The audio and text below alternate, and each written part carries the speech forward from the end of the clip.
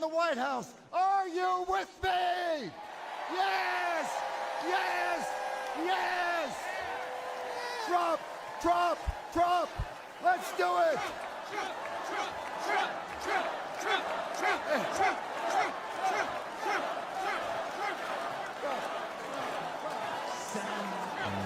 Somebody once told me the world is gonna roll me.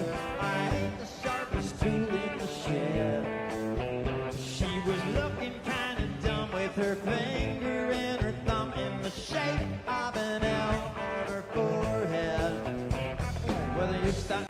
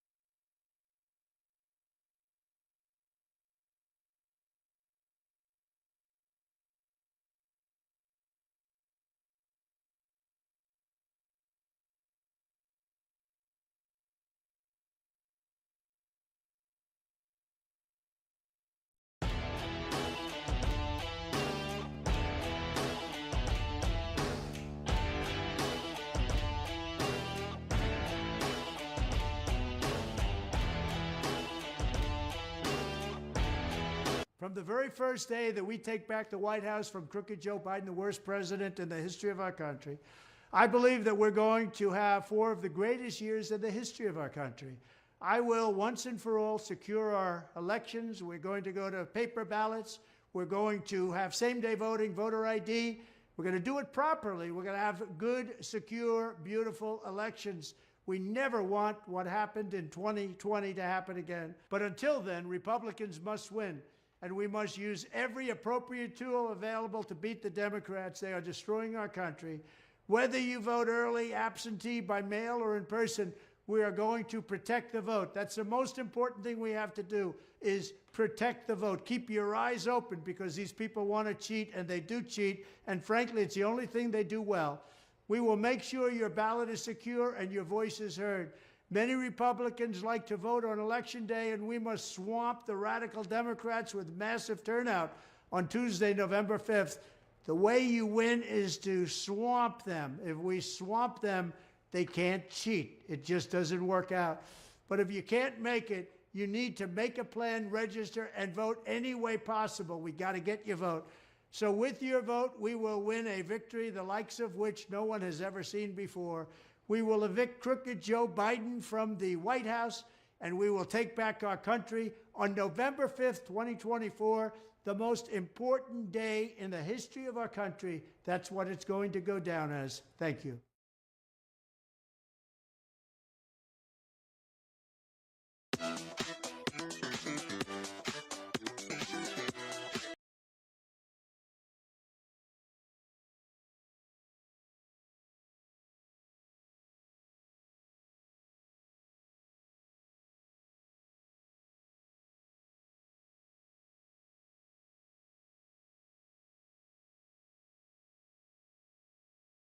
Of grassroots activism, and here we are at the convention in Milwaukee, Wisconsin. I want to encourage you right now to give what you can, to give $5, $10 by texting 88022 and supporting President Trump. We must win this election in November, and all of you are important to build the army, the grassroots mobilization that is so necessary. That is text 88022. We must have President Trump's back. Text donate to 88022.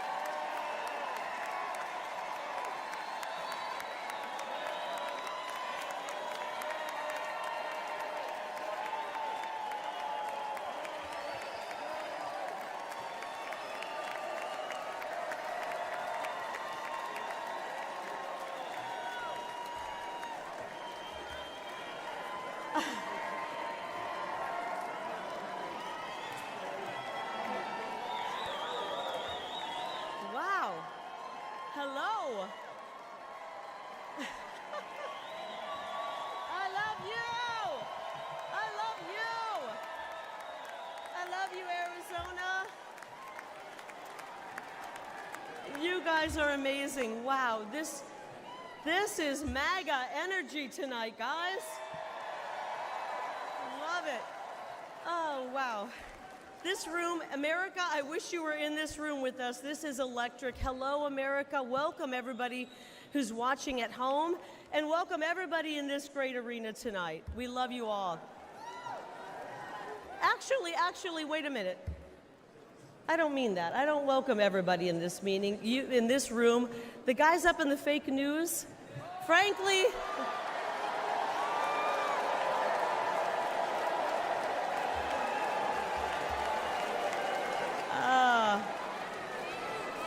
all right, frankly, you guys up there in the fake news have worn out your welcome, right?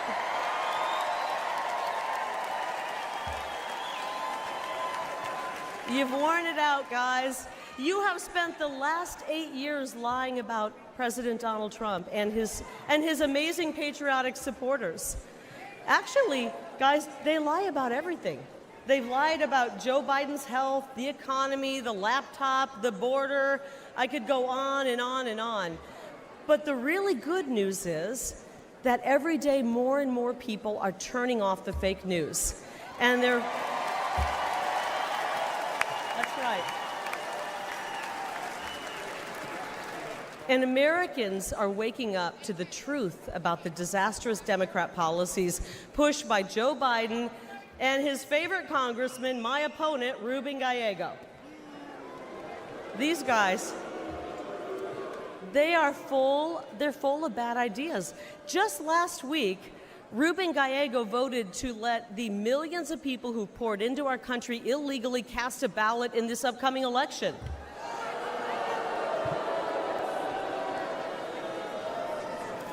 Gallego and the Democrats have handed over control of my state, Arizona's border, to the drug cartels.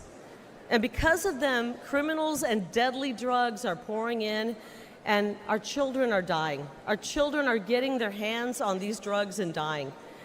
I'll tell you, the hardest thing I've had to do on the campaign trail is talk to moms and dads who come up to me and tell me that their 19-year-old son has died because of fentanyl poisoning, or their 22-year-old daughter took a half a pill and she's gone. We are losing a generation of young people to this fentanyl crisis, and it's got to stop. The Grand Canyon State has become the fentanyl state, and it's not okay with this mom. I'm not okay with that. I don't think it's okay with that mom. I don't think it's okay with that mom. It doesn't have to be this way. The problems we face are huge. The problems caused by the Democrat Party.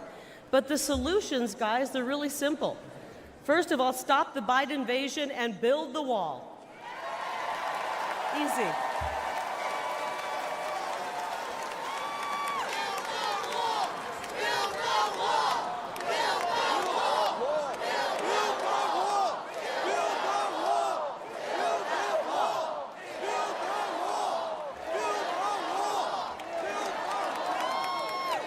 And while we're building the wall, let's kick Bidenomics to the curb and bring back the MAGAnomics. Is that okay? I miss the strong Trump economy. And because I'm a mama bear, I want to replace this indoctrination, this psychological abuse they're inflicting on our children with a real, solid, quality education. It's all common sense. The great news is that we can solve these problems, and to be honest, we must solve these problems for the sake of our children, because that's really what this is all about, right? The next generation, the future of our country. I learned something watching, the Nature Channel, that the most dangerous place on planet Earth is between a mama bear and her baby cubs. Right? And that's exactly where the radical left have found themselves, and it's not going to go well for them. Because guess what? They have awoken a sleeping giant. Tens of millions of moms and dads from sea to shining sea, they're going to show up on November 5th, and they're going to be hearing from us on November 5th. That's right.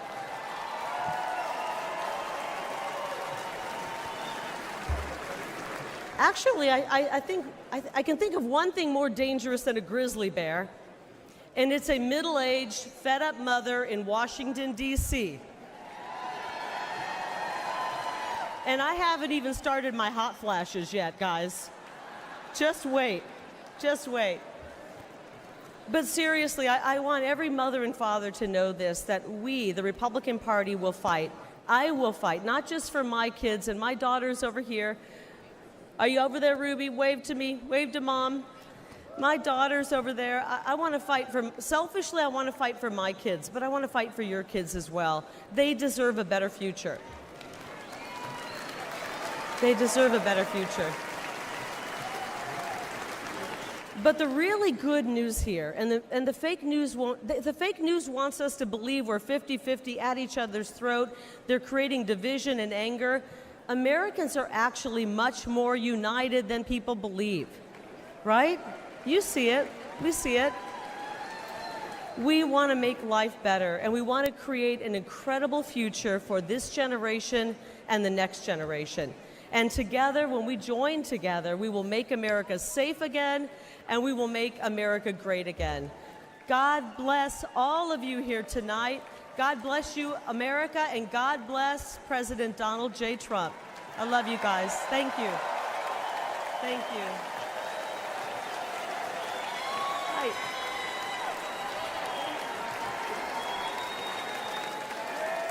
Ladies and gentlemen, please welcome the next senator from Wisconsin, Eric Hovde.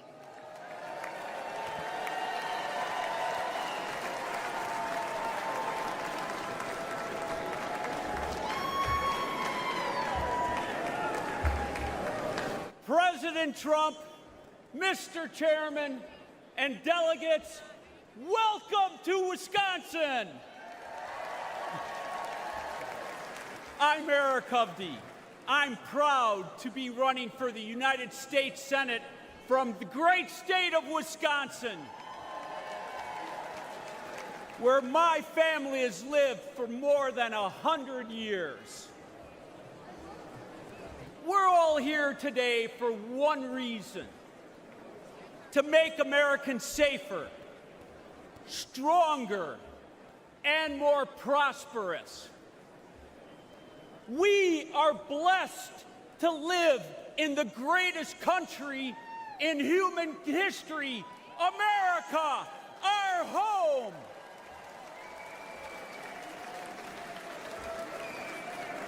But America is struggling under Joe Biden. And Senator Baldwin has been a rubber stamp voting with him 95.5% of the time.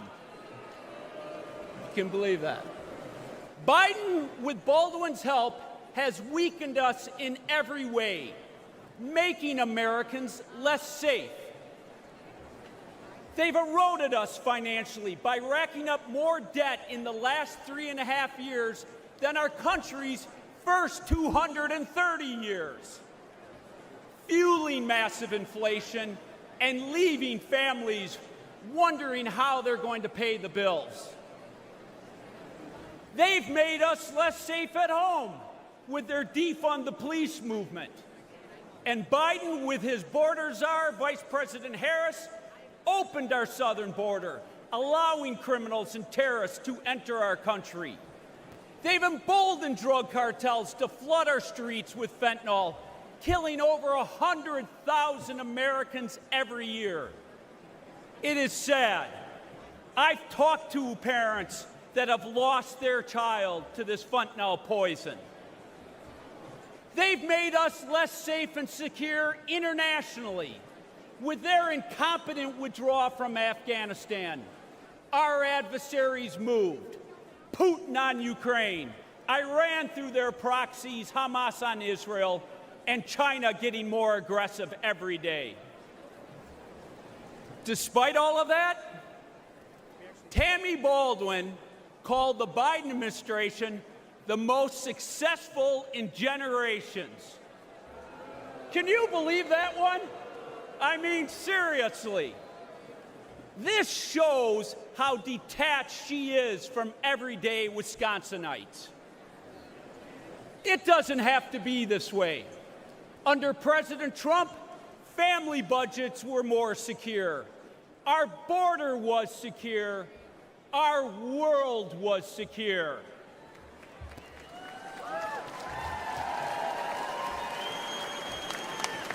Where Biden and Baldwin have failed, President Trump and I will get the job done.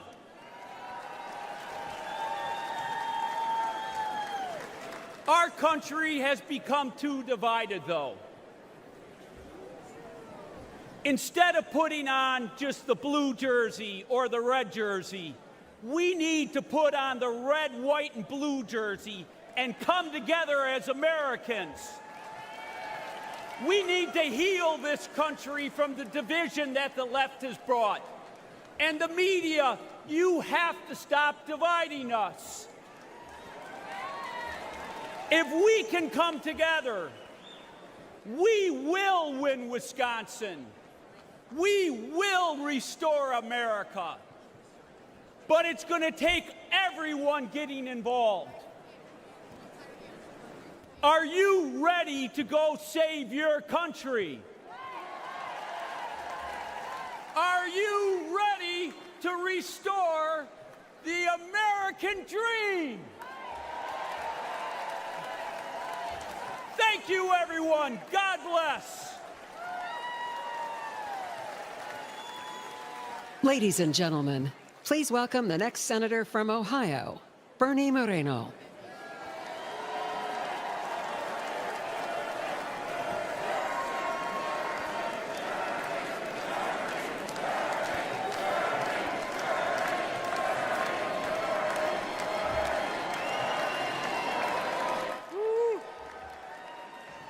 Thank you. Thank you.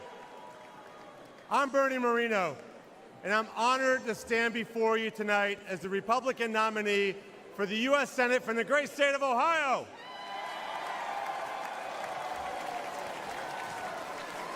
Many years ago, my parents brought me and my siblings to America legally. They left Colombia because they wanted their children to live in a country where they could achieve anything. I will forever be grateful to them. I love America, and I've lived the American dream. I married my best friend, raised a family, built successful businesses, and created thousands of jobs for hardworking Americans. But the American dream that I lived is under attack from Joe Biden and his enablers in the Senate like Sherrod Brown. They have encouraged millions of illegals to invade America.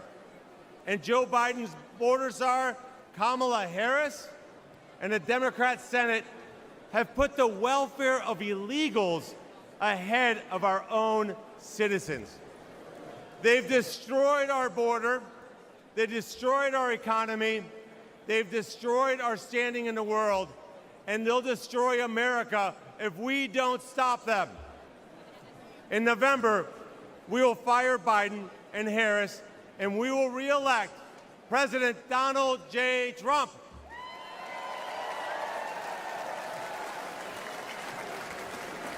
I'm so proud that my senator, my friend, J.D. Vance, will be the next Vice President of the United States. He represents the best of Ohio, the best of America, and will be an incredible leader and defender of President Trump's plan to always put America first. And he won't stop there. Sherrod Brown votes with Biden virtually 100% of the time.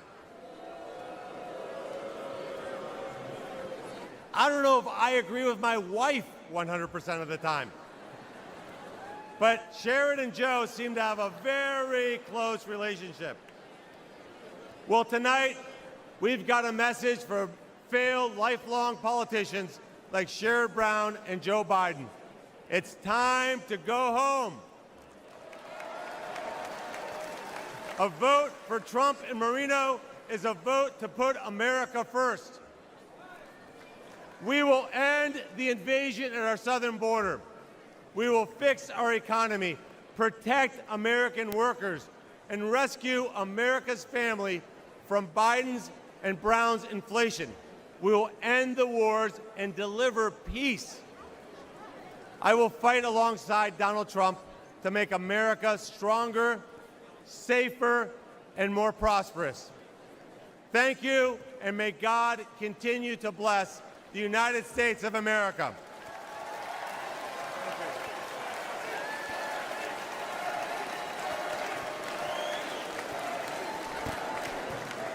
Ladies and gentlemen, please welcome the next senator from Michigan, Mike Rogers.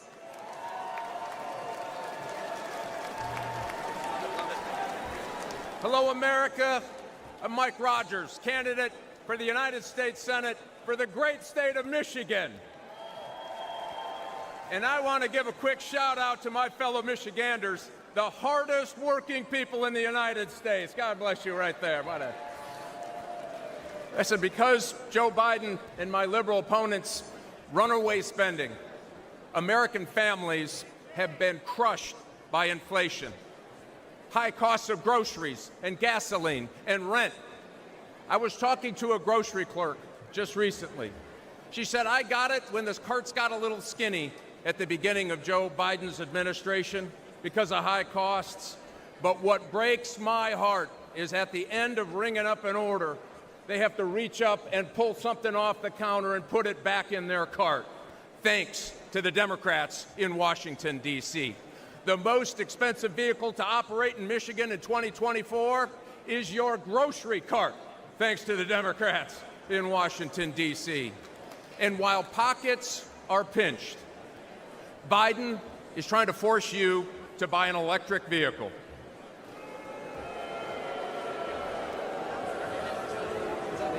Better get a long extension cord. Let me be clear. EV mandates will destroy American jobs. EVs require 40% less labor to build than gas cars. And here's the kicker. 85% of the critical minerals needed to build them are processed in China. It is impossible to build an EV without getting into bed with the Communist Party of China. Listen, my opponent even signed an agreement to use taxpayer money to bring a Chinese battery company to Michigan, your taxpayers' money. I'll tell you this, I will never put our children's future at the hands, or the matter of fact, the Michigan auto business in Michigan, in the hands of the Chinese Communist Party, and it's the Republicans that are going to stop them from doing that. I'm committed to keep Americans safe from threats both at home and abroad. As a former Army officer, FBI special agent battling organized crime, and chairman of the House Intelligence Committee, I've seen how dangerous the world can be. But in all my time working to protect America, I have never seen anything like the Biden-Harris open border policy. They are rolling out the red carpet for violent gangs, fentanyl, Chinese spies, individuals on the terrorist watch list. And listen, our adversaries aren't stupid. They know that all they need to do is wait until nap time at the White House to push the limit. Does anyone really believe that another 4 years of Biden, Harris, and a Democrat Senate will make us safer or more prosperous? I certainly don't. And I don't think Michigan does either. Listen, it is long past time that we restore law and order. We make groceries affordable again. We make America respected again. We make America safe again. We flip the United States Senate and elect Donald Trump and make America great again. Thanks. Get fired up. This is the election to do your work. God bless.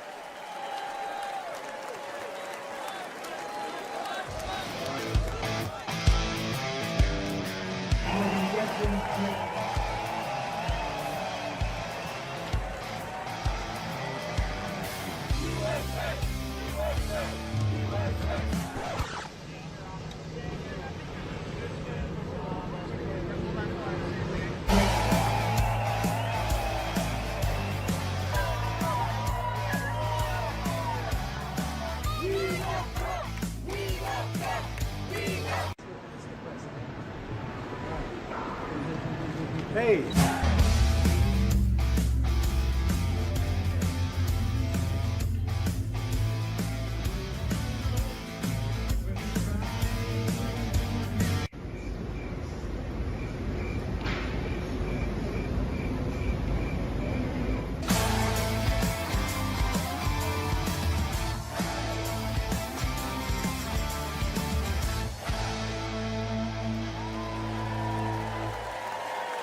Ladies and gentlemen, please welcome the next senator from Pennsylvania, Dave McCormick. Pennsylvania. Hello, Milwaukee. Who's ready? Who's ready to retire Joe Biden and border czar Kamala Harris and send her back to California? Who's ready for that? And who's ready to make Donald Trump our 47th president? Are you ready for that? And who's ready to make J.D. Vance our new vice president? And who's ready to send Chuck Schumer packing? I'm ready. I'm ready. My name is Dave McCormick, and I'm running to be the Pennsylvania's next United States Senator, the great Commonwealth of Pennsylvania. And I want to first acknowledge what transpired just a few days ago in my home state, where I witnessed firsthand from a front row seat in Butler, President Trump's remarkable strength and resolve in a terrifying and unpredictable moment. The president rose brilliantly to the challenge. But what a sad and frightening day for the families of those who were injured or lost and for our great country. And we all thank God that President Trump is okay.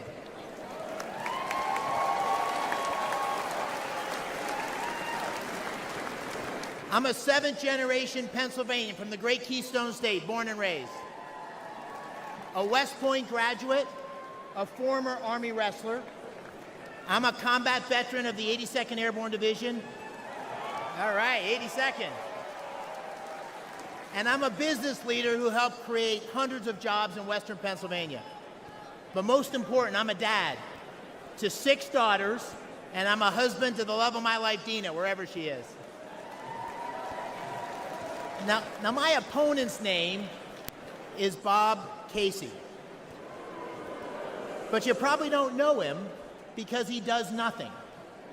For 18 years, Bob Casey has been warming a chair and drawing a paycheck. He is a do-nothing, out-of-touch, liberal career politician. And when he votes for Joe Biden's tired old ideas. Casey's been around so long that the #1 song when he was first elected was the Macarena, right? Does everybody remember the Macarena? But sadly, this is no joke, because politics is about choices, and the policies of Biden and Bob Casey are dangerous for Pennsylvania and America. They won't keep us safe. Drugs have poured across the Biden-Harris, Casey wide-open borders, killing 100,000 Americans, including 4,000 Pennsylvanians last year alone. Illegal immigrants have victimized innocent young women who could easily be your daughter or mine. And time again, Casey has voted for pro-criminal judges who have made our streets across Pennsylvania more dangerous.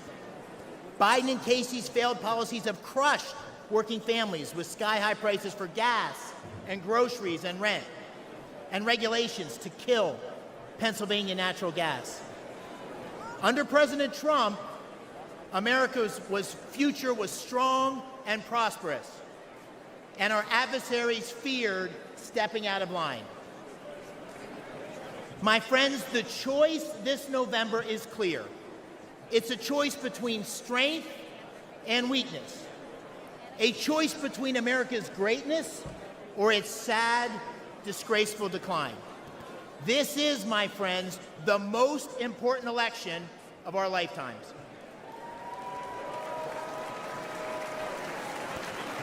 And we deserve a president and a Senate that will go to the mat to fight for America.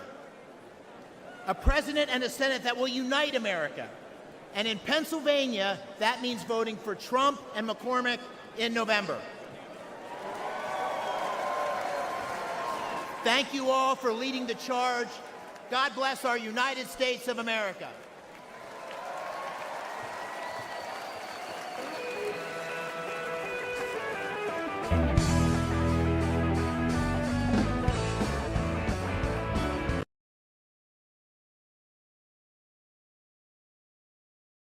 Our southern border in crisis. Enemies of America pouring in. Your family at risk. Working families struggling to pay the rent, buy groceries, pay for gas. Yet Washington is paralyzed. But this week at the convention in Milwaukee, Republicans are developing a plan to end inflation, secure the border, make groceries and life affordable again, to right the wrongs of the last 4 years. Tune in to watch the plan unfold.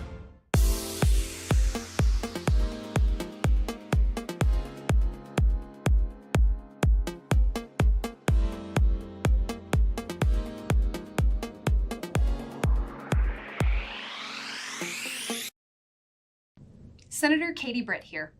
As a mom of two, I will do everything I can to protect my children. America is unsafe under Joe Biden. You hear it in the news, you see it online. Our safety is constantly jeopardized by Biden's open borders, his deadly fentanyl crisis, and the wave of violent crime. I will not stand by as Biden's decline threatens the safety of my children.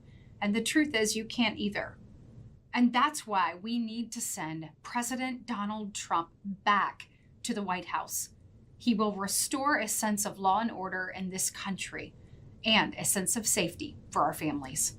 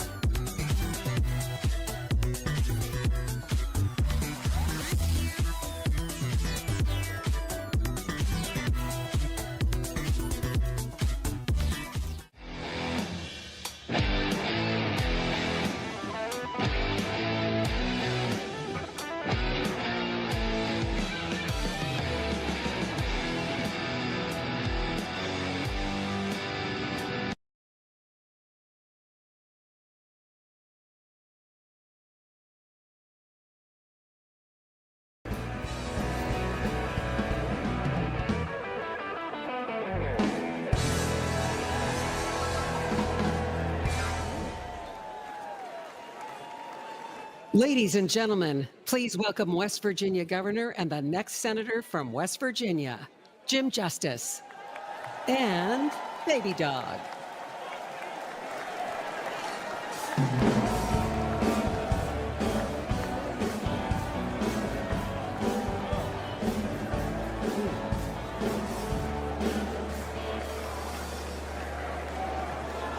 Hello, everybody.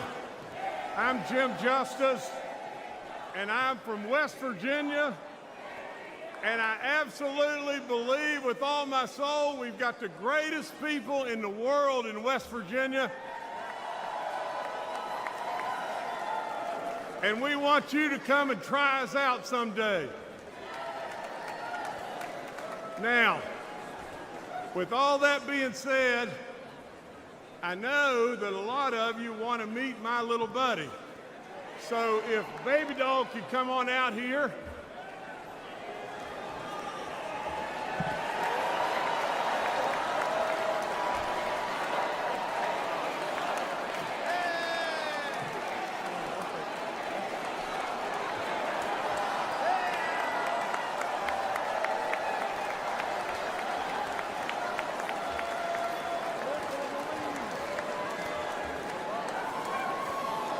Now, as the world watches, you didn't really expect that, did you? But with that being said, let me just say just this. She makes us smile, and she loves everybody. And how could the message possibly be any more simpler than just that? Now, I've got to tell you just this. The foundation of my life is the truth. I've got to tell you just this and tell you this right now. I challenge the media all the time to find something that knowingly I've told them it's not the truth, and they can't do it because I'm not going to do that. Now, I want you to listen to this and pay really close attention. The bottom line to why we're here, the bottom line to every single thing that's going on in this great country today is one thing. We become totally unhinged if Donald Trump is not elected in November.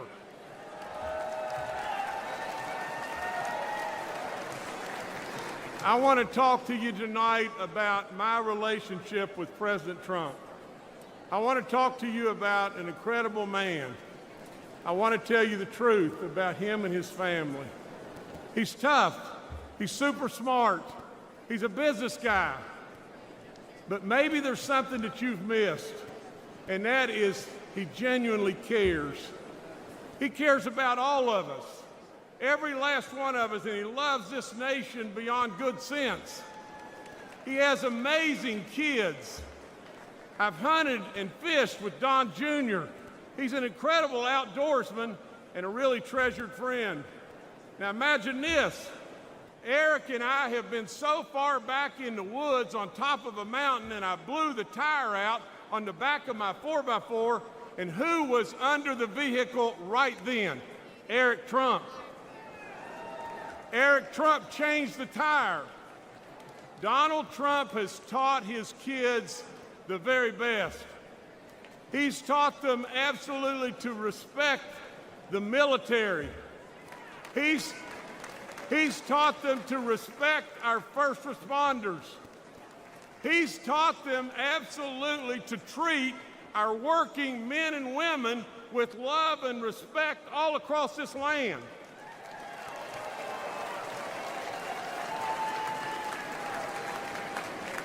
Let me tell you just this. I was in the green room with President Trump, and there was a MAGA hat laying there.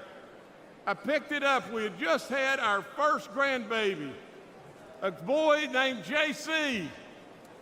JC absolutely was just not old at all. And all of a sudden I asked President Trump if he would sign that hat for our grandbaby JC. He took it. You know what he wrote on it? He wrote, JC, always work hard. Now let's review. Donald J. Trump, my friend, my close friend. He's tough. He's super smart. He's a business guy. He loves America. He taught his kids the right values, and he's a hard worker. Sure sounds like a leader to me.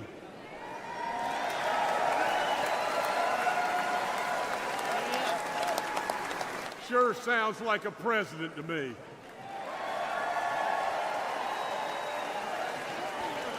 Then ask yourself, why does Donald Trump fight every day for us and continue to take this senseless persecution? Why? And I know the answer. Because we're worth it. Now, Baby Doll's got a prediction for everybody here. And here's the prediction. Baby Dog says, we'll retain the House, the majority in the House.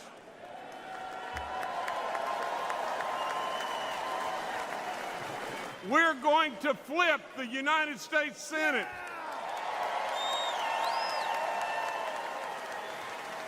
And overwhelmingly, we're going to elect Donald J. Trump and J.D. Vance in November.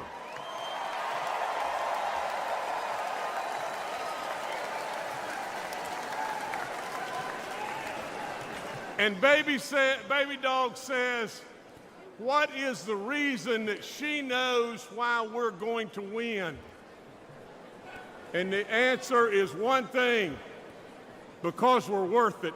God bless you. God bless this great country. And God bless Donald J. Trump.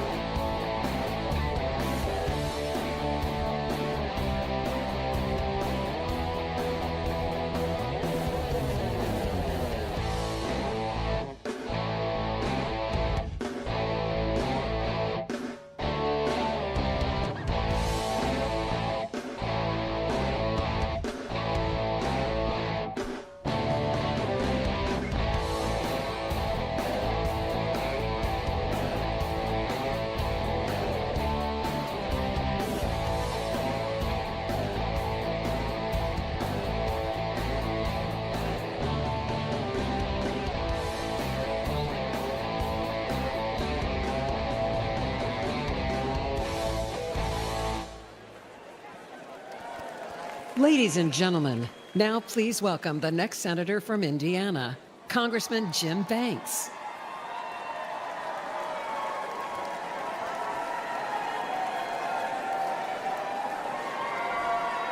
Thank you. I don't know about you, but thank God baby dogs are Republican. Thank you, fellow Republicans, and thank you to the great state of Indiana for making me your nominee to be the next United States Senator. Only in America could a kid like me, who was born in a trailer park, the son of a factory worker and a nursing home cook, end up here. I'm Jim Banks, and I have lived the American dream, and I'm proud of it. But the biggest difference today between Republicans and Democrats is that we believe America is the greatest country in the history of the world. But they don't. I got to tell you, as an Afghanistan war veteran, I've never been more ashamed than when Joe Biden's disastrous withdrawal left 13 American heroes dead, and then he lied about it. Americans want a president who is proud of their country and who they can be proud of. Joe Biden is an embarrassment. We went from the strongest president of my lifetime in President Trump to the weakest president in history in Joe Biden. We need President Trump back in the White House if we're going to make America great once again. But ladies and gentlemen, he's going to need backup in the United States Senate. This is no time for wimpy Republicans. That's why I'm running. We'll start by securing the border. If you came here illegally under Joe Biden, you're going back to where you came from under Donald Trump.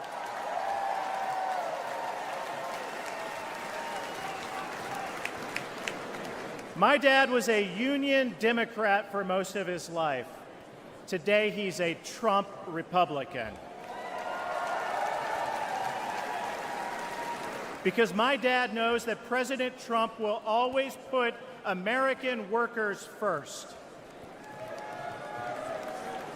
Trump was the first president of my lifetime to hold China accountable for taking our jobs. He brought manufacturing back to Indiana and boosted wages for hardworking Hoosiers. Ladies and gentlemen, Trump saved the American dream. But if we have Biden for 4 more years, that dream won't be there for my 3 daughters. So we are going to take our country back for them, for your children, for your grandchildren, for every American. My friends, I can't wait for November 5th at 6:01 p.m. Eastern Time, when the great state of Indiana is once again the first state on the board to give our Electoral College votes to the greatest president of my lifetime, my friend, Donald J. Trump. Thank you. God bless.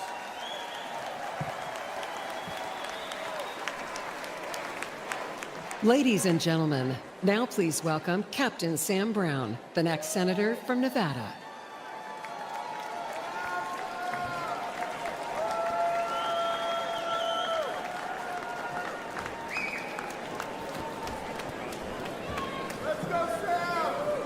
Thank you. I want to start by thanking my God for my life. I want to thank my wife for her strength, for her courage and her support in this race.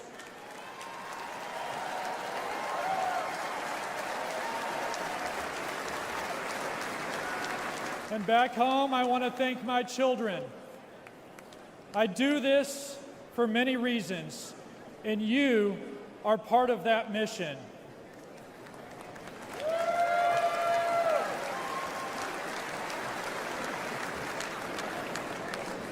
Tonight, I offer a message of hope because I know the importance of hope in difficult times.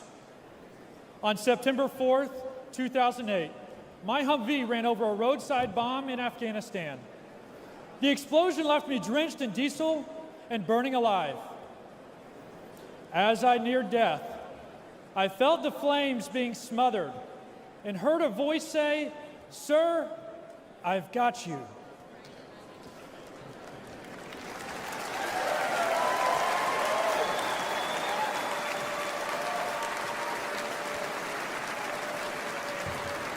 Through the pain and anguish of recovery and the years that followed, I never lost hope.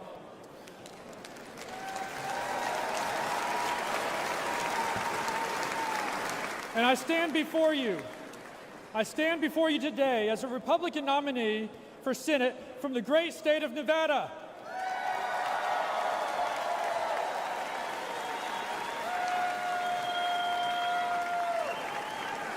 America, I served you as a soldier, and I want to serve you again.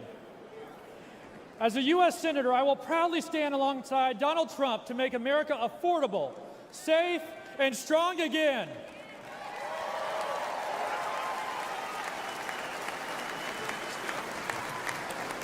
We have a tough fight ahead, but it won't be my first. Nevadans are suffering right now. The unemployment rate in Nevada is nearly 25% higher than the national average. The Biden-Harris economy might be fine for millionaires like Senator Jackie Rosen, but it's terrible for Nevadans struggling with inflation and high prices. Yet Jackie and Joe want to raise your taxes while dodging their own. I'll work with President Trump to cut taxes for working families and end taxes on tips for struggling Nevada service workers.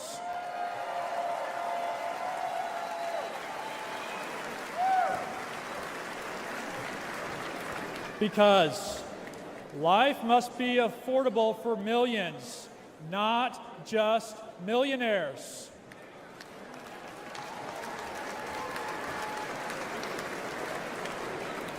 Finally, look at my face. This is the high cost of war. If Joe Biden stays in office, more service members will pay this price. He has brought our nation humiliation, defeat, and to the brink of more war. I've been through the fire. President Trump has been through the fire. But hope has not been extinguished. It is reignited.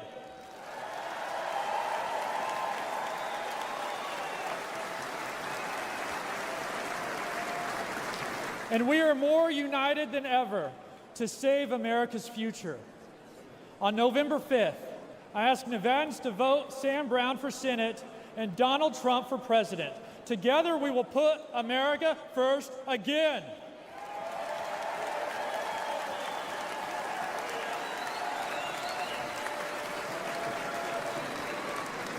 I want to close with those same words I heard on the battlefield that gave me hope.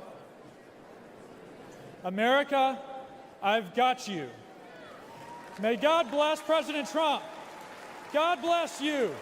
And God bless the United States of America.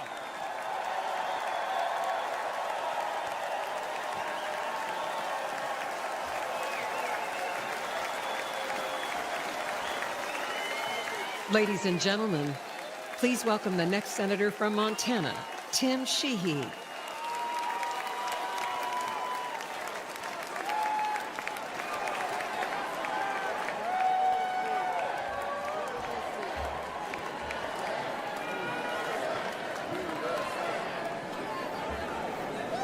Hey, Montana, how's it going?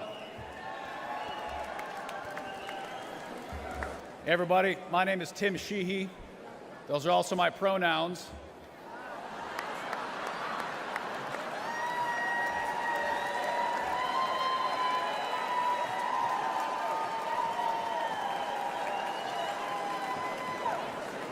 I've been a he-she for 38 years, and I can promise you going to elementary school with that name in the 80s was not fun.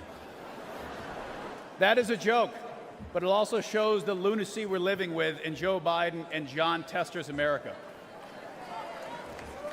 I'm a former Navy SEAL. My wife was a Marine.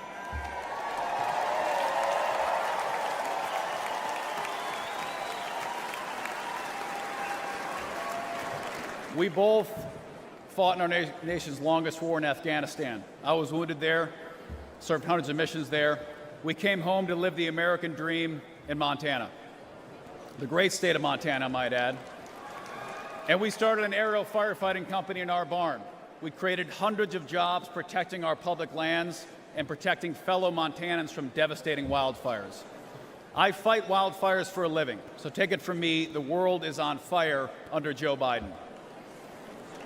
Consider for a minute Biden's disgraceful retreat from Afghanistan, when he let our enemies steal billions of dollars of our equipment and kill 13 brave American service members. To this day, there has been zero accountability, none. And that's why I'm running for the United States Senate in Montana, to bring back accountability to our government and beat John Tester, the liberal Washington politician who votes with Biden and Kamala every single time it matters.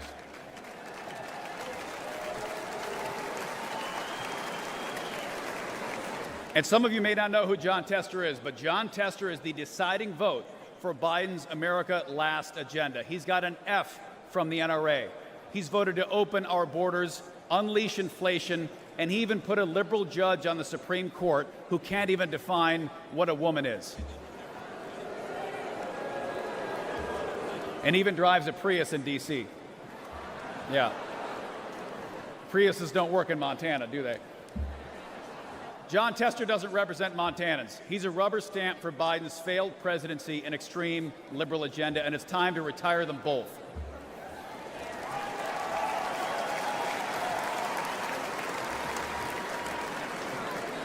And listen, I'm an optimist. You can't jump out of planes at night into enemy territory if you're not. And I truly believe America's future will be better than our past. But that future is not given. And we need political outsiders like President Trump to return common sense to our nation.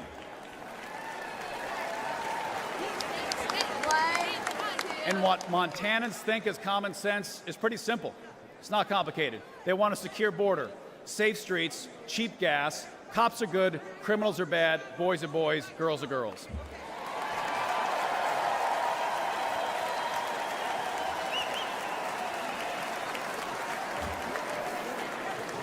And I'm ready to retire John Tester and take back the United States Senate. And I'm ready to join you in sending President Donald J. Trump back to the White House. Let's save America. We've got a lot of work to do.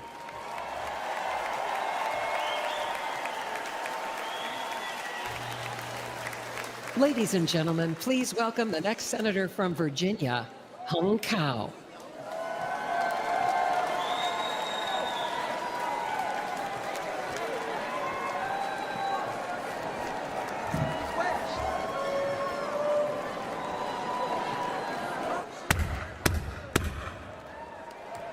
That's the scariest sound you'll ever hear when you live in a communist country. That's the last sound my parents heard when their fathers were taken away in the middle of the night, and they never saw them again. That's my family's real-life story. We escaped from Vietnam just days before Saigon fell to the communists. We were given a new life in the most generous country on earth.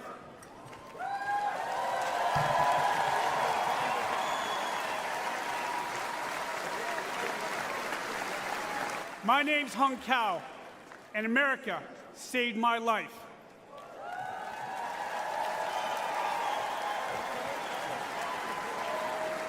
I grabbed onto the American dream.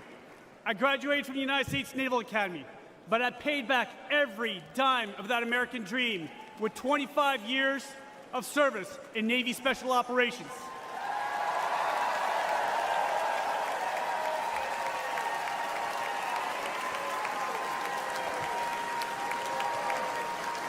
I saw combat in Iraq, Afghanistan, and Somalia. I retired as captain of the United States Navy, and now I stand before you as a Republican nominee for the United States Senate in the Commonwealth of Virginia.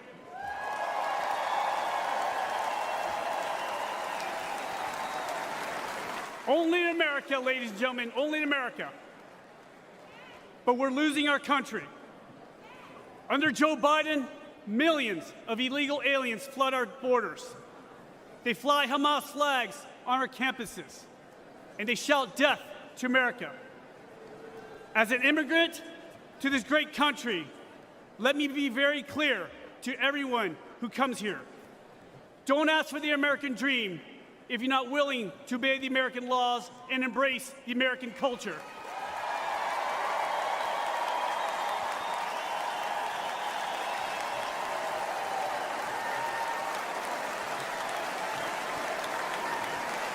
Because I did.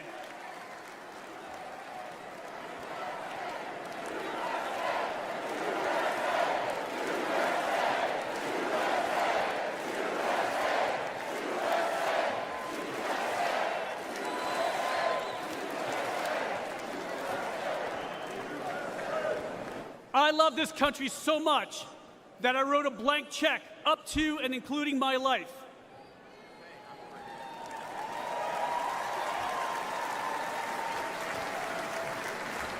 I'm running against Hillary's running mate, Senator Tim Kaine. Kaine is a weak man in a dangerous world. We only have one thing in common. The American taxpayer signed our paychecks for 30 years. Except Kaine is a career politician with millions of dollars to show for it. I've been a warrior with scars to prove it, and I'm damn proud of it.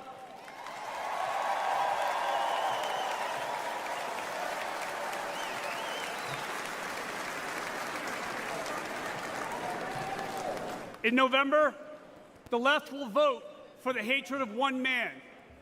We will vote for love. Love of God, love of family, and love for the greatest nation on earth.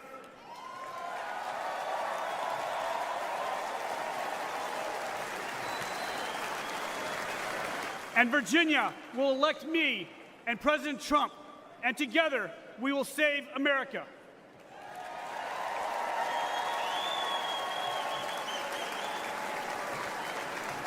My name is Hung Cao. I'm the next senator from the Commonwealth of Virginia, and I'm not done fighting for us.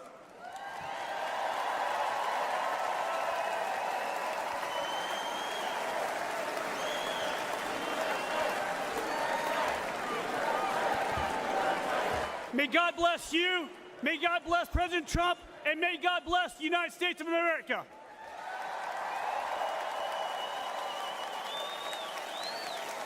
And now, ladies and gentlemen, please welcome United States Senator Rick Scott of Florida.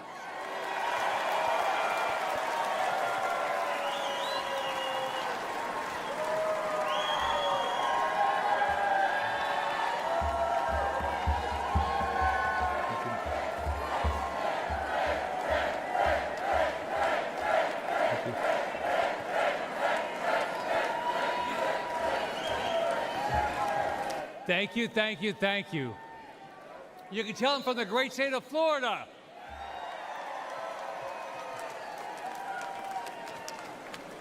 Well, the Democrats couldn't stop him.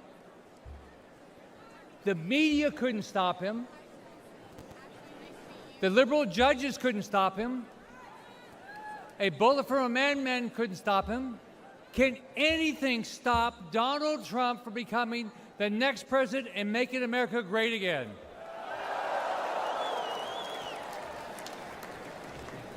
I've known Donald since before each of us ran for office, and it's an honor to be here to do everything I can to get him reelected back in the White House where he should belong every day going forward.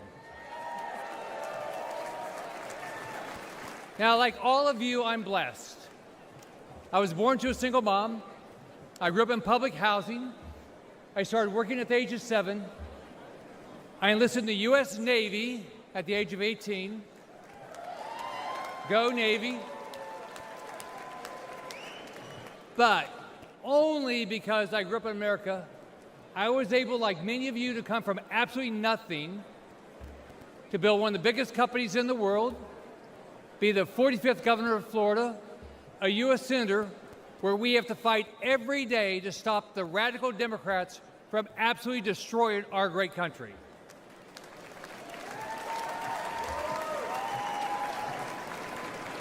They will lose, we will win.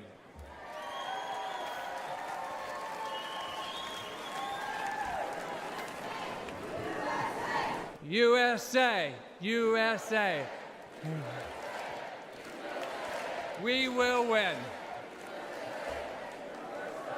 Now, let me tell you about a dream I had recently. I had a dream and I did some time traveling.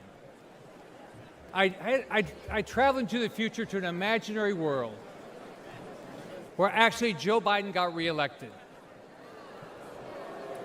Yeah. So, remember the Christmas Carol, the ghost of Christmas past? Well, in my dream, I met the ghost of Biden's future. So I got to see a Biden second term. Now, it wasn't a dream, it was a nightmare. Mortgage rates skyrocketed to 15%.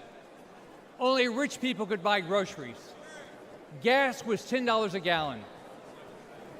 In my nightmare, Biden and the Democrats erased our southern border and flew so many illegals into our country that the Mexican cartel started getting frequent flyer miles. It was easy for Democrats to rig the elections. They simply allowed all the non-citizens to vote. America did nothing to protect Israel from terrorists or to stop China from invading Taiwan. Now, do any of you think this is far-fetched? No. If you do, you haven't been following it. Biden and the Democrats are doing everything they can to tear down this great country and rebuild it in their woke, radical image. Their dream's not new. It's an old, evil idea that has failed every time it's been tried. It's called socialism. And Donald J. Trump will not let socialism happen in this country.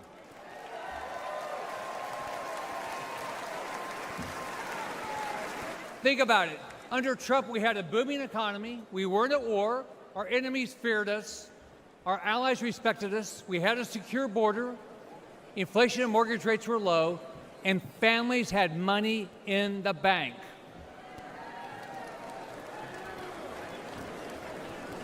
Donald Trump has given up a lot for this country. His family's been slandered. He's been impeached, censored, treated as a criminal, all because he never backs down.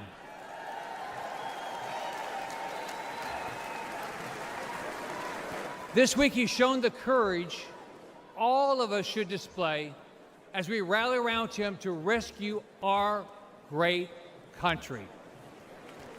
So, let's fight, fight, fight, and make sure Donald Trump gets reelected. Have a great night. God bless you.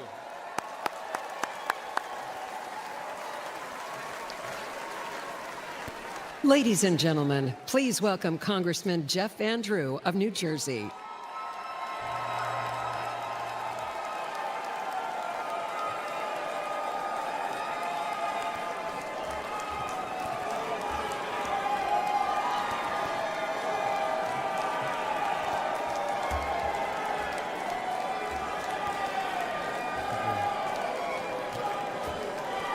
Thank you. Thank you.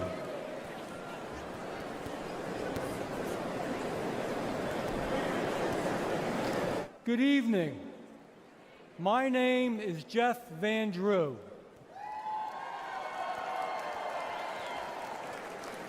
Tonight I want to tell you my story.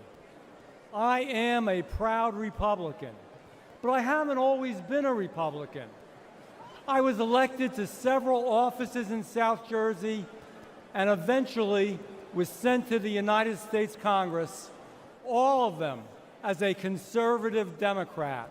Along the way, I noticed that I didn't like what the Democrats had become as a party.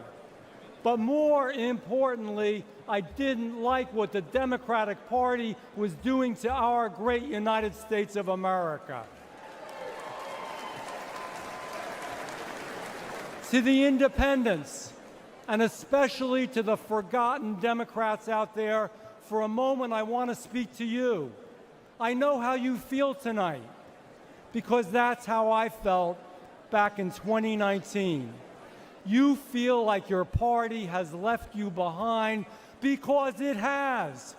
You feel like your party doesn't care about American workers and American working families, because it doesn't. And you are worried that Joe Biden and Kamala Harris are hurting our country, because they are.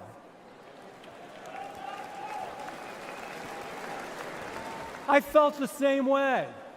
So after being a Democrat to vote against impeaching Donald Trump, I took a long walk with my chief of staff. I remember saying to her that perhaps my time in elected office was done. And you know what? I was okay with that. There was no way I could be a Democrat anymore.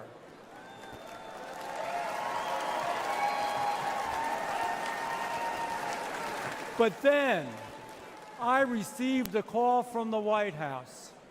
President Trump asked me to meet with him. We spoke about family, faith, freedom, and friendship. He has been my good friend ever since that day.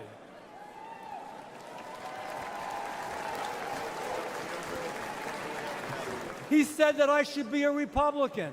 I said, Mr. President, I will be a Republican.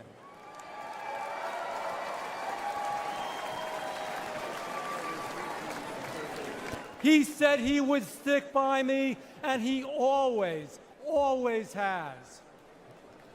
Ladies and gentlemen, after the tragic shooting last Saturday, we need to come together.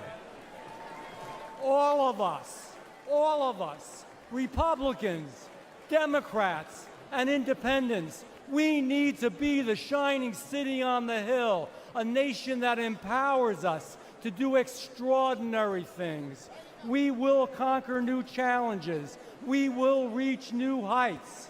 And we will blaze new trails of greatness. We will make America great again.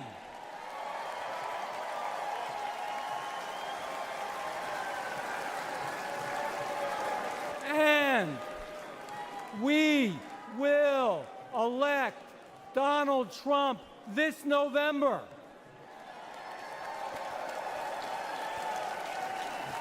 Now I have a question for you, and I'll give you the answer.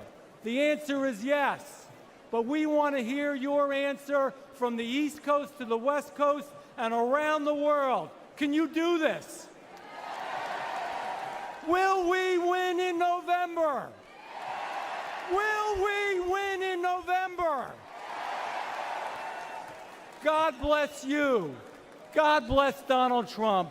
And God bless the greatest country that ever existed on the face of the earth, the United States of America.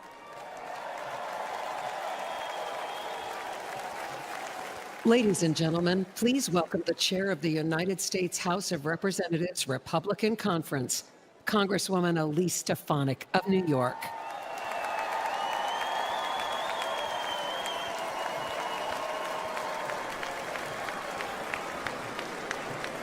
Good evening, Milwaukee.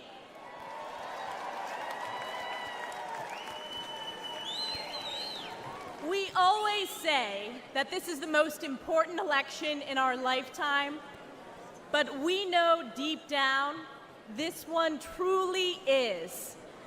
Our Constitution and the soul of our very nation are on the ballot. Under Joe Biden, the American people have suffered crisis after crisis.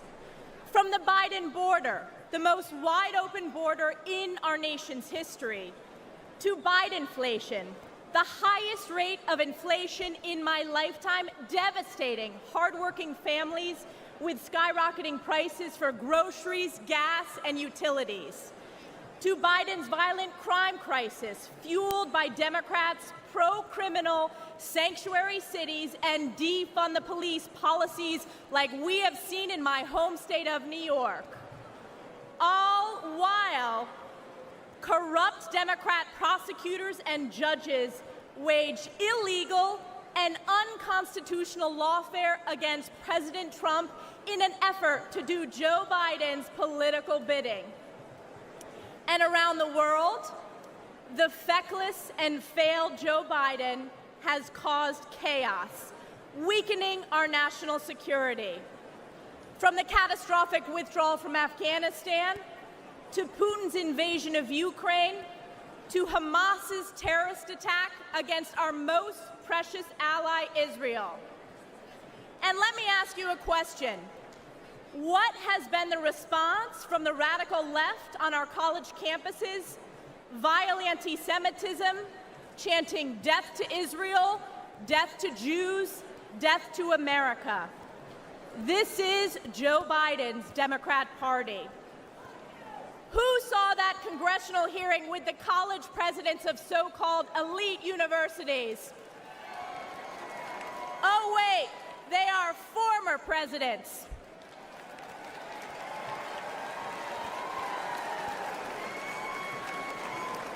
You know, I asked one simple question at that hearing. It was not a political question, it was a moral question, and that was this. Does calling for the genocide of Jews violate your university's code of conduct? And one after the other, said it depends on the context. Let me tell you, America knows it does not depend on the context.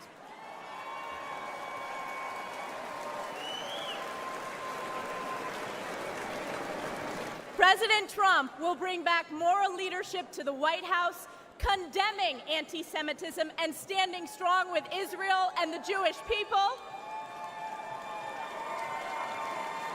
President Trump will once again deliver the most secure border in our nation's history and unleash the American economy. And he will bring peace through strength as Commander-in-Chief, standing with our allies and causing our enemies to fear us. President Trump has done it before, and he will do it again. This November, we are counting on you, we the people, to save America by electing President Donald J. Trump.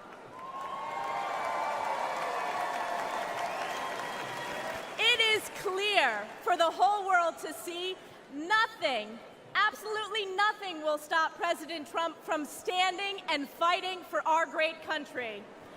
And I have been proud to always stand in the breach during the toughest moments for President Trump, from leading the charge against illegal impeachments, to standing for election integrity, to unifying House Republicans, to proudly being the first member of Congress to endorse him for re-election. And as we embark on the difficult path ahead to save America, call upon Galatians 6:9, and let us not grow weary of doing good, for in due season we will reap if we do not give up. We the people will never give up on President Trump, and we will never give up on the United States of America. God bless you, God bless President Donald J. Trump, and God bless the United States of America. Ladies and gentlemen, please welcome the Majority Whip of the United States House of Representatives, Congressman Tom Emmer of Minnesota.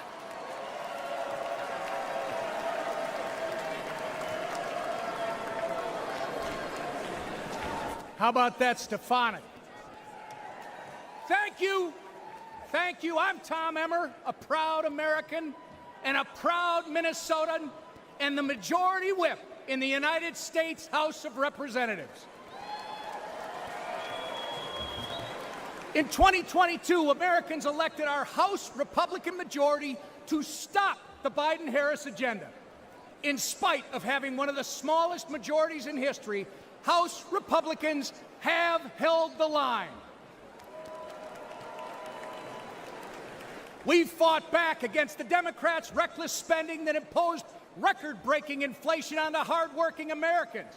We passed bills such as the Lower Energy Costs Act and the Rein-in Inflation Act to counteract Joe Biden and Kamala Harris's failed economic agenda and to restore some fiscal sanity to Washington.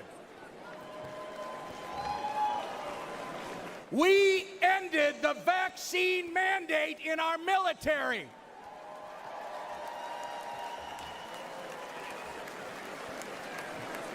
We passed over a dozen bills gutting specific Biden-Harris regulations.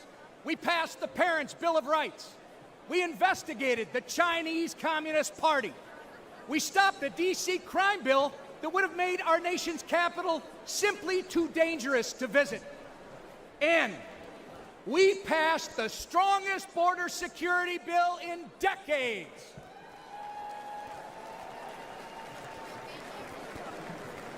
Get ready, because when we grow our majority, when we flip the Senate, and when we send President Donald J. Trump back to the White House, we won't just be holding the line anymore, we'll be moving forward. We will turn America First principles into law. I know firsthand that Minnesotans can't afford 4 more years of Joe Biden and Kamala Harris. That's right. Which is why I'm confident that we will make history this November when we turn Minnesota red for the first time in 50 years.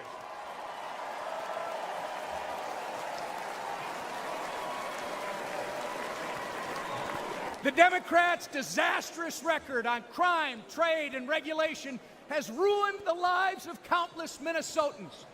When Minneapolis was in flames and businesses were in ruins, Kamala Harris encouraged and enabled the criminals and the rioters. Oh, it gets worse. She even promoted a fund to release the criminals from jail. It doesn't get reported much in our media, but one criminal Kamala Harris freed in Minneapolis went on to murder a man in St. Paul, Minnesota. Donald Trump stands with the people and the police, our men and women in blue, not with the criminals and the rioters.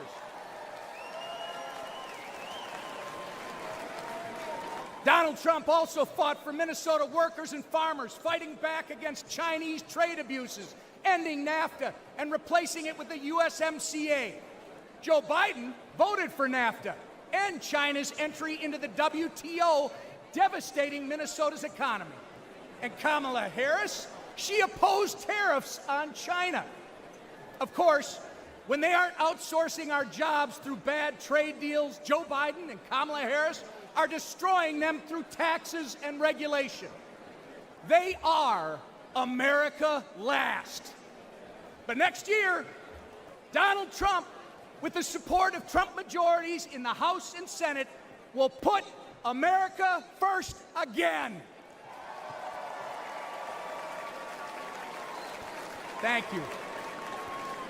And I'm confident that together we are going to make America great again.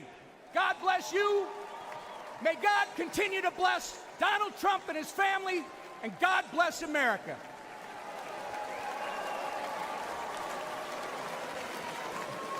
Ladies and gentlemen, please welcome the Majority Leader of the United States House of Representatives, Congressman Steve Scalise of Louisiana.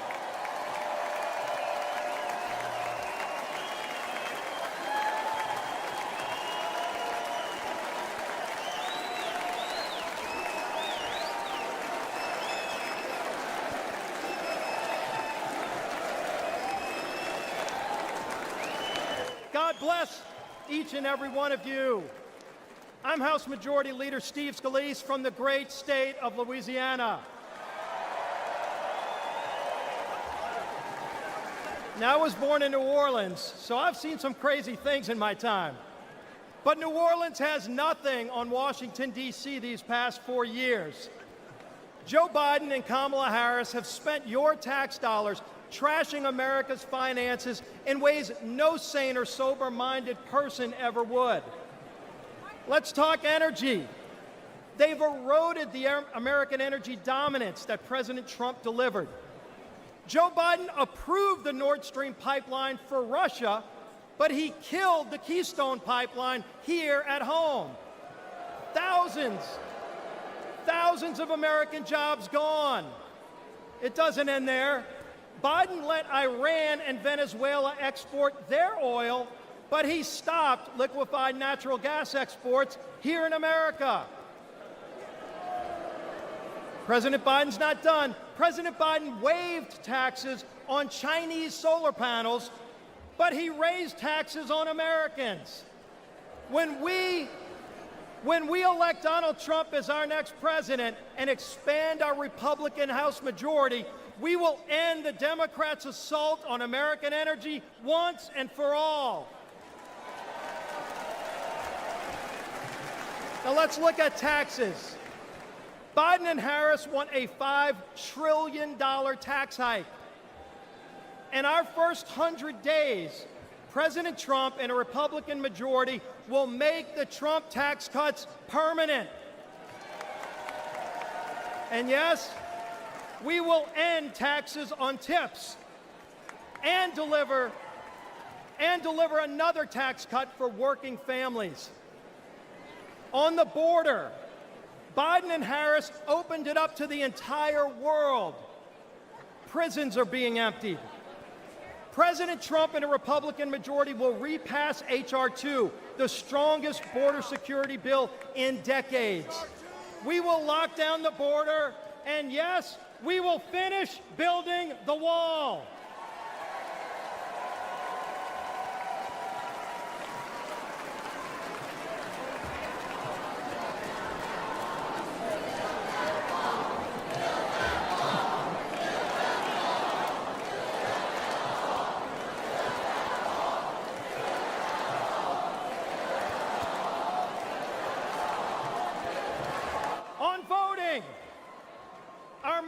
sacred right as citizens voting. Biden and Harris want illegals to vote now that they've opened up the border. Republicans will repass the SAVE Act to block illegal aliens from voting in our elections. On foreign policy, Biden and Harris brought us weakness and war. President Trump and a Republican majority will begin rebuilding our military and will end the woke indoctrination in its ranks. We will restore American power and peace. On education, Biden and Harris opposed school choice. They actually investigated parents at school boards. President Trump and a Republican majority will pass legislation expanding school choice and will repass the Parents' Bill of Rights. Parents should be free to choose what their children are taught and where. Now, lastly, I need to say something about Saturday's attempt on President Trump's life. Many of you know I was the survivor of a politically motivated shooting in 2017. Not many know that while I was fighting for my life, Donald Trump was one of the first to come console my family at the hospital.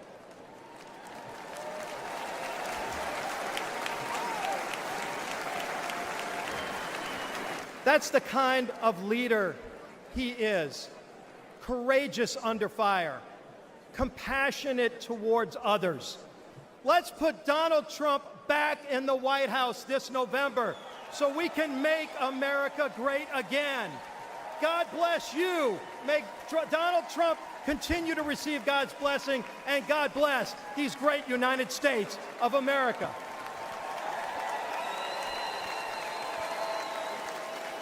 Ladies and gentlemen, please welcome the Speaker of the United States House of Representatives, Mike Johnson of Louisiana.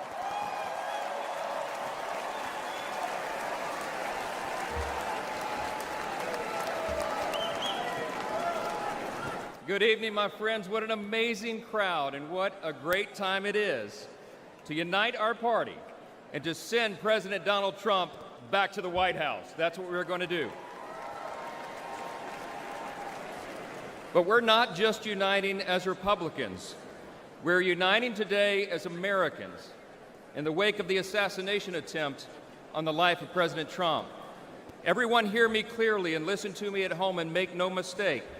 The House is conducting an immediate and thorough investigation of these tragic events.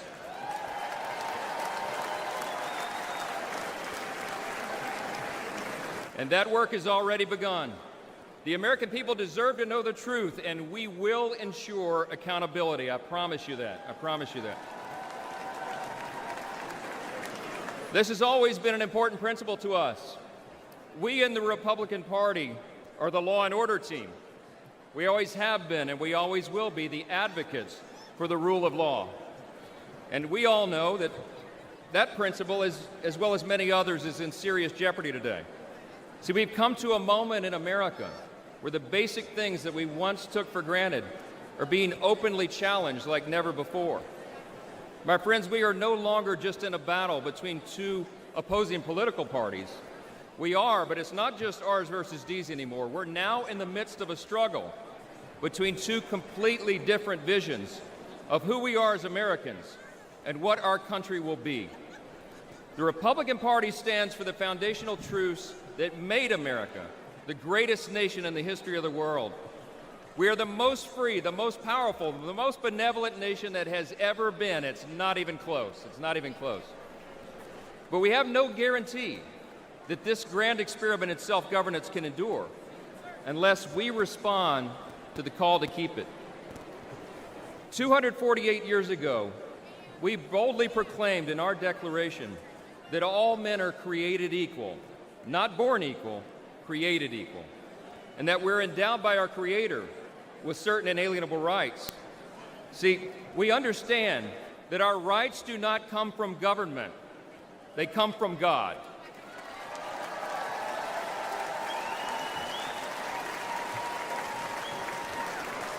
There's another thing that we recognize. We recognize that we are made in His image. And because of that, every single person has inestimable dignity and value. And your value is not related in any way to the color of your skin, what zip code you live in, where you come from, what your talents are, or what you can contribute to society. Your value is inherent because it is given to you by your Creator. That's what we stand for.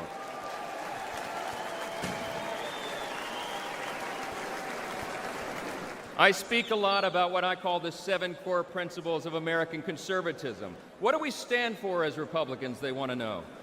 I think it boils down to a few things: individual freedom, limited government, the rule of law, peace through strength, fiscal responsibility, free markets, and human dignity.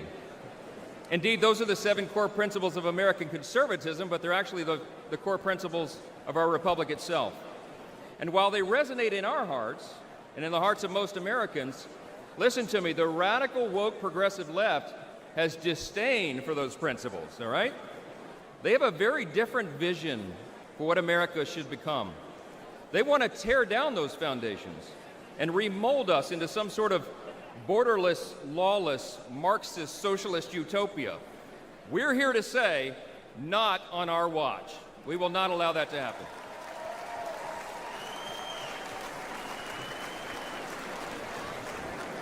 It was just 3 weeks ago that Kelly and I dropped off our oldest son at the Naval Academy. That's right. In 4 years, he'll graduate, and he'll join the 1.3 million active duty service members who bravely defend our country. We're so proud of Jack and all our children, but like most parents today, we're concerned about their future. America can't risk 4 more years of Joe Biden's weakness that has invited so much aggression by our enemies. We can't survive the dramatic increases in violence, crime, and drugs that the Democrats' policies have brought upon our communities. And we cannot allow the many millions of illegal aliens they've allowed to cross our borders to harm our citizens, drain our resources, or disrupt our elections. We will not allow it.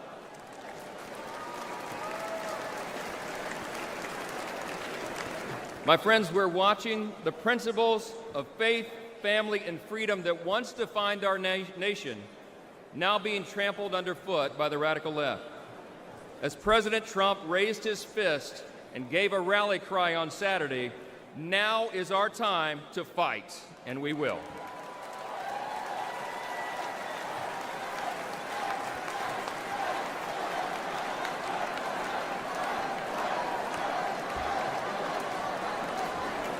We're in a fateful battle of ideas, my friends, and we have to recognize that. But in this battle, and in November, the American people will reject the party of self-destruction, and they will elect the party of peace and prosperity and opportunity. The GOP will grow our House majority, we will take back the Senate, and we will return Donald J. Trump to the White House.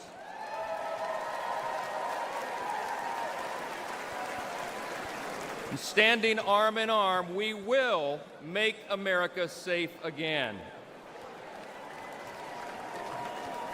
Listen, we reach out tonight to everyone watching at home. We invite all Americans who believe in the promise of our great nation to join us in this fateful battle.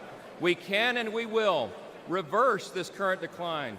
We can restore our founding principles, and we can preserve this exceptional nation that God has entrusted to us, and what Abraham Lincoln referred to as the last best hope of man on the earth.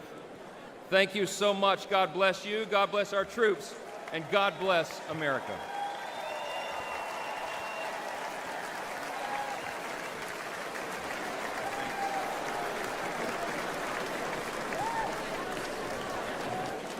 Ladies and gentlemen, now please welcome businessman Vivek Ramaswamy of Ohio.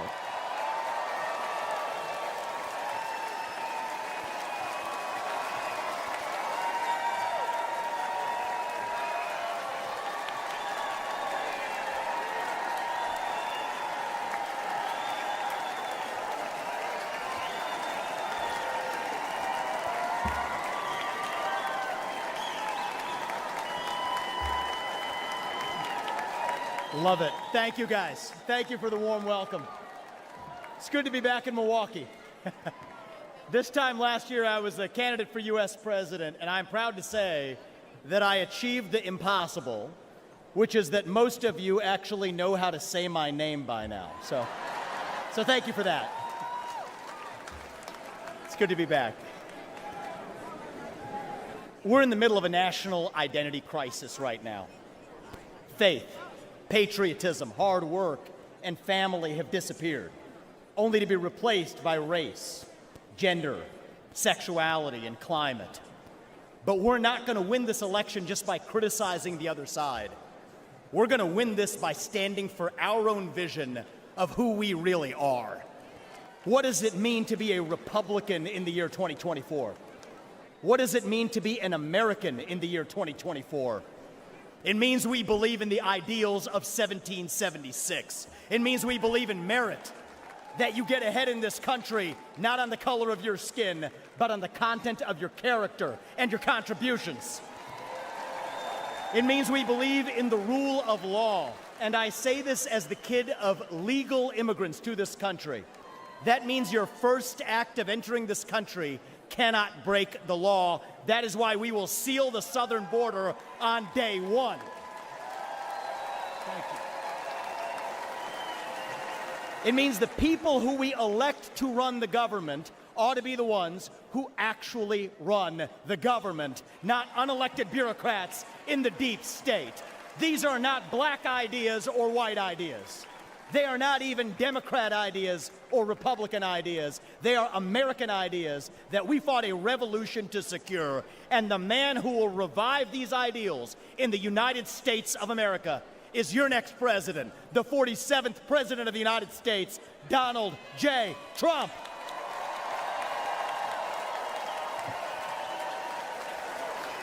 If you want to seal the border, vote Trump.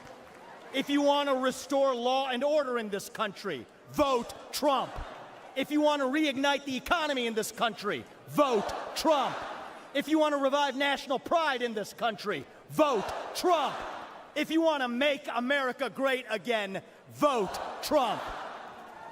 But there is one more reason I'm going to ask you to vote Trump, and it's the most important one. It's the one the media won't talk about, but it's the truth. Donald Trump is the president who will actually unite this country, not through empty words, but through action. Because you know what? Success is unifying. Excellence is unifying. That's who we are as Americans. That's who we've always been. To those of you watching this at home tonight, I'd like to deliver a message that the media doesn't want you to hear from the Republican Party. Our message to black Americans is this. The media has tried to convince you for decades that Republicans don't care about your communities, but we do. We want for you what we want for every American. Safe neighborhoods, clean streets, good jobs, a better life for your children, and a justice system that treats everyone equally, regardless of your skin color and regardless of your political beliefs.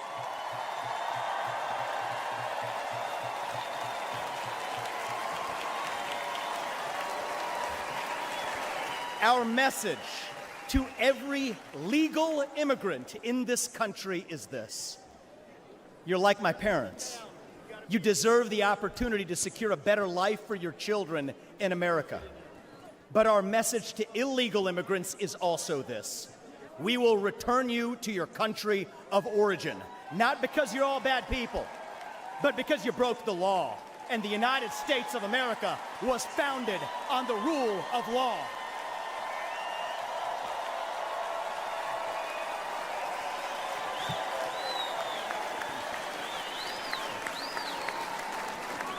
Our message to millennials, speaking as one myself, yes, it's true. Our government sold us a false bill of goods with the Iraq War and the 2008 financial crisis, loading up our national debt that falls on our generation's shoulders, telling us that if we took out college loans, we'd somehow get a head start on the American dream when it hasn't worked out that way. But we can't just be cynical about our country, because the United States of America is still the last best hope that we have, and we deserve a better class of politician, one who actually tells us the truth, even if it comes with some mean tweets from time to time.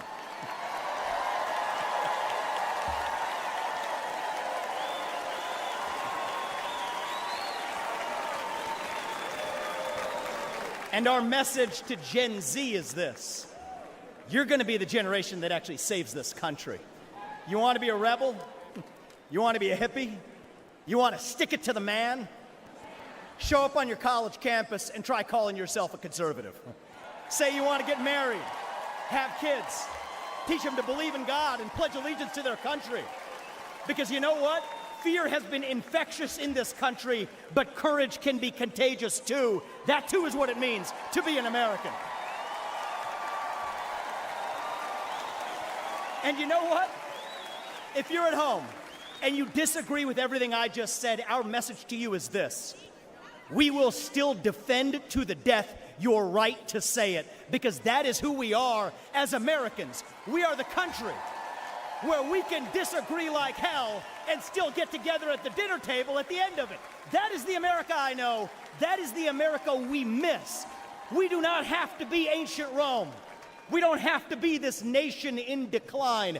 We can still be a nation in our ascent. A nation whose best days, not in some fake politician way, but in a true way, a nation whose best days are actually still ahead of us. Still on our way to that shining city on a hill, that country where no matter who you are, or where your parents came from, or what your skin color is, or how long your last name is, that you will still get ahead in this country with your own hard work, your own commitment, your own dedication, and that you know what? You are free to speak your mind at every step of the way. That is the American dream. That is what won us the American Revolution. That is what reunited us after the Civil War. That is what won us 2 world wars and the Cold War. That is what still gives hope to the free world. And if we can revive that dream over group identity and victimhood and grievance, then nobody in the world, not a nation, not a corporation, not a virus, not China, is going to defeat us. That is what American exceptionalism is all about. And that is what we will revive this November when we send Donald J. Trump back to the White House.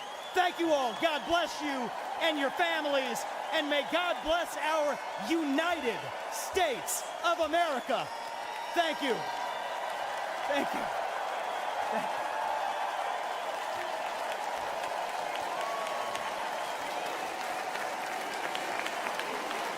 you. Ladies and gentlemen, please welcome American icon, singer-songwriter Lee Greenwood.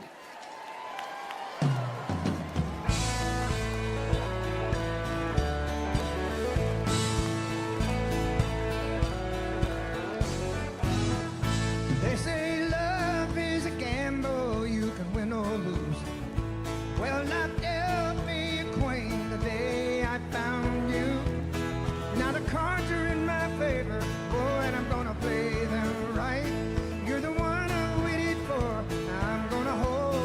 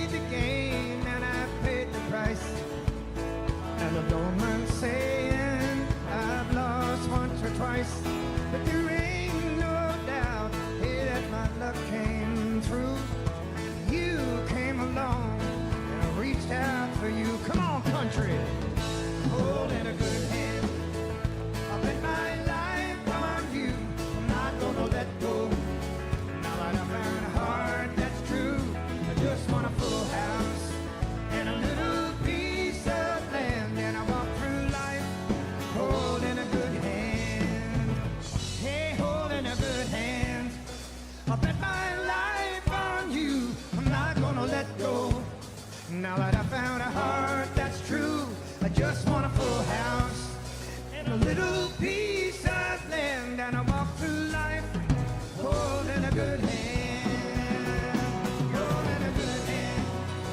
I'll bet my life on you, I'm not gonna let go.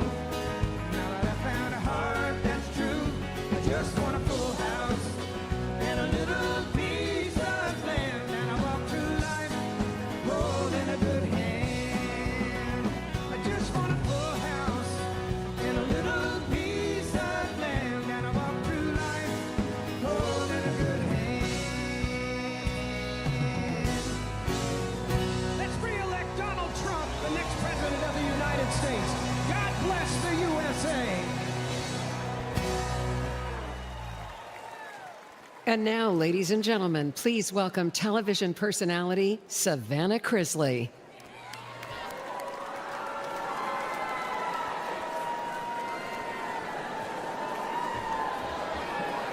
Good evening. 726-00019 and 726-01019. These may be just numbers to you, but to me, they're my whole heart. These numbers are my parents' identification numbers in our federal prison system. My name is Savannah Crisley, and you may have seen my family on TV, but for the past decade, we've been consumed with a different kind of drama. My family was persecuted by rogue prosecutors in Fulton County due to our public profile. I know, Fulton County, they know how to do it, don't they? Due to our public profile and conservative beliefs. They accused my parents of fraud, when really, we were defrauded by a dishonest business partner who, let's not forget, the government gave full immunity to. We suffered warrantless raids and harassment. One of the officials even had my father's face on a dartboard in his office. My parents were sentenced to a combined 19 years. I know. And let me tell you, I got custody of my brother and sister, 10 and 16 at the time. And you don't know heartache until you look two children in the eyes and say, I don't know when mom and dad are coming home. I'll never forget what the prosecutor said in the most heavily Democrat county in the state before an Obama-appointed judge. He called us the Trumps of the South. Yeah, hey, it's fun. He meant it as an insult, but let me tell you, boy, do I wear it as a badge of honor. We live in a nation founded on freedom, liberty, and justice for all. Justice, it's supposed to be blind, but today we have a two-faced justice system. Just look at what they're doing to President Trump. All while, let's face it, Hunter Biden is roaming around free and attending classified meetings. Oh, and let's face it, look at what they're doing to countless Christians and conservatives that the government has labeled extremist or even worse. Meanwhile, the Democrats are releasing actual violent offenders who have hurt innocent people.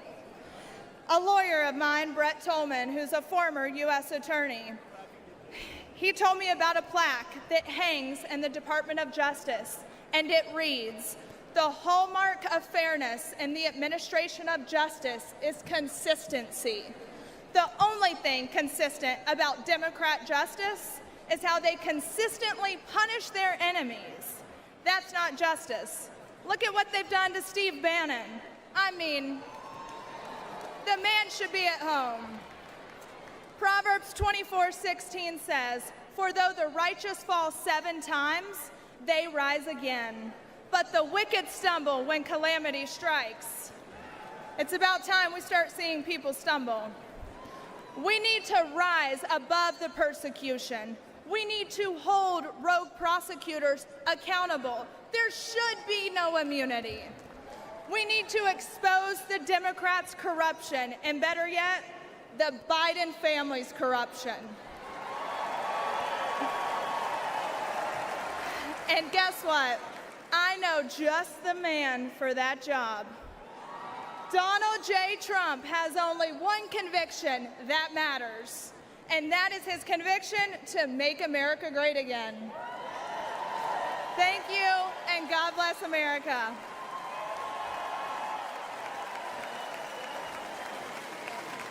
Ladies and gentlemen, the mayor of Dallas, Texas, Eric Johnson.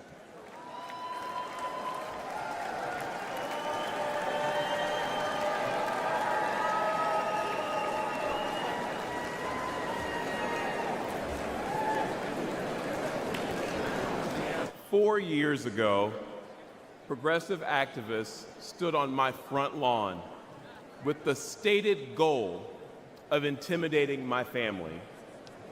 They wanted me to defund the police. I said no.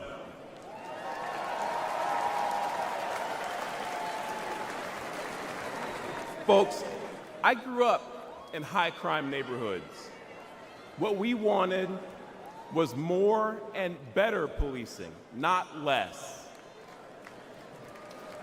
As mayor, I knew we needed to increase support for our police department and prioritize violent crime reduction. I'd been a Democrat my entire life, albeit a conservative one. But when those activists tried to scare my kids, my fellow Democrats were silent.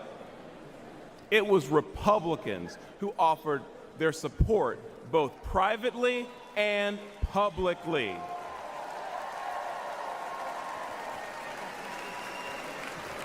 Party affiliation didn't matter.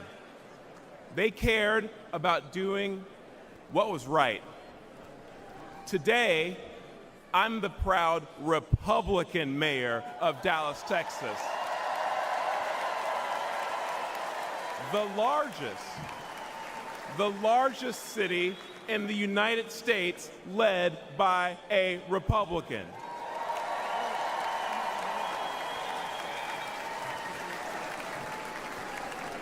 I wanted to say I didn't leave the Democrat Party because they left me first, but the truth is, on matters of public safety, the Democrats were never actually there for me, for Dallas families, or for the American people. With their words and their actions, and sometimes with their silence and their inaction, Democrats in power demonstrate they don't care about stopping the killers or the thieves who terrorize Black and brown communities. They don't care about securing our border. And they don't care about dangerous homeless encampments. No, the heart of today's woke Democrat Party is with the criminals, not with their victims. Democrats are good at using safe words, but terrible at building safe neighborhoods and safe cities. But there is a better way. Dallas bucked national trends and achieved a remarkable 3 straight years of violent crime reduction. Today, Dallas is viewed as America's safest large city, and Republicans lead 11 of the top 15 safest cities.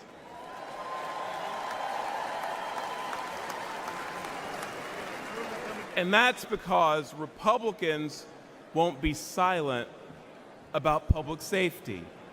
Folks, let's make our city safe again by supporting Republicans who will stand up and fight for our safety. That's my focus as chairman of the Republican Mayors Association. And you know what else? Together, Let's make America safe again by retiring Joe Biden and electing Donald J. Trump. Thank you.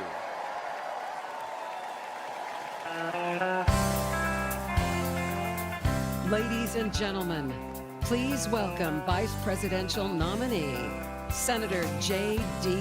Vance.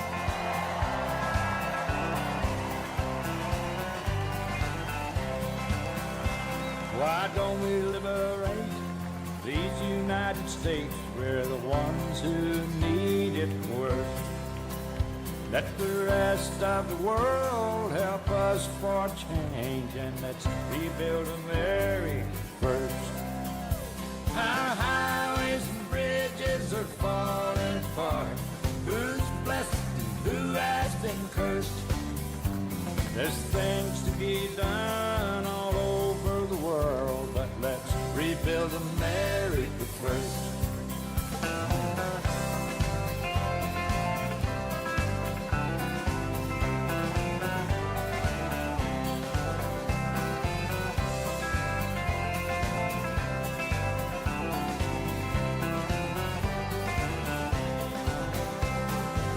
Who's on the hill and who's watching the valley?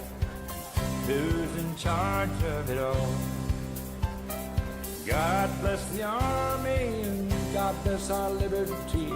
That got the rest of it all. Held men in position of backing away. Freedom is stuck in reverse. Let's get out of Iraq, get back on the track, and let's rebuild America first.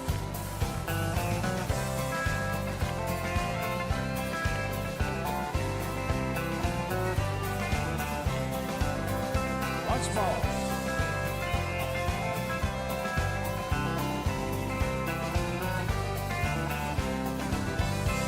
Why don't we liberate these United States? We're the ones who need it the most. You think I'm blowing smoke? Boys, it ain't no joke. I make 20 trips a year from coast to coast.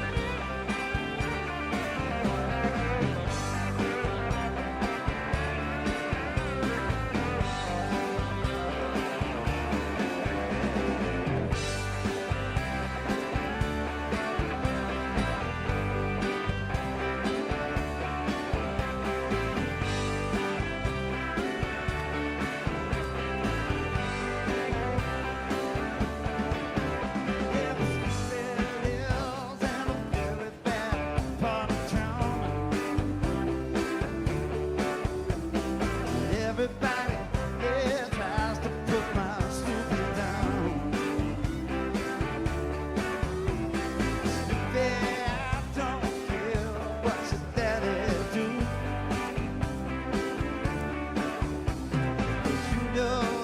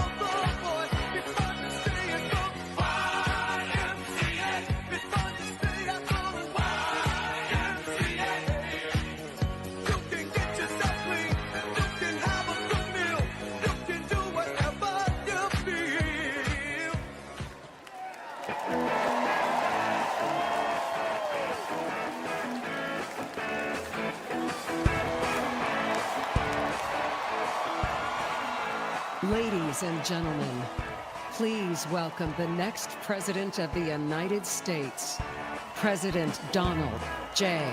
Trump.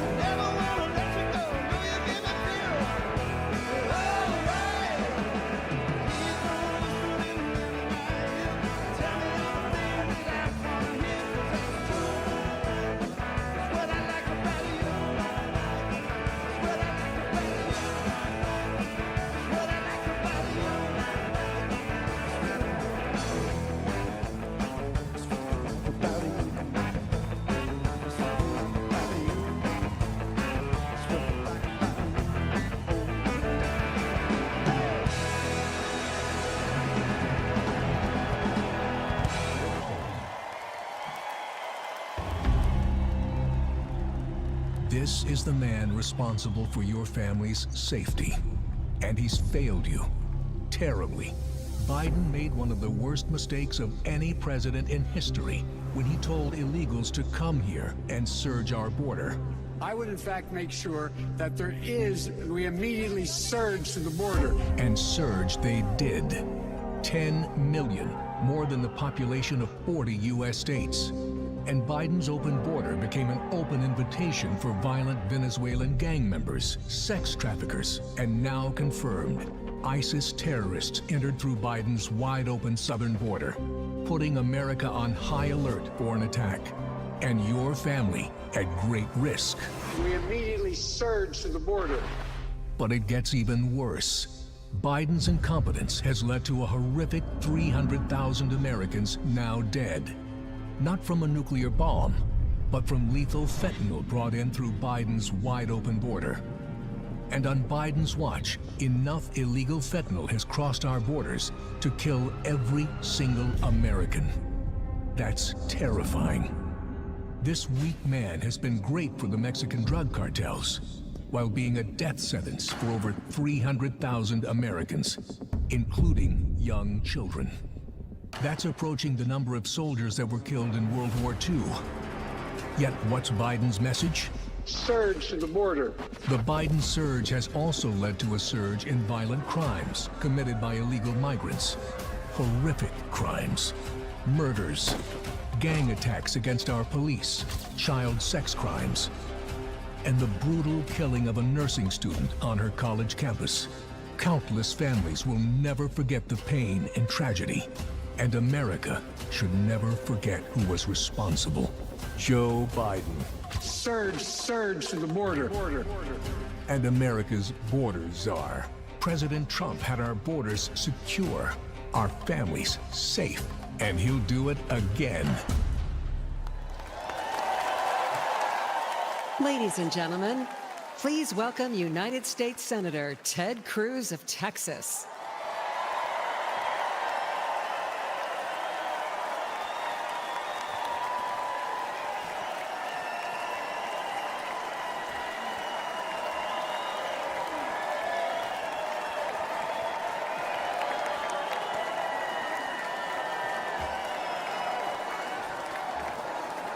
God bless Donald J. Trump.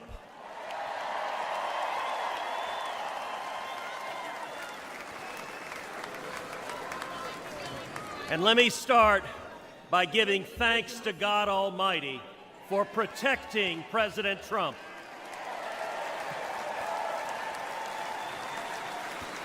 And for turning his head on Saturday as the shot was fired. Together we lift up in prayer all of our leaders for protection. And our prayers are in particular with the family of Fire Chief Corey Comparatore and the others injured on Saturday.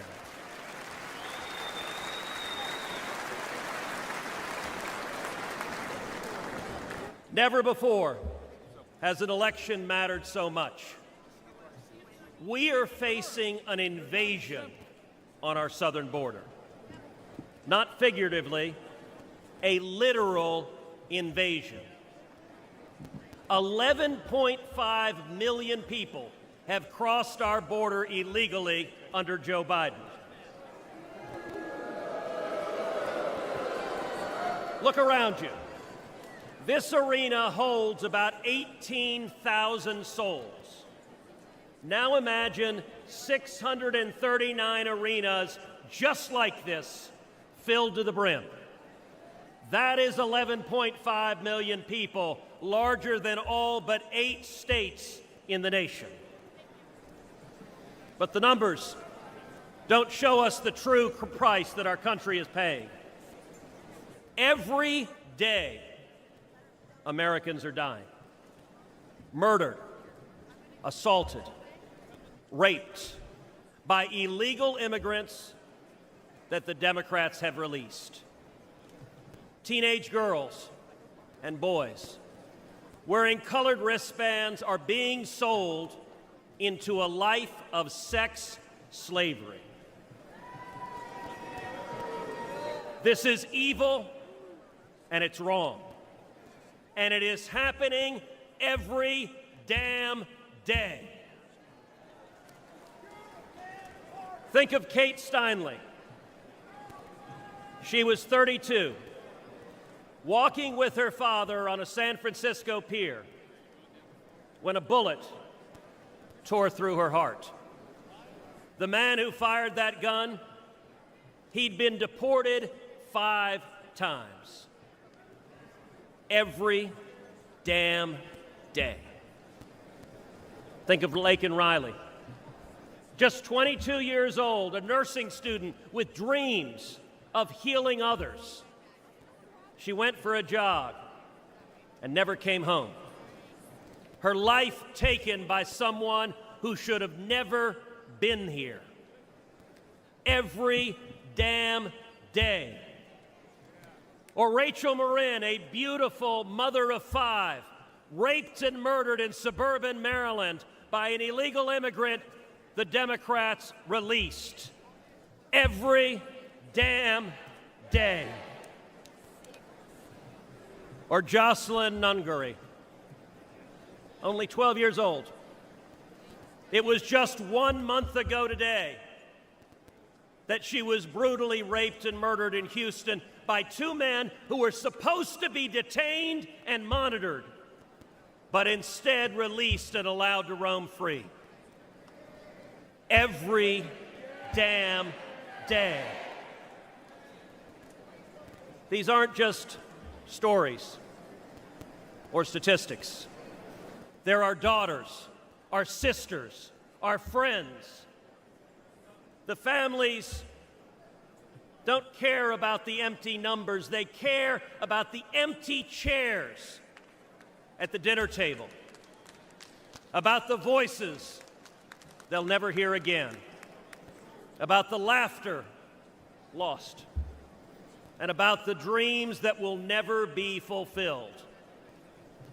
I've sat with these families in living rooms where the silence is so loud that it hurts, where photo albums are opened with trembling hands.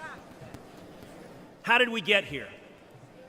It happened because Democrats cynically decided they wanted votes from illegals more than they wanted to protect our children.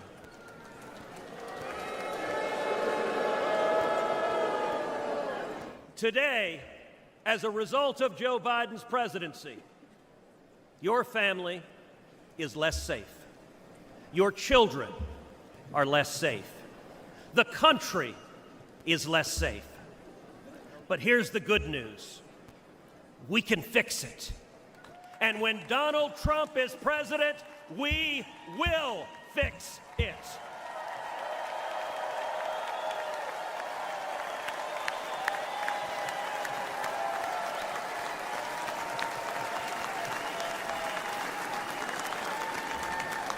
We know this because he's done it before.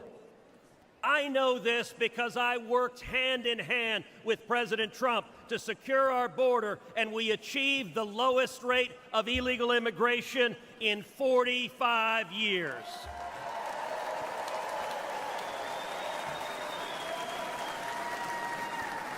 It's real simple. He's done it before, and he'll do it again. So tonight, I speak for Kate and Laken and Rachel. Tonight, I speak for Jocelyn. And let us go forward together and keep our sacred oath to defend the Constitution and to protect the American people. Let us secure our borders, enforce our laws, protect our children, and restore the future.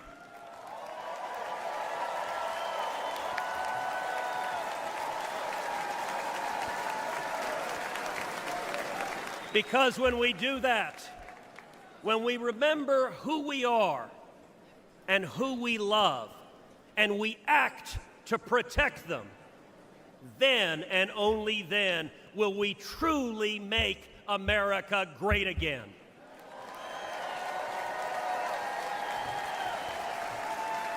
Thank you. God bless Texas, and God bless the United States of America.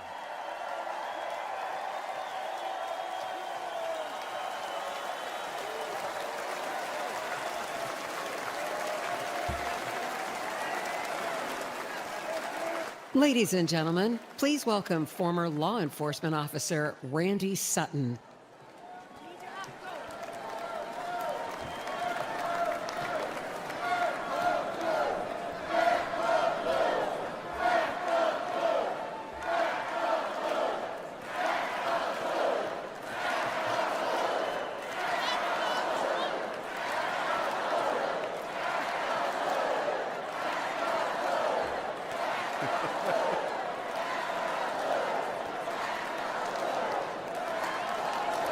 Thank you. Thank you for that. Thank you for that. Hello, America. My name is Randy Sutton, a police lieutenant. I was a police officer for 34 years.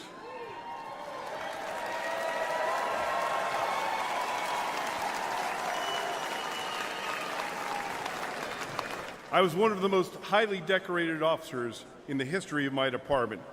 And then I founded the Wounded Blue, an organization dedicated to helping injured and disabled law enforcement officers.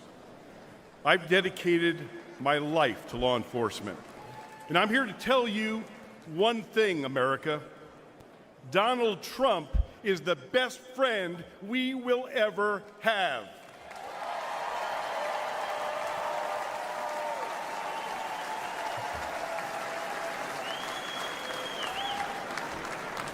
Ladies and gentlemen, we're experiencing a plague of crime across America.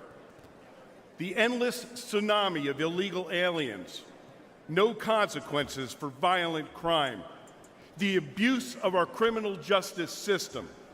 It's all made America more dangerous than ever before. Police are the thin blue line between criminal predators and their victims. Donald Trump and Republicans stand that line with our police. Joe Biden and Kamala Harris, well, they stand with the criminals. The last few years have been devastating for our police. The war on cops is very real, and it's getting Americans killed.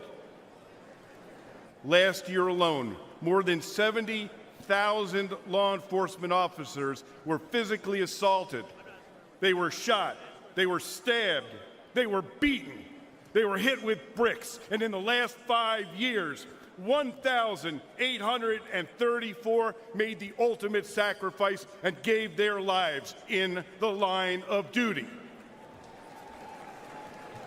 But all of this will end on the day we elect Donald J. Trump president.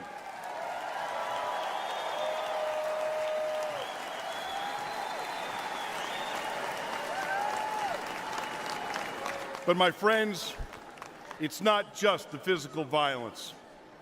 It's the relentless effort to divide the people from the police. This is about the soul of America. Make no mistakes, if the radical left succeeds in defunding and destroying policing as we know it, they will break apart the cornerstone of our system, law and order. Well,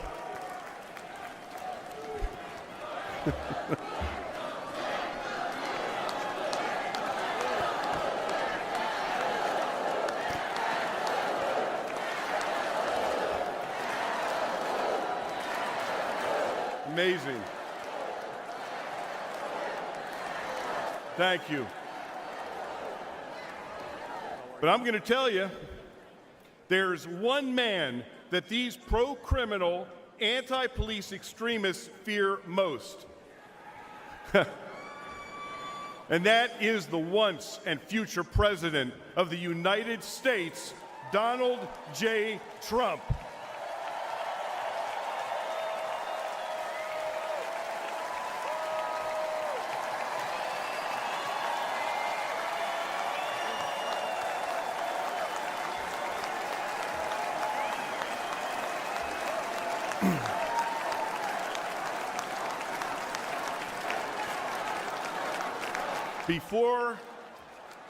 Before I finish my remarks, I want to do one thing, and that is salute our president.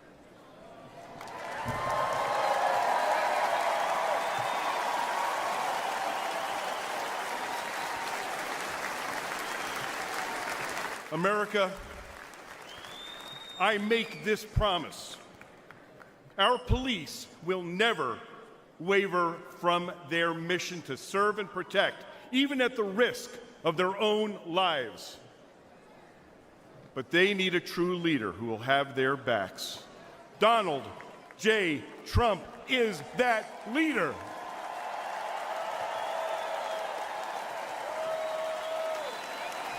Thank you. May God bless you. May God bless those that walk the line. And may God bless America.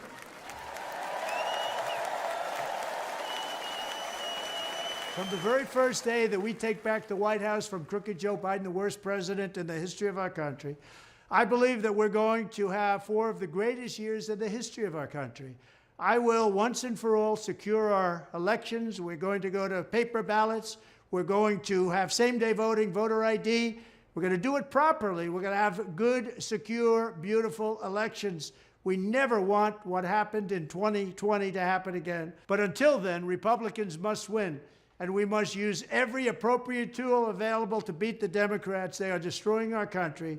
Whether you vote early, absentee, by mail, or in person, we are going to protect the vote. That's the most important thing we have to do, is protect the vote. Keep your eyes open, because these people want to cheat, and they do cheat, and frankly, it's the only thing they do well. We will make sure your ballot is secure and your voice is heard.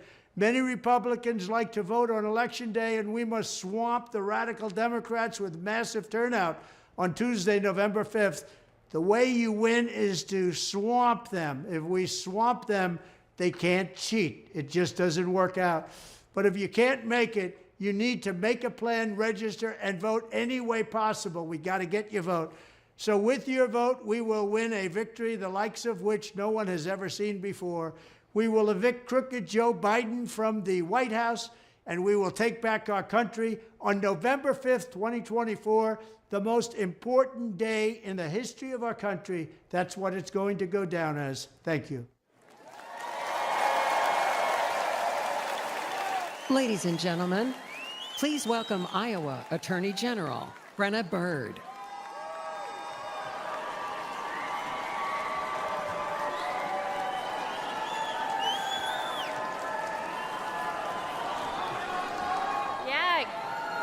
Good evening, Milwaukee. My name is Brenna Bird, and I am the Attorney General of the great state of Iowa.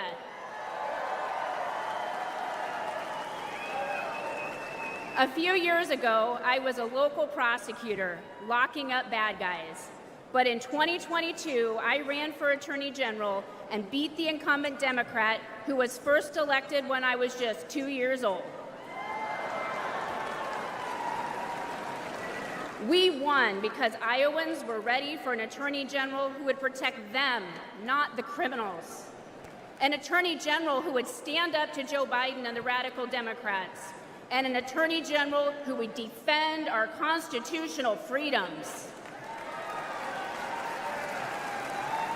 But perhaps more than anything, Iowa voters wanted an Attorney General who would back the blue.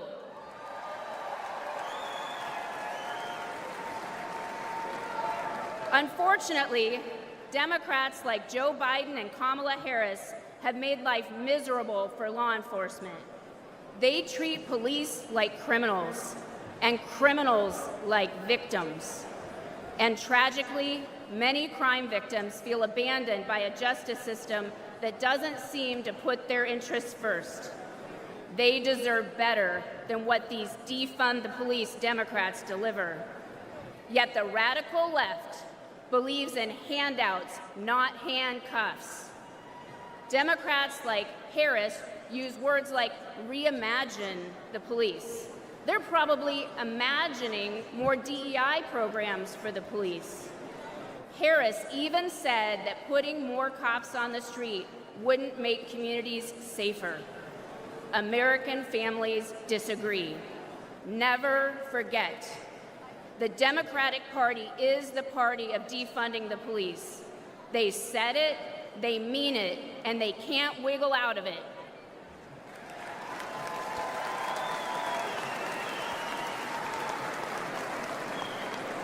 Republicans get justice for victims, and we put criminals where they belong, in jail.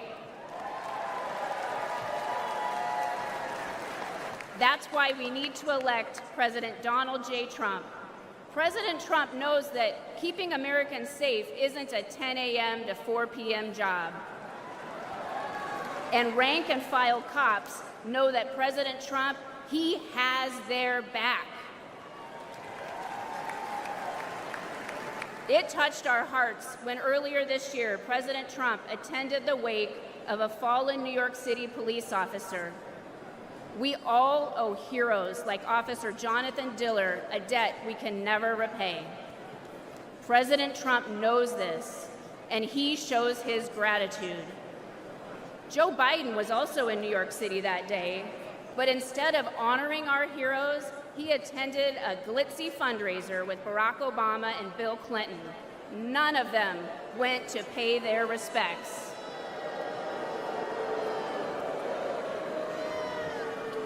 That day, we saw Democrat priorities, and we saw Donald Trump's priorities, and we saw that Trump's values are our values.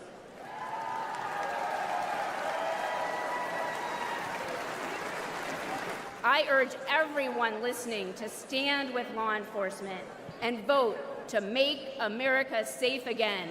I urge you to vote for Donald Trump on November 5th. Thank you, Milwaukee, and God bless you.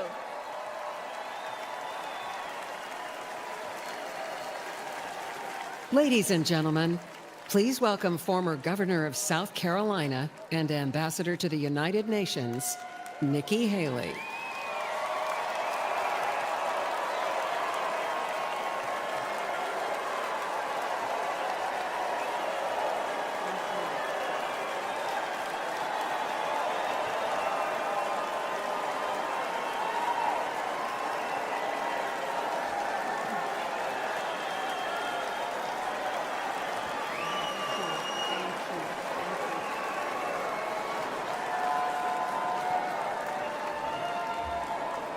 My fellow Republicans, President Trump asked me to speak to this convention in the name of unity.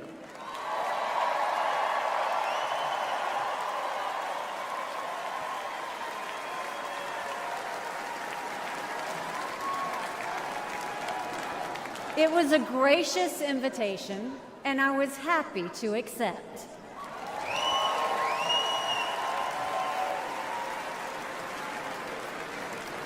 I'll start by making one thing perfectly clear. Donald Trump has my strong endorsement, period.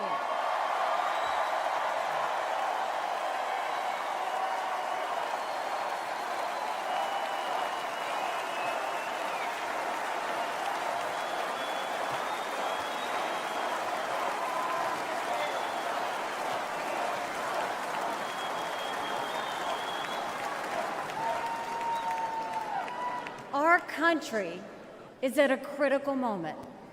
We have a choice to make. For more than a year, I said a vote for Joe Biden is a vote for President Kamala Harris. After seeing the debate, everyone knows it's true. If we have 4 more years of Biden or a single day of Harris, our country will be badly worse off. For the sake of our nation, we have to go with Donald Trump.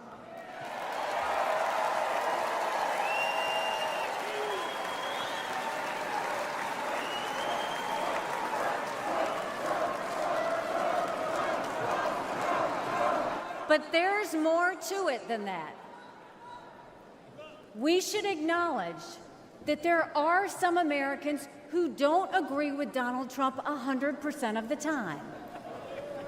I happen to know some of them.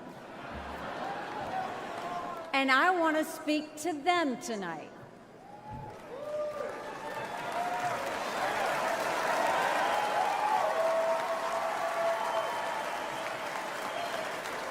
My message to them is simple. You don't have to agree with Trump 100% of the time to vote for him.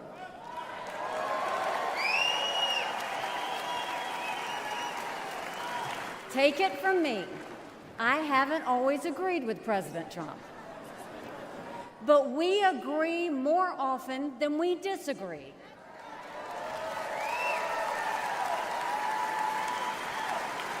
We agree on keeping America strong. We agree on keeping America safe. And we agree that Democrats have moved so far to the left that they're putting our freedoms in danger. I'm here tonight because we have a country to save.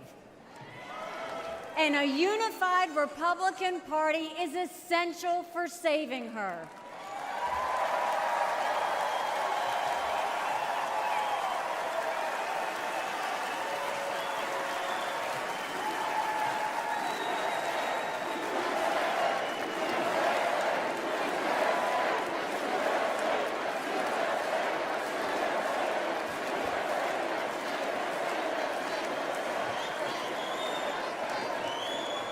For those who have some doubts about President Trump, I want to tell you a few things about the commander-in-chief I know and worked with. As ambassador to the United Nations, I had a front row seat to his national security policies. We sure could use those again.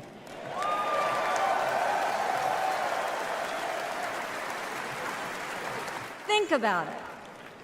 When Barack Obama was president, Vladimir Putin invaded Crimea. With Joe Biden as president, Putin invaded all of Ukraine. But when Donald Trump was president, Putin did nothing. No invasions.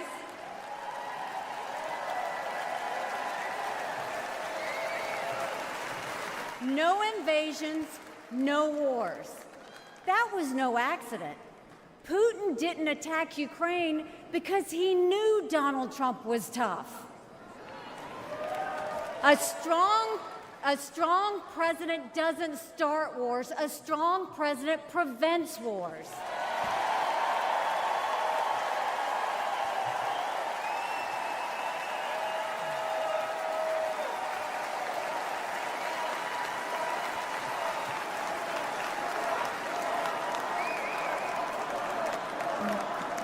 Then look at the Middle East. Every problem in that part of the world can be laid at the feet of Iran. The dictators who chant death to America are the bankrollers and weapons suppliers for Hamas and Hezbollah. They're behind the barbaric massacres and the hostage-taking. Once again, compare Trump and Biden. Trump got us out of the insane Iran nuclear deal.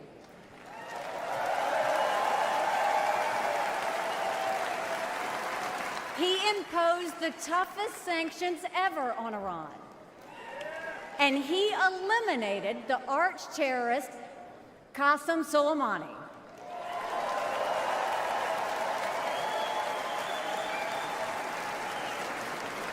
Iran was too weak to start any wars.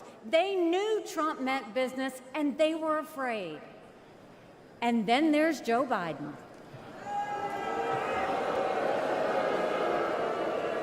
He lifted the sanctions. He begged them to get back into the nuclear deal. He surrendered in Afghanistan. He sent every possible sign of weakness.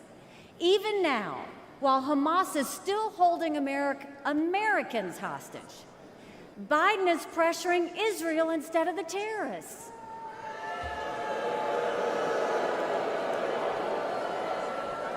Between Israel and Hamas, Donald Trump is clear about who is our friend and who is our enemy.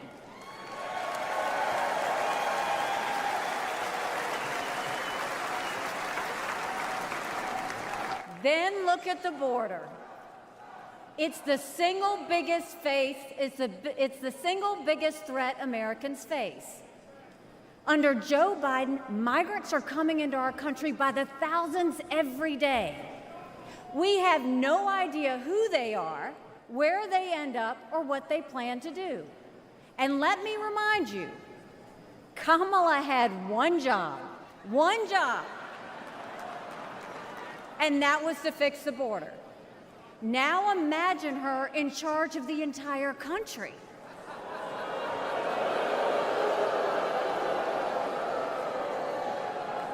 Under Donald Trump, we didn't have the border disaster we have today, and we won't when he is president again.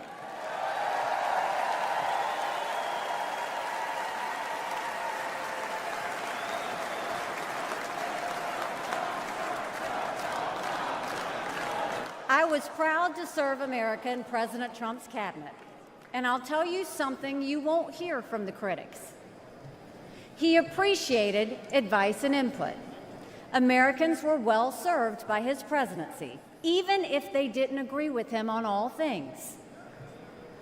Now, to my fellow Republicans, we must not only be a unified party, we must also expand our party.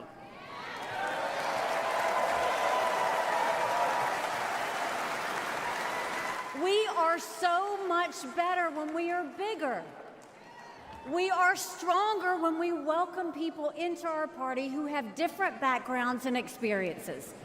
And right now, we need to be strong to save America. This is a defining moment, not only for our party, but for our country. Our fellow Americans are fearful right now. Families are suffering from inflation and wages that don't keep up with prices. Young people are being indoctrinated to think our country is racist and evil. The Jewish community is facing an obscene rise in anti-Semitism. Too many minorities are trapped in communities devastated by crime. Our foreign enemies win when they see Americans hate each other. They see that today, whether it's on college campuses or in a field in Butler, Pennsylvania.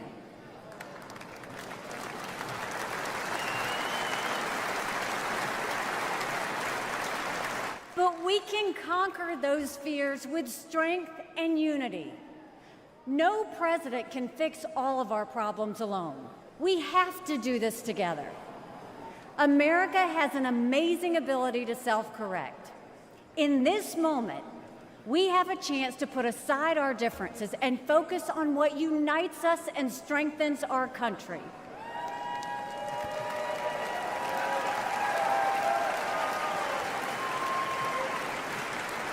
Let us join together as a party. Let us come together as a people, as one country, strong and proud. Let us show our children and the world that even on our worst day, we are blessed to live in America. God bless you. Thank you. God bless the United States of America.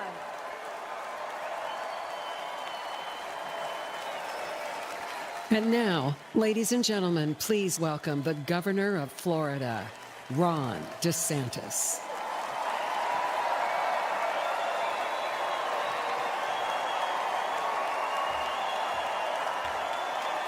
My fellow Republicans, let's send Joe Biden back to his basement and let's send Donald Trump back to the White House.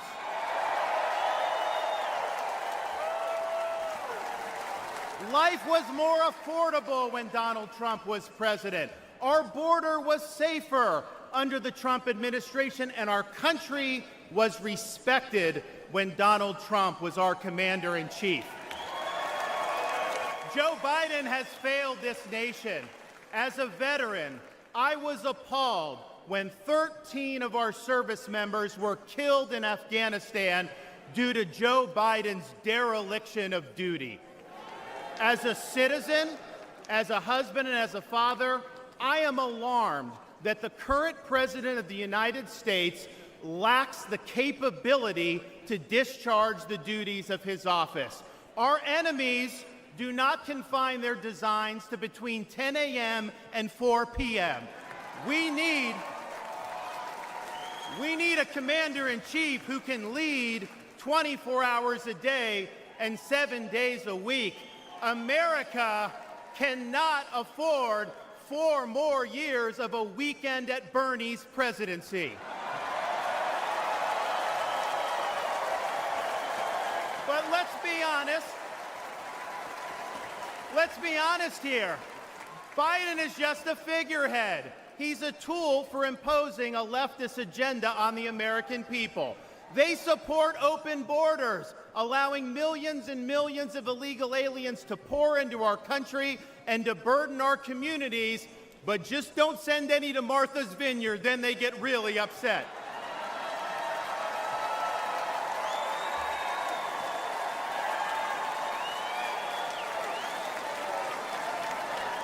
They have unleashed progressive prosecutors across our nation who care more about coddling criminals than about protecting their own communities. They use the unelected bureaucracy to impose their will on us without our consent, and they weaponize political power to target their political opponents like they've done to our own nominee. They want to ban gas automobiles, eliminate Second Amendment rights, and impose gender ideology on everyone from our infantrymen to kindergartners. They stand for DEI, which really means division, exclusion, and indoctrination, and it is wrong.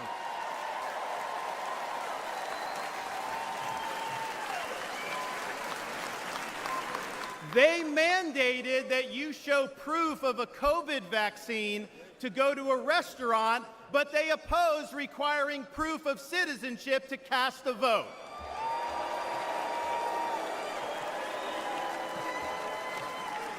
They can't even define what a woman is. Now, Donald Trump stands in their way, and he stands up for America. Donald Trump has been demonized, he's been sued, he's been prosecuted, and he nearly lost his life. We cannot let him down, and we cannot let America down.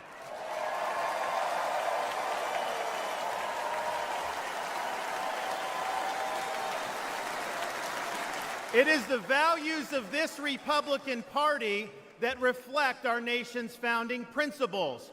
We believe schools should educate, not indoctrinate. We stand for parents' rights, including universal school choice. We support law and order, not rioting and disorder. We seek a strong, focused United States military, not one distracted by a social agenda.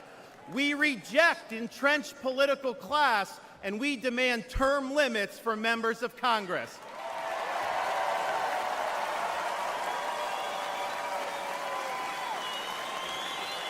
We stand for fiscal sanity, for low taxes, and for reduced debt. We seek to reclaim the constitutional government as envisioned by our founding fathers by bringing the administrative state to heel once and for all.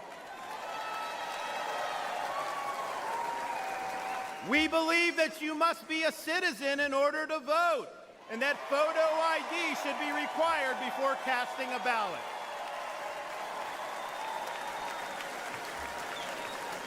We stand for strong borders and believe that our nation must have a shared civic culture, and we oppose any immigration that stands apart or in contrast to our American values. We believe in the principles articulated in the Declaration of Independence that our rights come not from the generosity of the state, but from the hand of the Almighty, including the right to life, liberty, and the pursuit of happiness.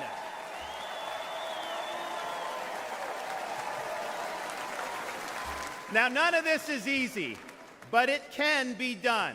For decades, my home state saw elections determined by razor-thin margins. Today, due to bold leadership, the Democratic Party lies in ruins. The left is in retreat. Freedom reigns supreme. The woke mind virus is dead, and Florida is a solid Republican state.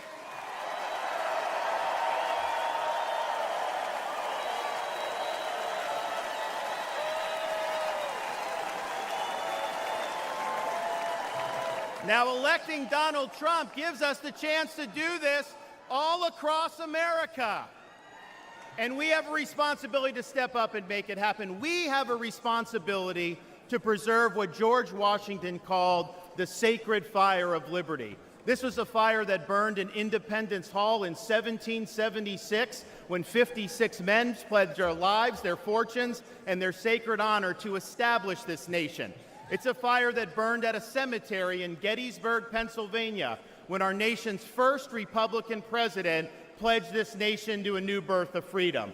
It's a fire that burned at the foot of the Berlin Wall in 1987, when our nation's 40th president stood in front of that wall and said, "Mr. Gorbachev, tear down this wall."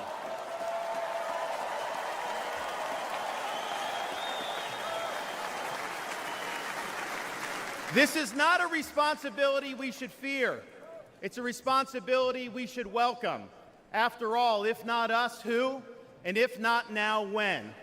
Let's make the 45th President of the United States the 47th President of the United States.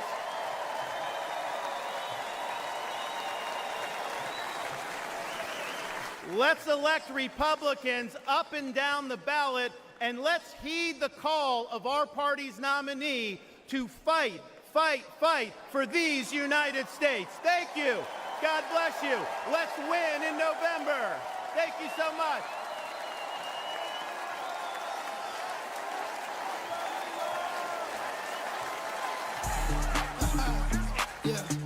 It's the mayor of Magaville, baby. Hey, you know who we voting for? We voting Donald Trump, baby. America needs saving. America needs saving. We voting Trump, baby. November 5th, we going crazy. November 5th, we going crazy. Red pill poppin', swerving in the Trump. Republican 4G, Antifa knows what's up. Red, white, and blue, MAGA nation, throw it up. Black, white, and brown, all about a Trump. Democrat party gon' take your freedom. Indicting our president cause they can't beat it. It's a two-tier justice system. Put America first, we the victims. FJB, FJB, FJB, FJB, FJB, FJB. Let's go, Brandon, sing it. We voting Donald Trump, baby. America needs saving. America needs saving. We voting Trump, baby. November 5th, we going crazy. November 5th, we going crazy. Now I pledge allegiance to vote for Trump. There's a red wave coming, you gon' surf for what? In God I trust to take the devil away. Lock Joe Biden up and throw the key away. Your propaganda ain't gonna work on me. Bidenomics is like you working for free. I demand reparations from every idiot that voted for Joe Biden, boy, period.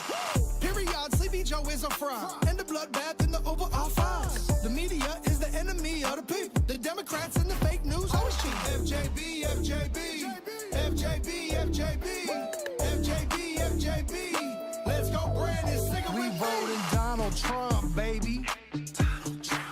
America needs saving. America needs saving. We voting Trump, baby. November 5th, we going crazy. November 5th, we going crazy.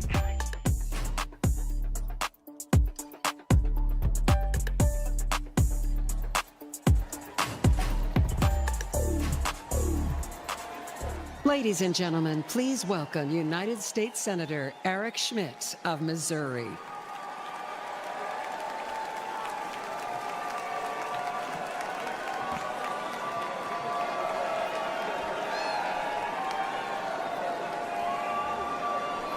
Hello, Milwaukee. Hello, America. I'm Eric Schmitt from the great state of Missouri, the Show Me State.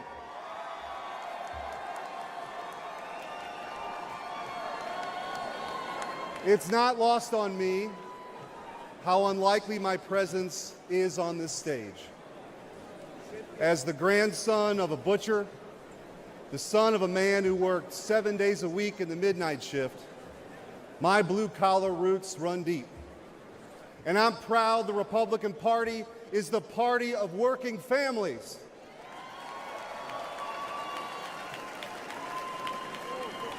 Missouri is home to cities named Liberty and Independence, and towns called Freedom and Defiance. So it should come as no surprise that we are sick and tired of Joe Biden and Kamala Harris. And I am here with a simple message. Enough is enough. We're ready to take our country back.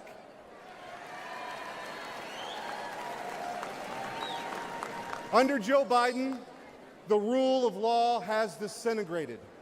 Crime is rampant. Our communities are under siege, and our brave law enforcement officers are constantly being vilified. He stood idly by as liberal DAs and mayors pushed a defund the police agenda and empowered criminals, all while endangering law-abiding citizens. Kamala Harris shares in these failures. She campaigned as a progressive prosecutor and even called for us to reimagine public safety. Americans don't need to reimagine safety. We know exactly what safe communities look like. But the weakness and the wokeness of the Biden-Harris administration has made us less safe. Biden and Harris opened our border to terrorists, to criminals. They allowed drug cartels to flood our communities with Chinese fentanyl that's killing more than 200 Americans each and every day. It doesn't have to be this way. As Missouri's former Attorney General, I went toe-to-toe with the radical defund the police crowd and had the backs of our men and women in blue. When Soros-backed officials refused to prosecute violent criminals, I stepped in and put those dangerous felons behind bars.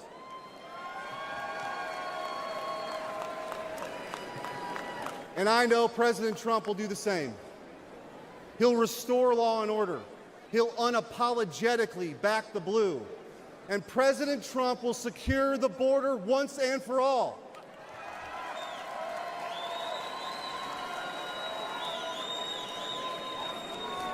I believe in an America where our best days are ahead of us.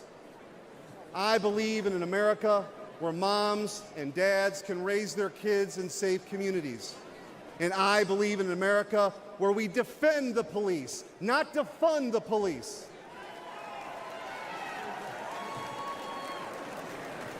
President Trump will make that dream a reality. And that's why we need him back in the White House.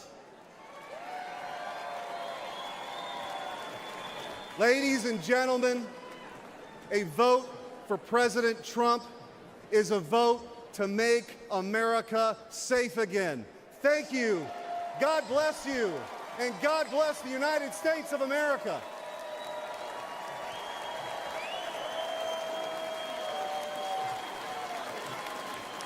Ladies and gentlemen, please welcome United States Senator Tom Cotton of Arkansas.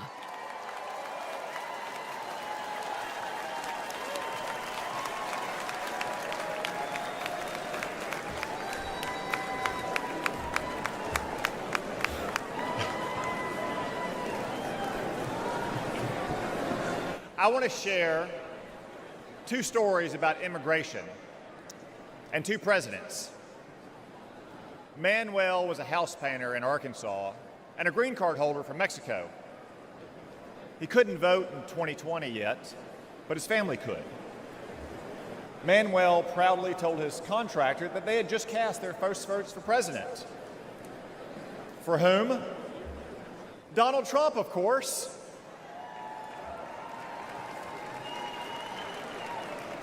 When asked why, Manuel gestured to the parking lot and responded, "Have you seen my new pickup? And did you know that my brother and sister both have full-time jobs? With Trump, we've had more work than ever. Things are good."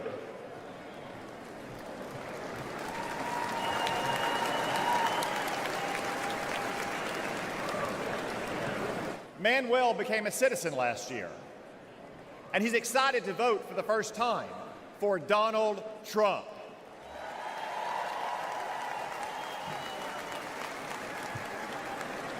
By contrast, after Joe Biden and the border czar, Kamala Harris, reversed President Trump's immigration policies and welcomed a third world invasion, I traveled to our border. What did I see? The body of a migrant drowned in the Rio Grande. Human traffickers on the southern bank taunting the Border Patrol. Migrants huddled under a bridge. I asked them why they came. None said persecution. Most said for a job. A few admitted because they could get in. Another answered with one simple word: Biden. My flight home the next day was full of these migrants. And you, all of you, paid for their tickets.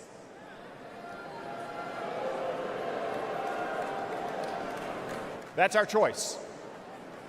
A secure border and an immigration system that works for all of our citizens, whether your ancestors bled with George Washington or like Manuel in Arkansas, you just took the oath of citizenship, or Joe Biden's chaos. Donald Trump said, you can't have a nation without borders, and he defended those borders.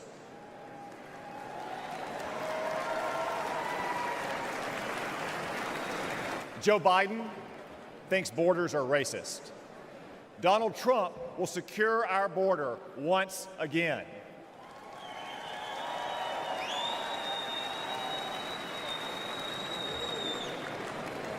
Donald Trump banned travel to America from terrorist-infested countries. Joe Biden allowed ISIS to smuggle terrorists in. Donald Trump will protect America once again. Donald Trump insisted that immigrants must stand on their own 2 feet, the oldest principle of American immigration. Joe Biden gave migrants welfare, free hotels, and more. Donald Trump will stop migrant welfare once again.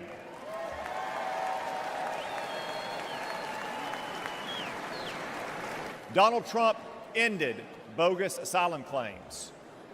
Joe Biden created an app to let illegals schedule their arrival. Seriously. Donald Trump will stop this migrant fraud once again.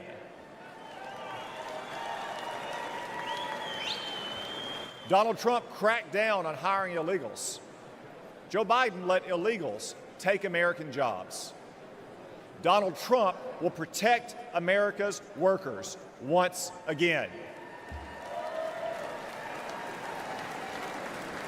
So what choice will we make? Will we choose Joe Biden, open borders, amnesty, and chaos? No, of course not. We'll choose Donald Trump and his record of security, prosperity, and stability.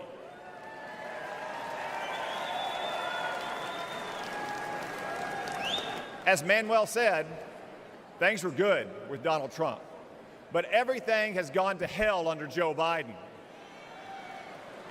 But this Biden chaos will end soon, because it's time for us to elect President Trump to secure our border and to make America great again. Thank you all. God bless you. God bless the United States of America.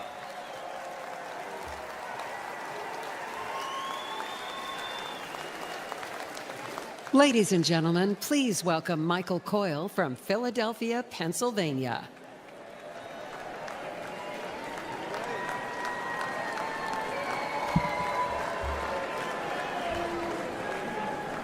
Good evening, Milwaukee. My name is Michael Coyle. I'm from Philadelphia, in an area of Kensington, one of the worst neighborhoods in America. Kensington has long struggled, but in the last few years, things have gotten much worse. Our streets are plagued by drugs. You'll find human feces in front of your business or someone lying dead on your front steps. Politicians say nice things or clean up the streets for a couple weeks in an election year, or when someone famous visits, or even when there's bad news. But as soon as the politicians are no longer afraid for their jobs, we are no longer afraid for our lives. Our children grow up seeing this, thinking it's normal. But there is nothing normal about this. This should not be the norm happening in the richest nation on earth. As a dad and small business owner, I had to do something. I started a nonprofit to improve the neighborhood I love and shared videos online of the horror we live with. In just one day, in one park, where our kids passed to reach the public library, we picked up over 1,000 needles. 1,000. This is unacceptable. Philadelphia is not just my home, but the birthplace of the nation, where our founding fathers signed the Declaration of Independence. This is not a tragedy for just my city, but for our nation. My city and all cities deserve better.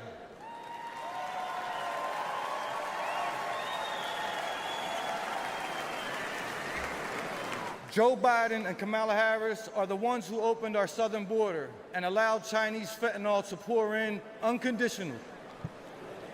And life is only getting worse. Philadelphians aren't dying off fentanyl. They are dying off fentanyl as well. They are now using something called tranq, which is literally rots the flesh of the users. Do you know what the smell of rotting flesh smells like? The people of my city do. In Donald Trump, I see a leader who will end the urban nightmare.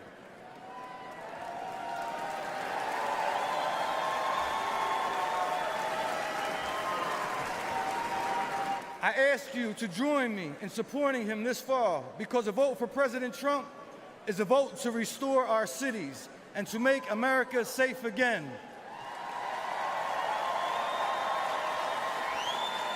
Thank you. Kensington beats for Trump.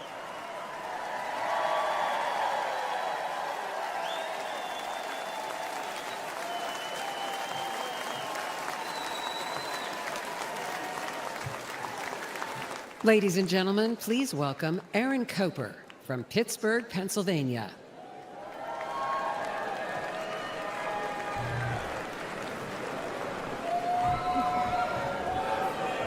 That's right.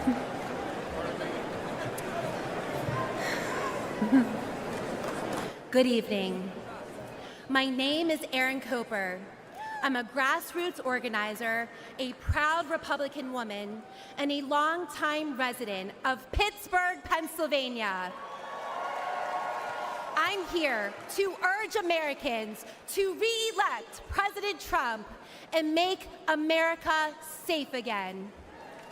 But I'm also here with a warning, because in recent years, I've had a front row seat to the chaos caused by Democrats and their soft on crime policies. Democrat Mayor Ed Gainey, Congresswoman Summer Lee, and especially Socialist County Executive Sarah Innamorato have demoralized and disrespected our police while unleashing criminals into our communities. The Pittsburgh Police Department has shrunk from 991 officers in 2020 to 750 at the end of last year. Response times are soaring. One city worker got mugged at gunpoint and raced to a police station, but no one was there to help. The Democrats have given Pittsburgh defund the police on steroids. The result is crime and chaos. There were 122 murders in my county in 2022, one of the deadliest years on record. Drug deaths are also near record highs. But statistics don't tell the full story. I've been chased by drug dealers on my own street. I've seen filthy tent cities pop up on my block. I've talked to business owners who find human waste, used needles, and shell casings outside their shops. I've felt the chill of fear as a woman when I'm alone in a parking garage or on the street. What the Democrats did to San Francisco, they're doing to my city. But law-abiding citizens are fighting back and saying no more. I saw this when Pittsburgh Republicans, independents, even Democrats came together to beat Soros prosecutor last November. It can happen again this November. If we stand together, we will beat the soft on crime Democrats and make our streets safe again. We can re-elect President Trump, and we can save our cities. Thank you.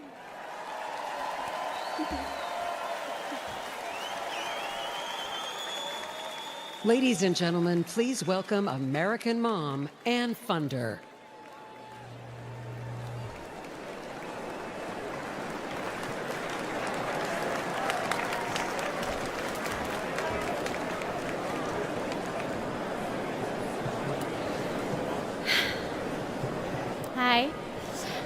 My name is Ann Fundner, and I am the wife and mother of 4 children.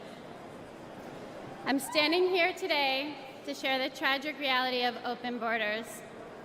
I'm here to share the story of my firstborn son, my everything, my Weston. My family and I were living in Southern California when President Biden took office and opened our borders. My Weston was 15.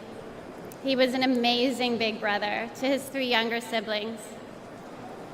Weston attended church twice a week, played football and hockey, and he loved to surf. He had a big heart, and he lived to make people laugh. He had so many good friends. And I was always vigilant to be the best mother that I could be. I was room mom, school ambassador, and I attended all of his sports. We had family dinners and barbecues at the beach. And like most teenagers, Weston wanted to fit in. And in a moment of peer pressure, he tried something that someone gave to him, and it took my baby's life. We did everything right. I had those conversations with him, and fentanyl still found my son. And on February 27th, 2022, our lives were shattered, and our baby was gone. This was not an overdose, it was a poisoning. His whole future, everything we ever wanted for him, was ripped away in an instant. And Joe Biden does nothing. I hold Joe Biden, Kamala Harris, the border czar, what a joke, and Gavin Newsom and every Democrat who supports open borders responsible for the death of my son.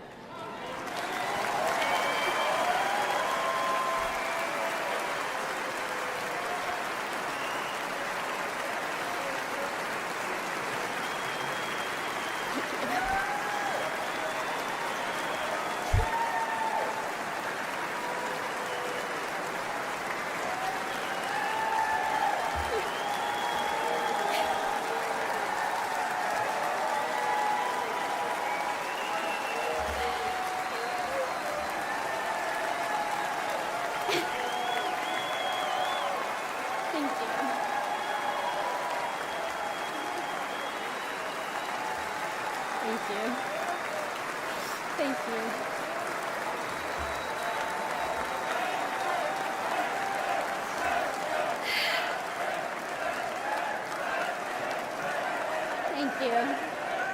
Thank you. Thank you. Thank you. And the tens of thousands of American innocent children. For that alone, they should be voted out of office.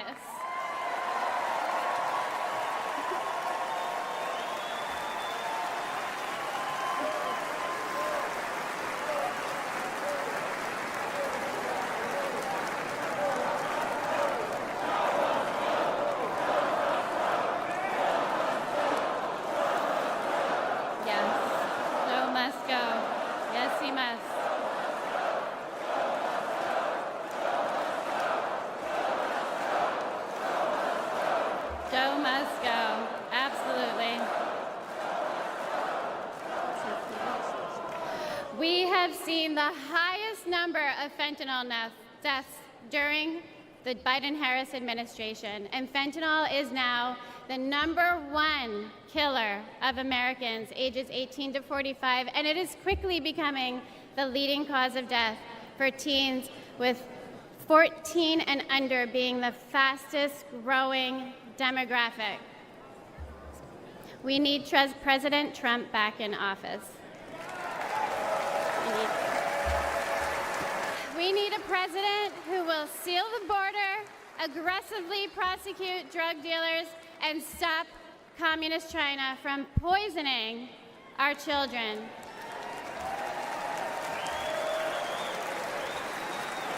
This is not a red or blue issue. This is a red, white, and blue issue. And fentanyl doesn't care if you're black or white. It does not discriminate. This is an American issue. We need a president who will call the drug cartels what they are: terrorist organizations.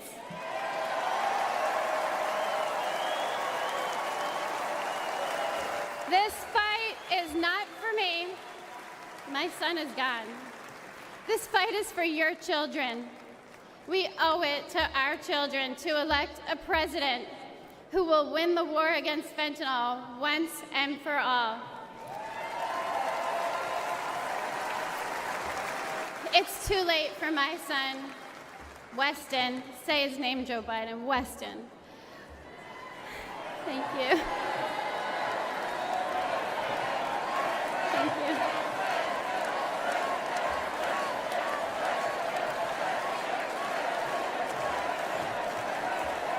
But we can change this for your children. We need President Trump back to save the lives of our kids. Thank you. Thank you. God bless America.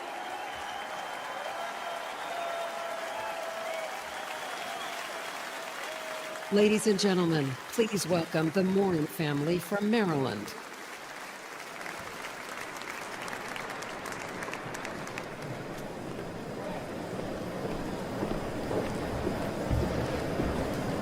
Last year, we lost my beloved sister, Rachel. She went for a walk in one of our family's favorite places. This beautiful trail was to us a safe place where we pushed our babies in strollers, where we walked together as a family, where my wife and I got married, near what would later become the spot where my sister's body was found. Rachel, a joyful, accomplished athlete and mother of 5, was raped and murdered by a suspected illegal immigrant. This was described as among the most brutal and violent offenses that has ever occurred in Harford County, Maryland history.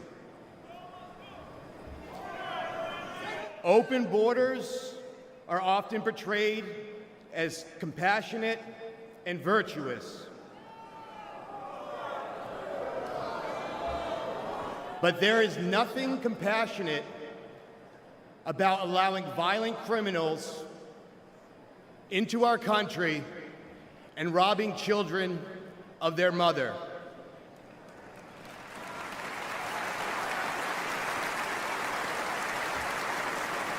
My sister's death was preventable. The monster arrested for killing Rachel entered the U.S. unlawfully after killing a woman in El Salvador. Joe Biden and his designated border czar, Kamala Harris, opened our borders to him and others like him, empowering them to victimize the innocent. Yet, to this day, we have not heard from Joe Biden or Kamala Harris.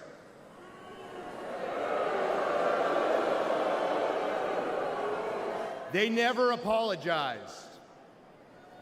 But when Rachel was killed, President Trump called my family to offer his condolences.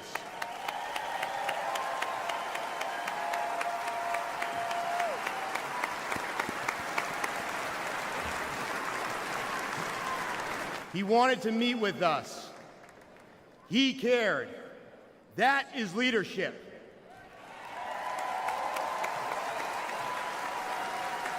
And we need real leadership back in the White House. What has gotten us through this unthinkable loss is our faith in Jesus Christ.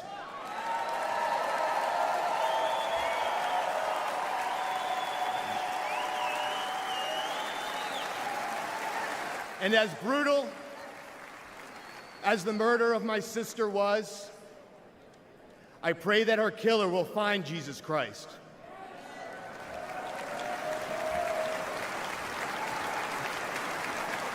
For all the affected by senseless tragedy, I pray for peace, knowing that all things work together for good to those who love God, to those who are called according to his purpose.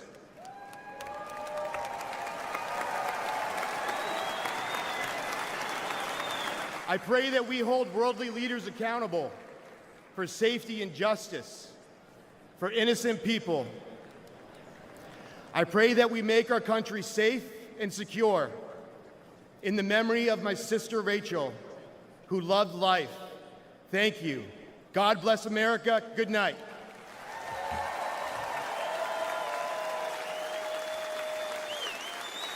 Ladies and gentlemen, please welcome Madeleine Brain from New York.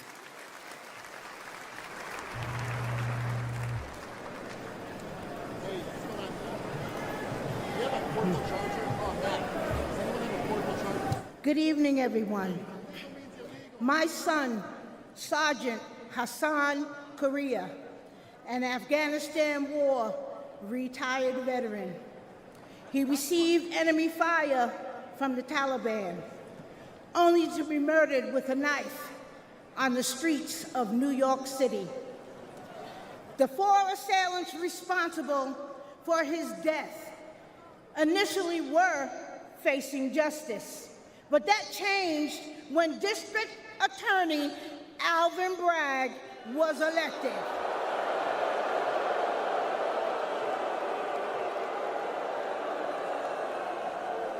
Suddenly, 2 of the homicidal maniacs responsible for my son's death had their gang assault and murder charges completely dismissed.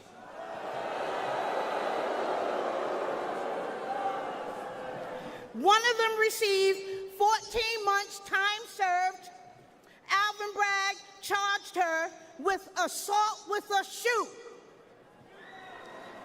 And another one was sentenced to 7 years. I later learned that Alvin Bragg often dismisses and reduces dangerous criminals. He wants to clear the jails and return violent felons onto our streets every day. The injustice was devastating for me and my family. I don't want anyone else to experience the senseless pain that many other victims across this United States of America have to live with every day. So I decided to use the voice that God gave me to be the voice for the voiceless across America.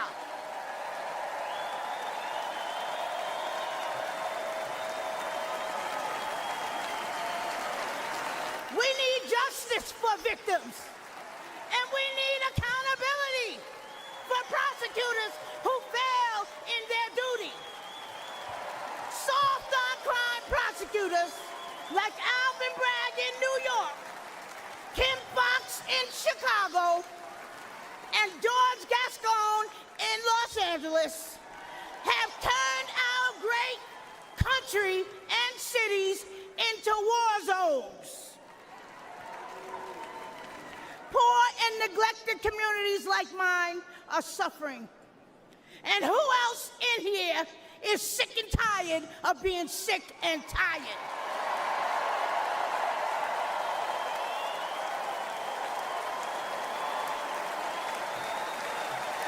The Democratic Party that poor minorities have been loyal to for decades, including myself, all right? They betrayed us. They stabbed us in the back. Joe Biden and Kamala Harris, who claim to represent us, have abandoned us. They neglected the poor minority communities across America.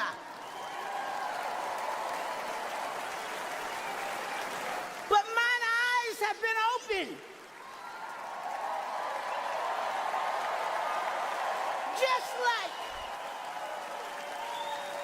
Just like so many other poor minorities across America.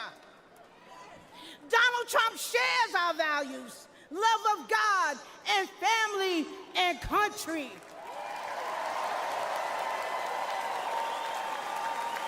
He's been a victim of the same corrupt system that I have been and my family has been.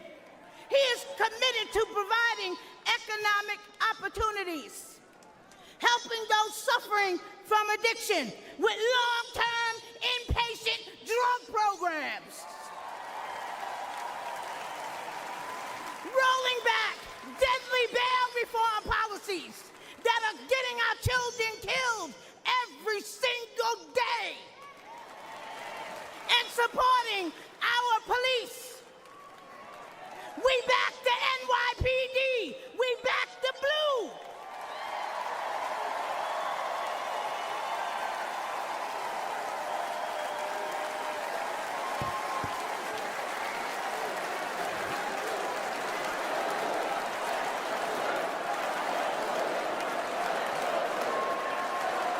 Back the blue. NYPD, black the blue. Trump was right when he said, they're after us. He's just standing in the way.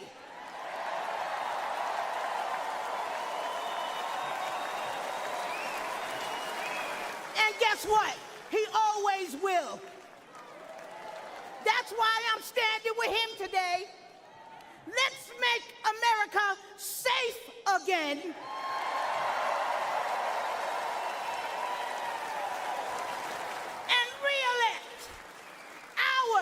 Donald J. Trump.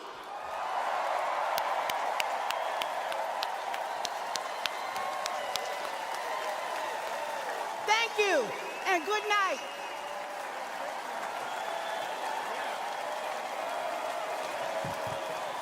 Ladies and gentlemen, please welcome Arkansas Governor Sarah Huckabee Sanders.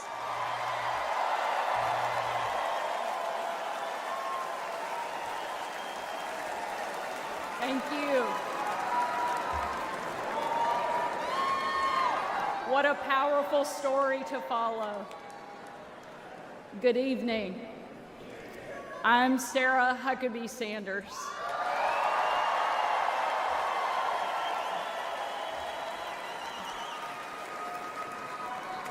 And before I get started, I want to say I have always been proud to stand with President Trump, but never have I been more proud than to stand with him right now, tonight.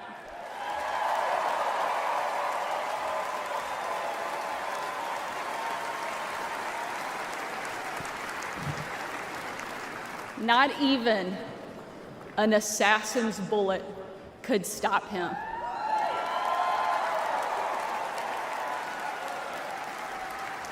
God Almighty intervened because America is one nation under God, and he is certainly not finished with President Trump.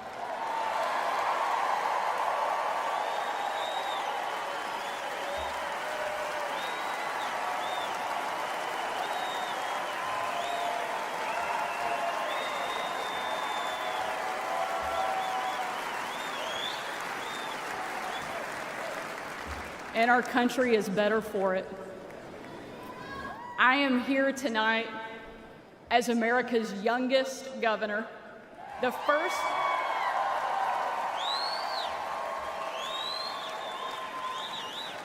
first woman to lead the great state of Arkansas.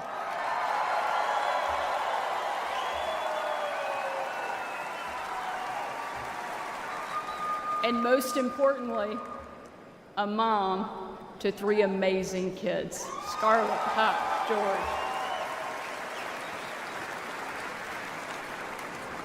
When I was President Trump's White House press secretary, the best job, I got the chance to take my 4-year-old son, Huck, to Bring Your Kid to Work Day. Much like Jill now drags Joe to Bring Your Husband to Work Day.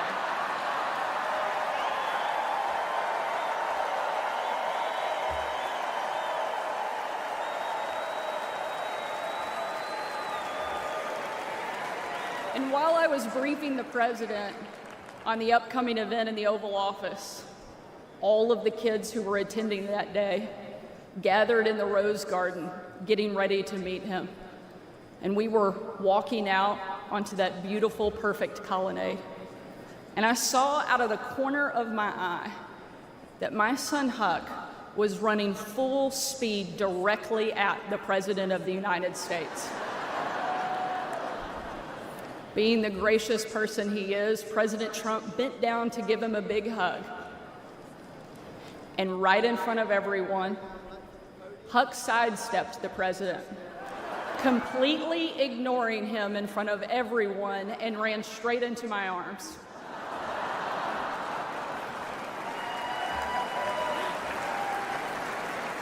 For my 4-year-old son, the most powerful man in the world had nothing on his mom.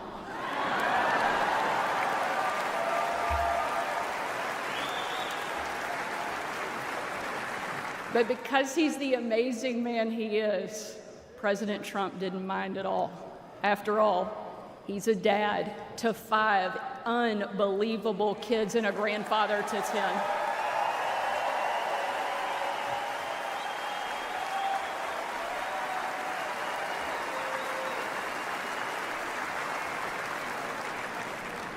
And while that story is certainly a special memory for my family, it's an even greater reminder why I support President Trump, not for me, not for him, but for my kids and for yours.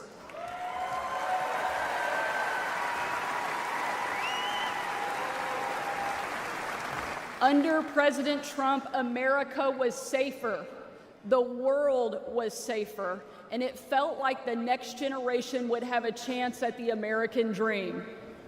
President Trump did the job that Kamala won't and Joe Biden simply can't.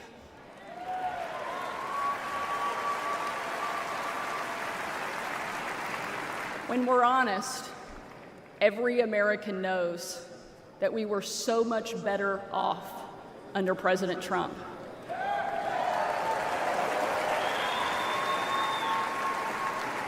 So tonight, I don't want to just speak about President Trump's successful policies.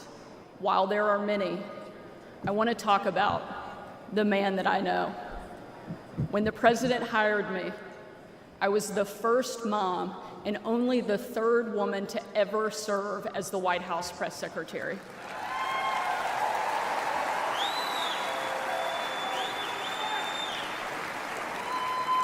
And in that role, I endured relentless attacks from the left. I was insulted as a guest at the White House Correspondents' Dinner.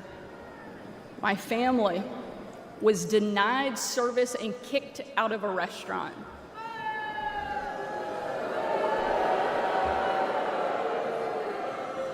And a parent at my 3-year-old son's preschool spit on my car. And in those moments, it was President Trump who defended me. And when an MSNBC host, the author of several books on empowering women, said I was unfit to be a mother, and another MSNBC host said I was vile, not even human, and that I should be choked, MSNBC again did nothing. But our president pulled me aside, looked me in the eye, and said, "Sarah, you're smart, you're beautiful, you're tough, and they attack you because you're good at your job. Never let them stop fighting."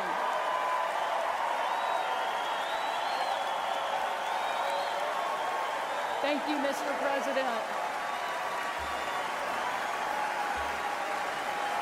Thank you.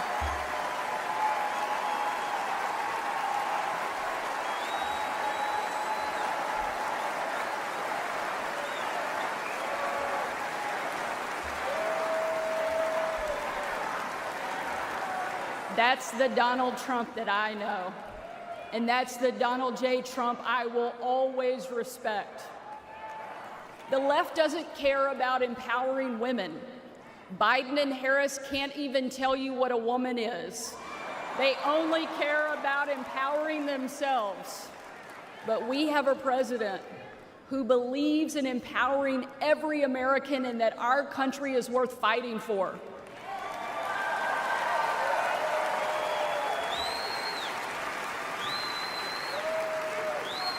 For the last 4 years, Republican governors have been leading that fight and doing what Joe Biden refuses to do. We've deployed the National Guard to the border.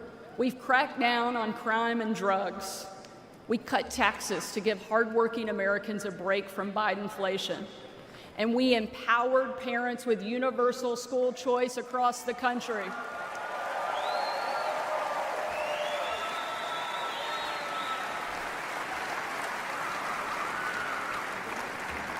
Donald Trump was the very first president in my lifetime to take a hard line against China, and I'm proud to be the first and only governor in the country to kick communist China off our farmland and out of my state.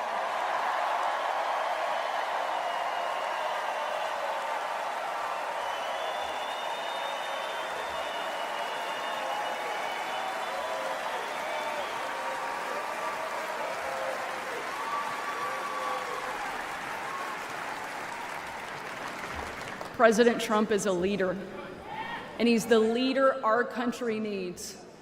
And if ever there was a doubt, earlier this week, we saw just how tough, resilient, courageous, and daring this man is, and we can't get him back in the White House fast enough.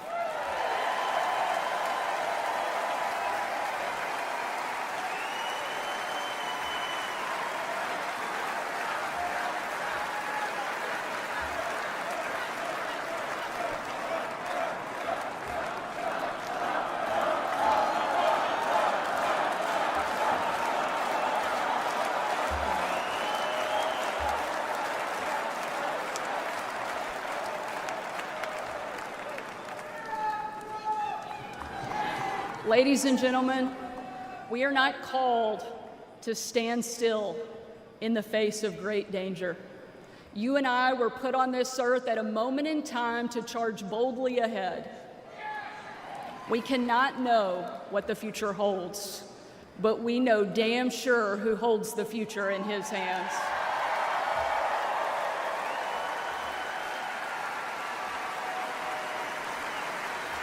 God spared President Trump from that assassin because God is not finished with him yet.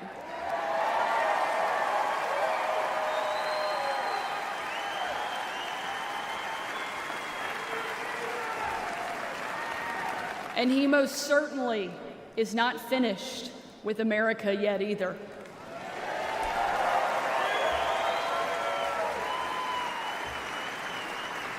With God as our guide and President Trump back in the White House, we will show the world that America is the place where freedom reigns and liberty will never die.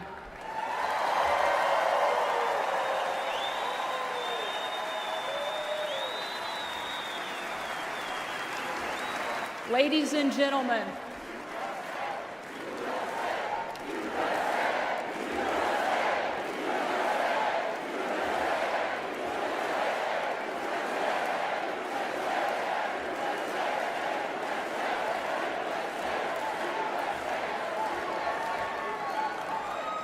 tonight, let us not leave here just excited about a great few days, but let us leave here energized and committed to making sure that we protect our freedom and we have the ability to pass it on to the next generation, because America is the greatest country that the world has ever known, and our kids and our grandkids deserve to enjoy it the way each of us did. And we will with President Trump back in the White House. Thank you so much. God bless the great state of Arkansas and the amazing United States of America. Thank you very much.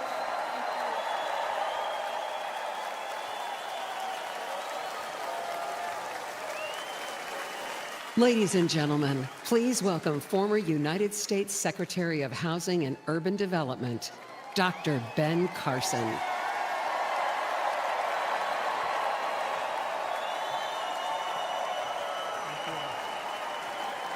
Thank you. Thank you so much. Thank you. You know, Sarah Huckabee always says to me, I hate to follow you, but I think she turned the table on me tonight. I want to thank you all for being here and for being involved. Like many of you last week, I watched with horror as the events unfolded in that Pennsylvania field. I saw President Trump, a dear friend, escape death by mere inches, and my thoughts immediately turned to the book of Isaiah that says, "No weapon formed against you shall prosper."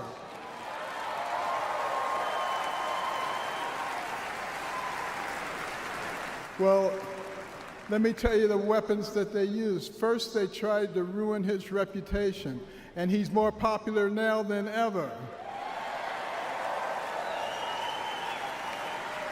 And then they tried to bankrupt him, and he's got more money now than he had before. And then they tried to put him in prison, and he's freer and has made other people free with him. And then last weekend, they tried to kill him, and there he is over there, alive and well.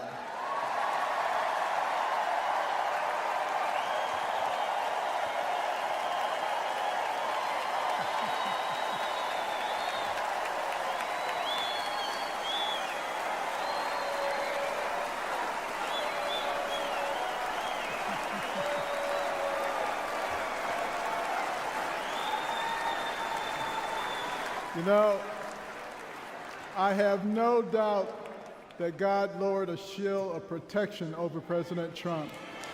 And I join millions of Americans in thanksgiving for President Trump's safety.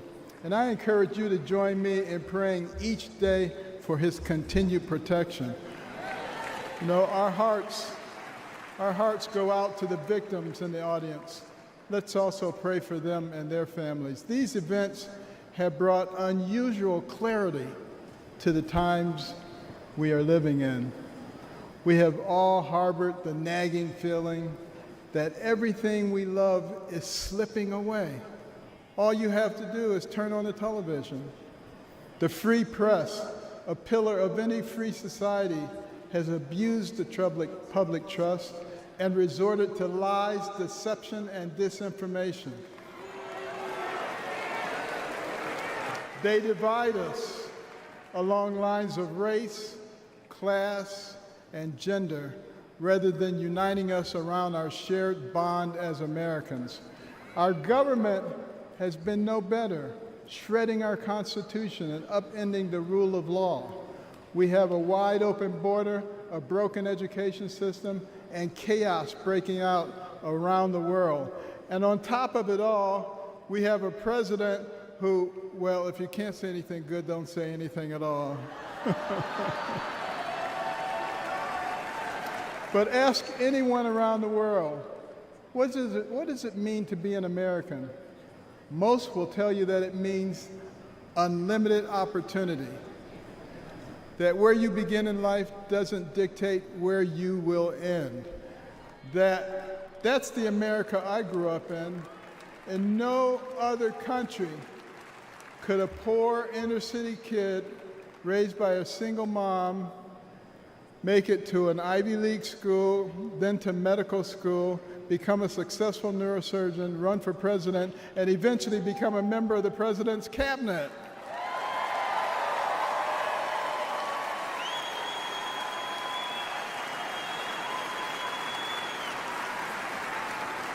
You know, and as a member of his cabinet, I had a chance to work closely with him.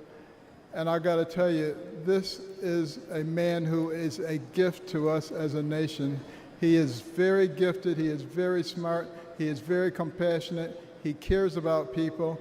And I'll tell you, the first time I met him, it was before either of us got into the political arena. And we were at Mar-a-Lago, and someone came up to him and said, "Mr. Trump, Rod Stewart just walked in." And he said, "I don't care, this is Ben Carson."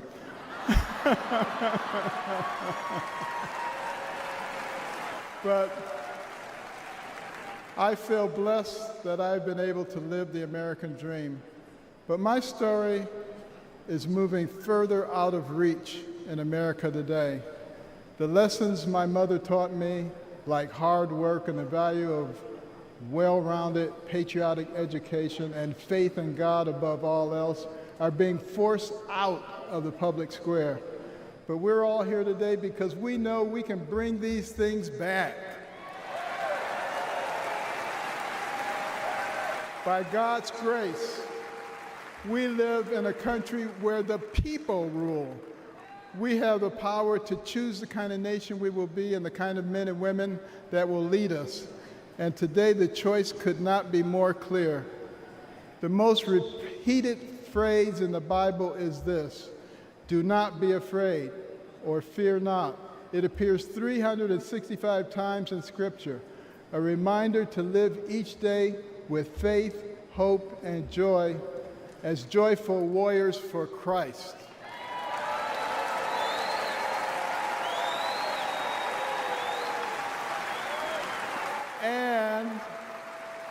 And when God is with us, nobody can stand against us. With this assurance from the Almighty, even the face of evil itself cannot shake our resolve. We will keep fighting, we will keep praying, and by the grace of God, we will save our country and re-elect President Trump together with Vice President Vance this November. And I want you to remember this.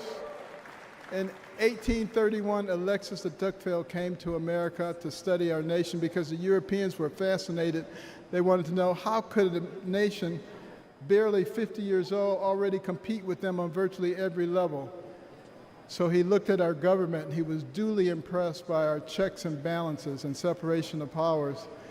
And then he looked at our business environment. He was duly impressed by how we encourage entrepreneurship and innovation. And he looked at our educational system, and he was blown away by the fact that he could find a mountain man in the middle of the woods who could read, who could tell him about the Declaration of Independence.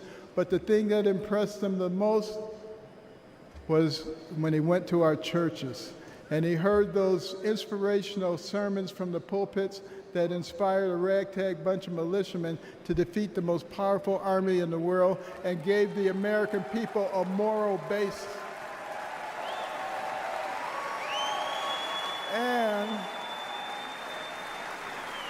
And he concluded his 2-volume set, Democracy in America, with these words. He said, "America is great because America is good. And if America ever ceases to be good, she will cease to be great. It is our job to make America good, and let's do this by re-electing President Trump so we can make America great." Thank you very much.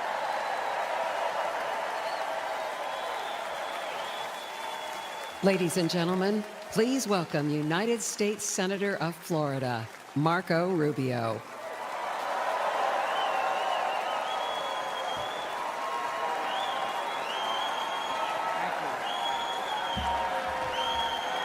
Thank you, thank you.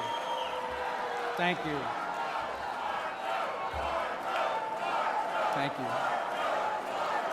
Thank you. Don't say polo. Don't say polo. Thank you, thank you. Thank you. The last few days remind us that the life of every living thing and the breath of all mankind is in the hands of God.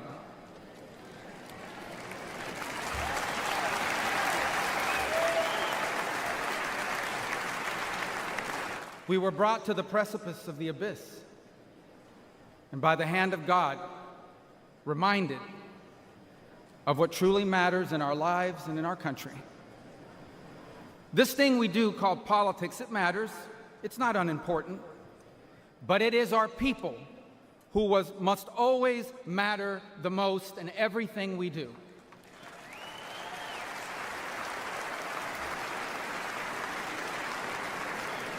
By giving voice to everyday Americans, President Trump has not just transformed our party, he has inspired a movement.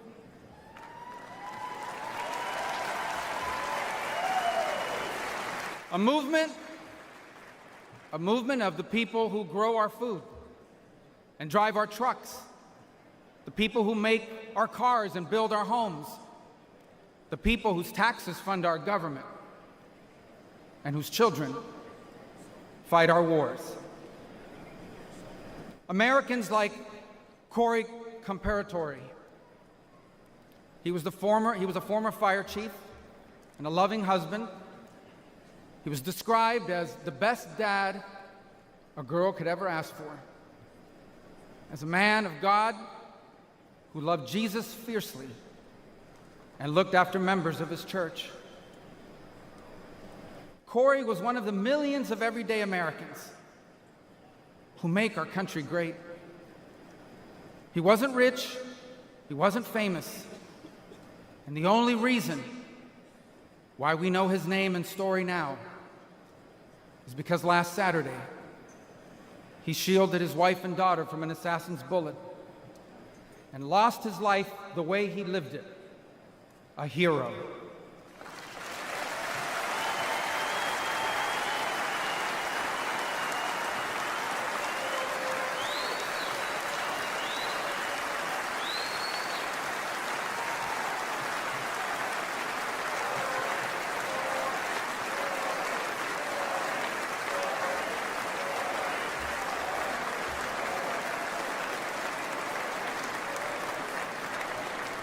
For those still wondering who are in the press and many watching at home, these are the Americans who wear the red hats and wait for hours under a blazing sun to hear Trump speak.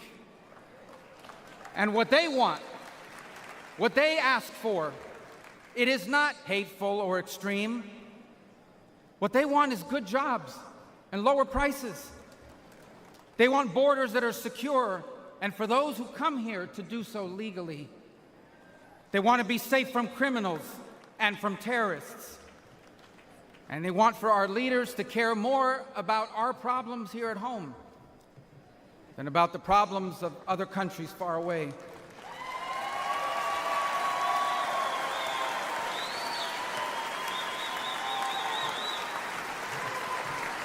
There is absolutely nothing dangerous or anything divisive about putting Americans first.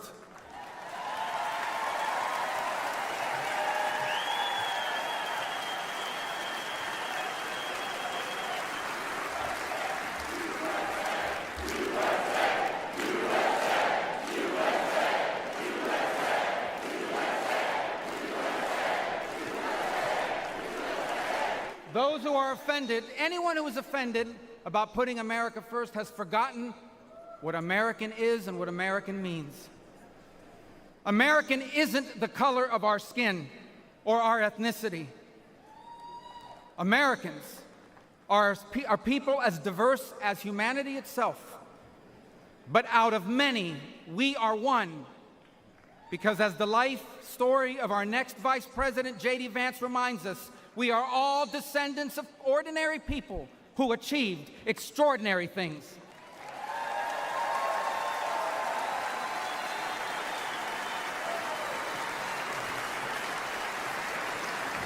Who do we come from?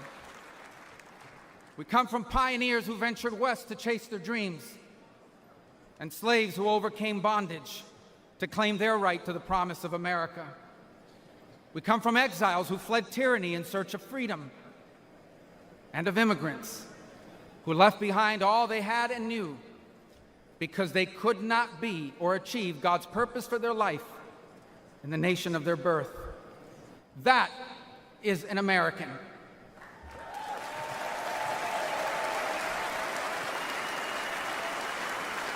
And putting Americans first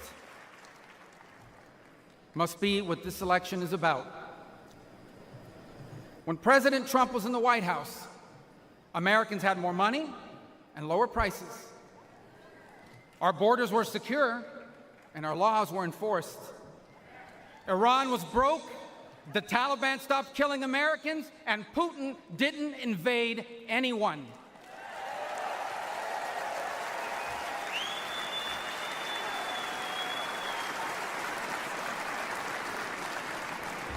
Now, under Biden, high prices devour paychecks.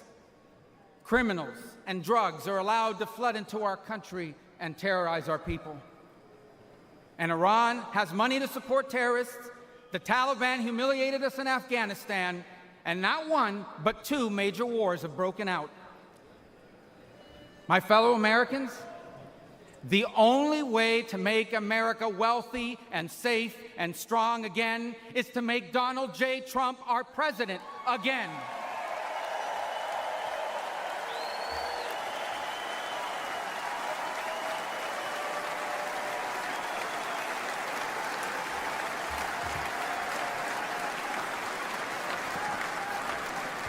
Our country has been injured by the bad decisions of weak leaders. But now, though bloodied by our wounds, we must stand up and we must fight. Fight not with violence or destruction, but with our voices and our votes. Fight not against each other, but for the hopes and dreams we share in common and make us one. And fight for an America where we are safe from those who seek to harm us on our streets and from abroad. And we will not be alone in this fight. For leading us in this fight will be a man who, although wounded and facing danger, he stood up and raised his fist and reminded us that our people and our country are always worth fighting for.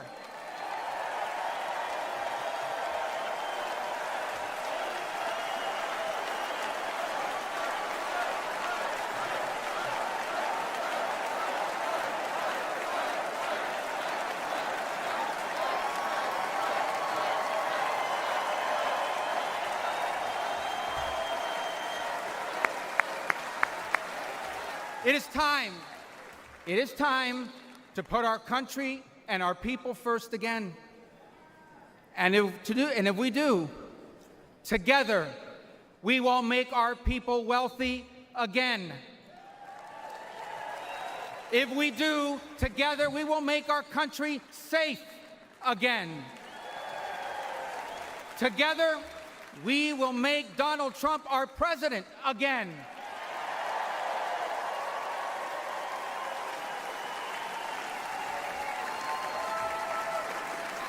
And together, we will not just make America great again. We will make America greater than it has ever been. Thank you. God bless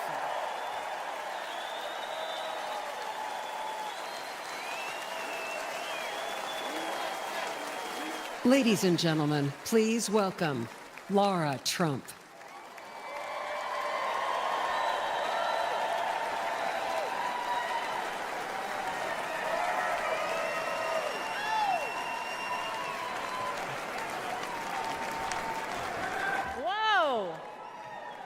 I don't feel like I actually have to ask this question, but is anybody in this room ready to send Donald Trump back to 1600 Pennsylvania Avenue?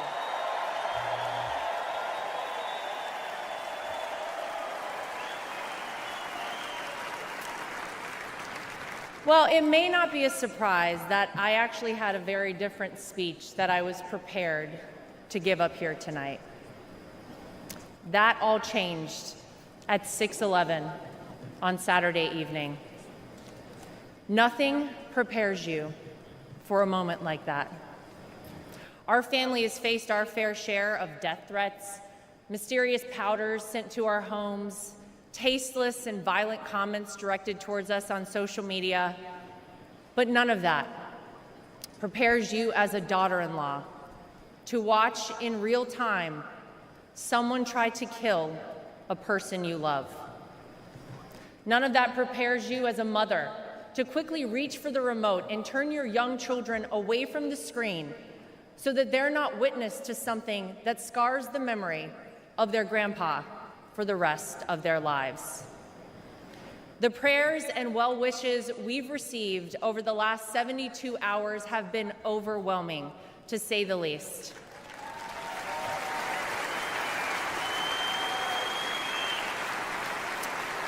And my heart goes out to the family who lost a husband and a father because of this senseless act. All of you here tonight and watching at home mean the world to all of us in the Trump family.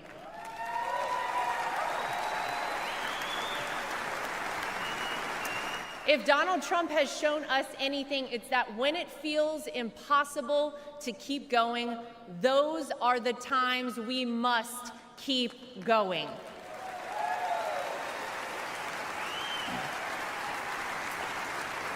I don't know how many people here watching at home have ever been to a Trump rally, but if you've never been, let me tell you about them. Oh, some of you have been.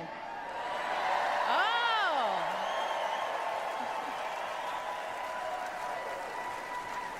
Regardless of how the media have painted these rallies, you would be hard-pressed to find and to join a happier group of people coming together over their love for the greatest country on earth, the United States of America.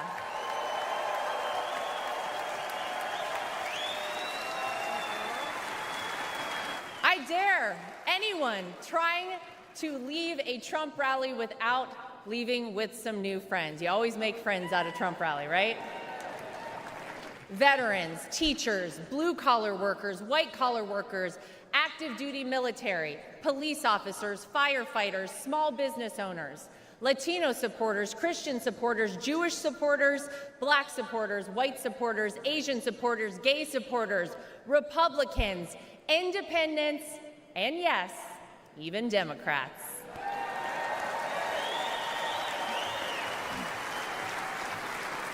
At a Trump rally, you're not viewed as your profession, your religion, or the color of your skin. You're viewed as one thing: an American.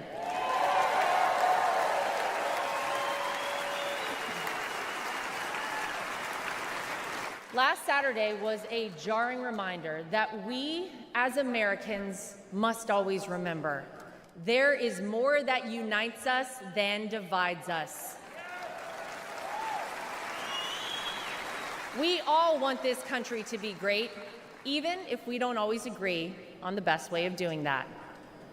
And with every bone in my body, I can tell you that all Donald Trump wants to do and has ever wanted to do is make this country great again for all of us.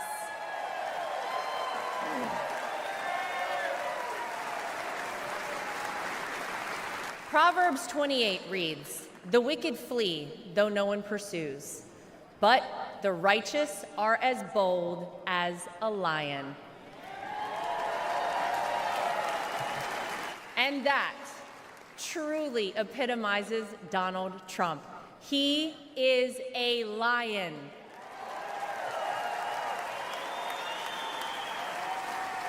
He is bold, he is strong, he is fearless, and he is exactly what this country needs right now.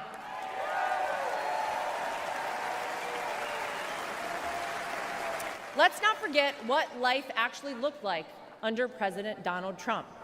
Trade deals across the world that benefited our economy, allied countries paying their fair share, a safe and secure southern border, record low unemployment rates for African Americans, Hispanic Americans, Asian Americans, and women, record investment in historically black colleges and universities, the creation of the United States Space Force, the most comprehensive prison reform in decades. How about the peace agreements in the Middle East that they said would never happen?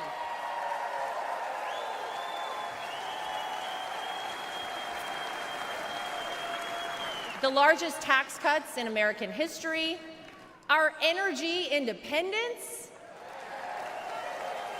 massive amounts of red tape cut, and no new wars when Donald J. Trump was president.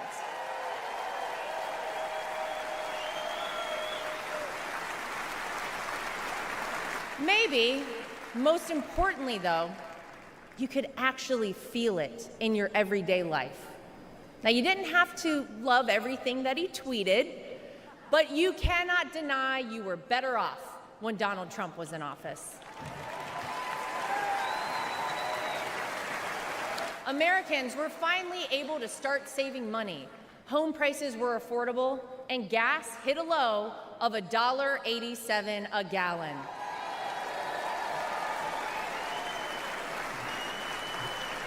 As I speak here tonight, many of our fellow Americans don't know how they'll pay for their next trip to the grocery store, new clothes for their children, or this month's rent. Many of our fellow Americans worry that we are on the verge of a major terror attack here on American soil. Many of our fellow Americans don't think their own children will be able to establish a better life than they themselves currently have. Many of our fellow Americans are right now sitting and wondering how on earth this country could have moved in the wrong direction and so quickly.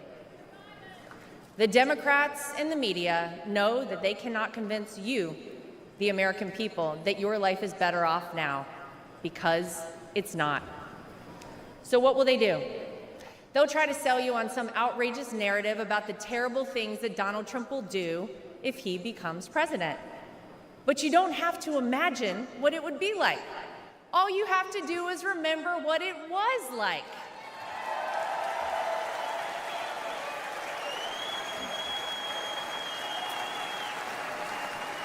I know. Oh, yeah.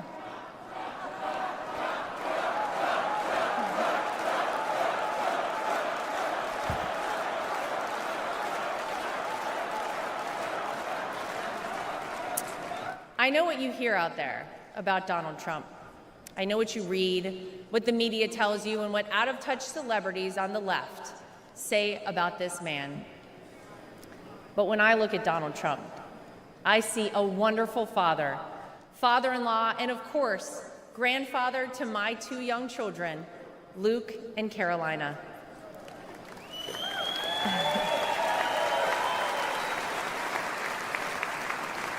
I know that I'm lucky enough to get to call him my father-in-law and see him a little differently than all of you.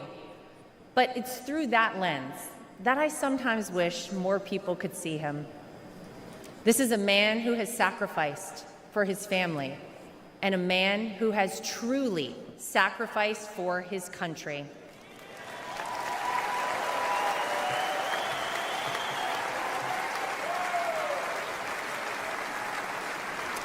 Donald Trump didn't need to run for president for fame or money. Trust me, we all know he already had plenty of that.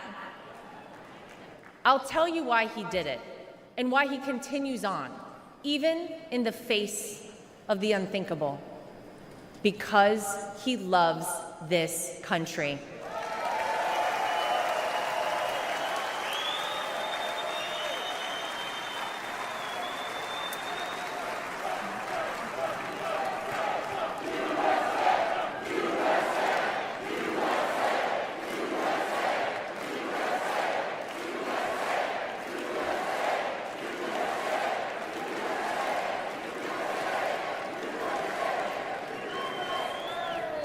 He did it for his grandchildren, for your children and grandchildren, and for the generations to come. I have seen this man dragged through hell and back, in and out of courtrooms, indictments, impeachments, mugshots, and even an assassination attempt. And yet, he has never backed down.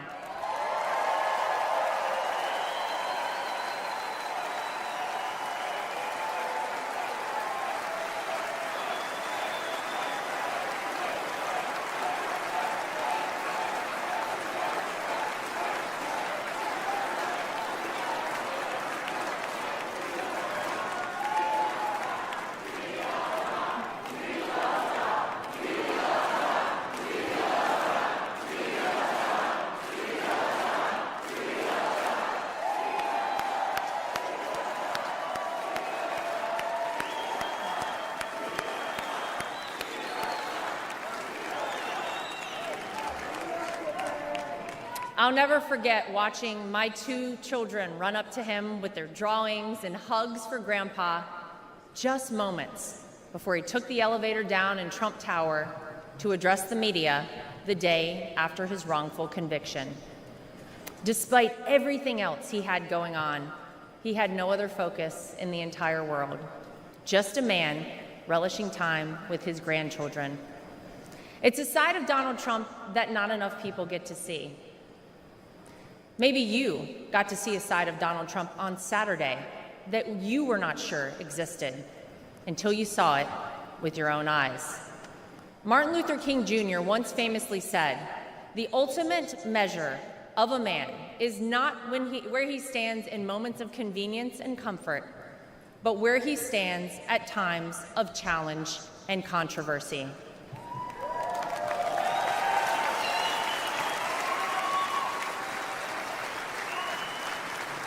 There's no doubt that Saturday was one of the most frightening moments of my father-in-law's life. Millimeters separated him from life and certain death.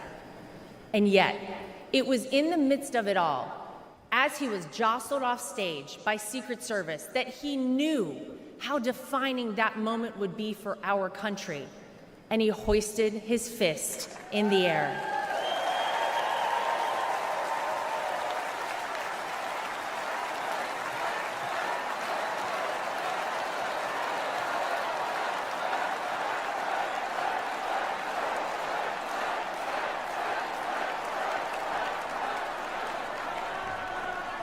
It was not just for the audience at the rally, not just for his supporters tuning in, but for all of America.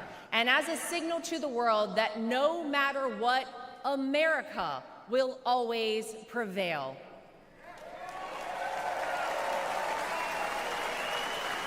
Though it's been strained and attacked, no enemy, no force, not even a bullet is strong enough to break our American grit and our American soul. We are the country whose founders gave their fortunes, freedom, and lives to pursue the dream of a free society. We are the country of Thomas Edison, Susan B. Anthony, Henry Ford, and Harriet Tubman. We are the country who fought and won 2 world wars. And we are the country who always rises to meet the moment, no matter how insurmountable the task. And in that split second, on Saturday, Donald Trump reminded us all of that very history and who we are at our core as a nation. That is the Donald Trump that I know.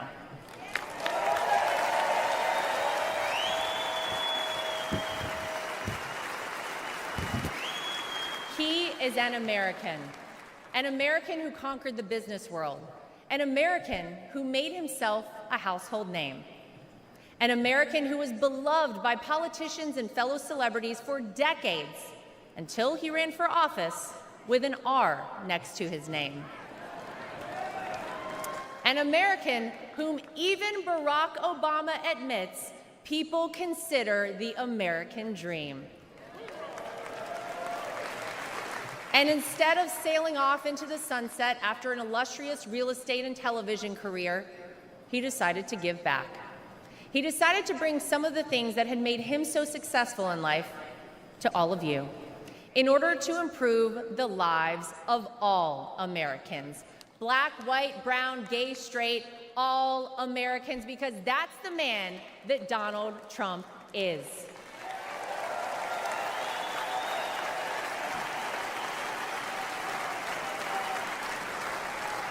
I can tell you that my personal experience with Donald Trump has shown me his heart. There wasn't a second that he made this small-town girl who was way out of her element in New York City feel anything but welcomed and part of the family. And if not for the support and encouragement of my father-in-law, I wouldn't be where I am today.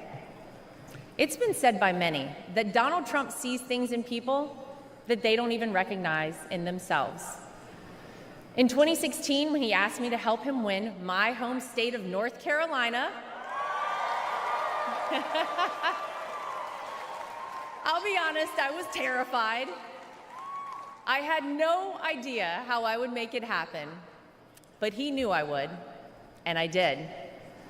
When I was given an opportunity to join a television network as a commentator, it was the push and support of my father-in-law that gave me the confidence to take that job. Always the first one to call or text me after a TV hit and tell me, "Great job, keep going." Not bad, right? Or even a few months ago, when he called and asked me to be the co-chair of our party.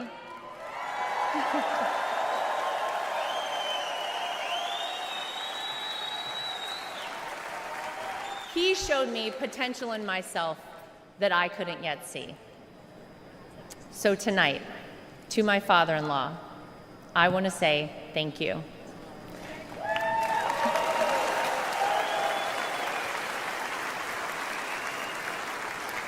Thank you for your resilience. Thank you for continuing on. Thank you for raising wonderful kids. Thank you for being an amazing grandfather. Thank you for never giving up on me. And thank you for never giving up on our country.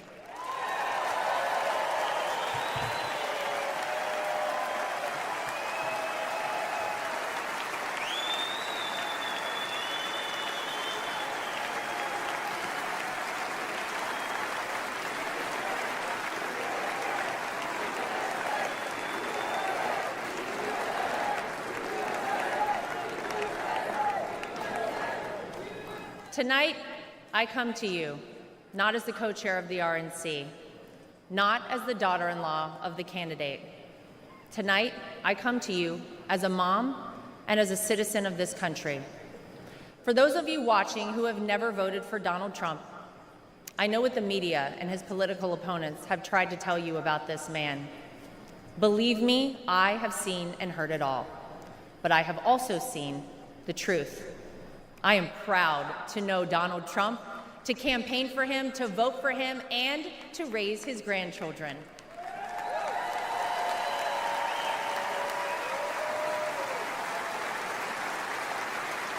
He will do what is necessary to protect you, protect your family, and protect this country. Because Donald Trump wants us all to be successful, to be safe, to be happy, to be strong, and to be great again.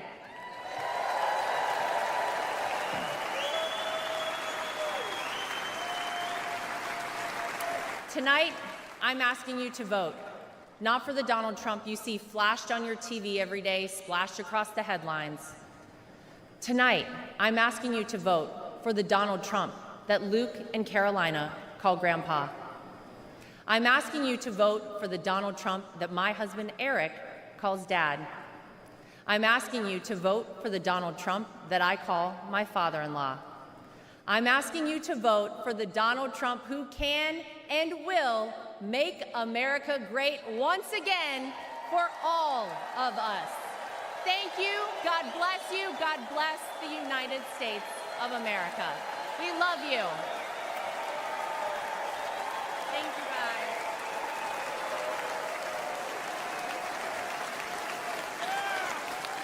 Ladies and gentlemen, please welcome back the chairman of the Republican National Committee, Michael Whatley of North Carolina.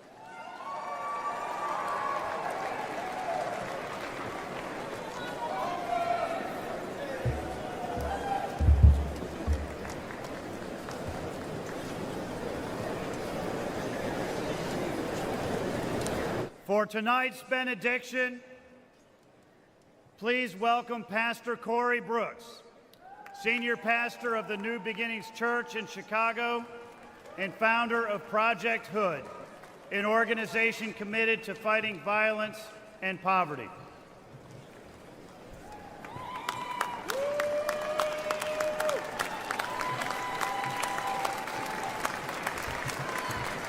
All right. If you wanted to end on a boring note tonight, with no emotion on a benediction or a powerless benediction, then you probably shouldn't have invited a black pastor from the south side of Chicago.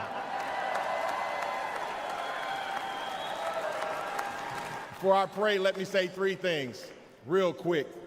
Number one, let me thank President Trump and the Republican National Convention for giving me a platform to lift up the name of Jesus and to pray for our great nation.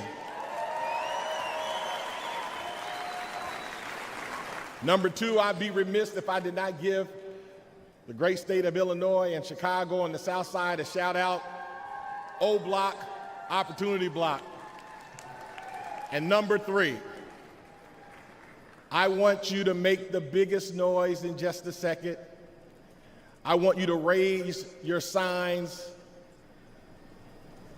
blow your whistles, and give God the loudest shout of praise on the count of three. And somebody may say, why? Because this week we could be having a week of mourning.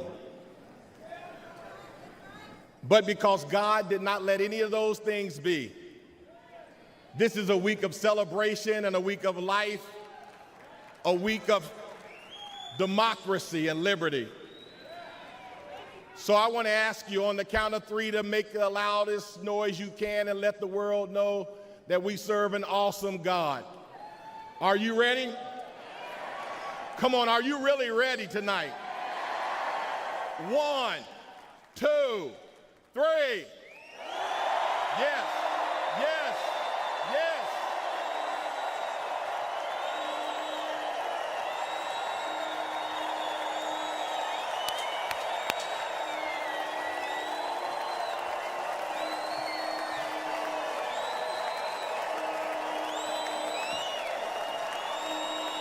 Are you ready to call on God tonight? Heavenly Father, we come before you today with grateful hearts as we gather for this Republican National Convention. We thank you for this moment to seek your guidance. As I stand before you, many believe America is in trying, divisive times and has not been her best. We know this to be true. We have not been steady, firm, resolute. Too many of us have forgotten how to be Americans. I see this on the south side of Chicago where I'm from. But I refuse to give up. Why? Because I still see the yearning fire within us to be better Americans. Lord, we ask for your divine presence to bless every heart and mind. Grant us wisdom and courage and discernment as we chart the path of our beloved country. May our deeds reflect your will and bring glory to your name. We pray for strength to better our individual selves so that we may bless those around us. Let us be reminded that we are one nation under God, indivisible, with liberty and justice for all. Father, we lift up our citizens and leaders to you. Let them be guided by your truth. And may their actions honor the values upon which this great nation was founded. Let us remember the words of Isaiah chapter 40, verse 31. But those who hope in the Lord will renew their strength. They will soar on wings like eagles. They will run and not grow weary. They will walk and not faint. Empower us to rise, persevere, and to pursue excellence. Lord, bless our great nation, from Project Hood on the south side of Chicago to all four corners of the great nation, from the hills of West Virginia and Tennessee to Beverly Hills in California, all the way to the homies in Los Angeles and the homies on the west side of Chicago. May we renew our Americanness and strive to uphold your word. With you, Lord, all things are possible. I said all things are possible. All things are possible. In your mighty and matchless name, Jesus, we pray. Let everybody say amen. God bless you and God bless America.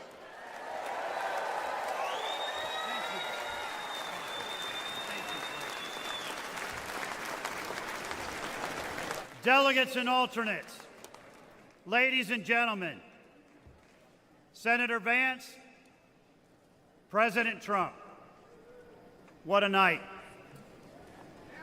We have heard from the best of the Republican Party, members of the House, members of the Senate, governors, and candidates. But more importantly, we have heard from real Americans who understand that America needs to do better and will do better when Donald J. Trump is our 47th President of the United States. I would like to ask every single one of you to please raise your voice in thanks to all of those real Americans who spoke tonight about their families and their world and their vision for a better America.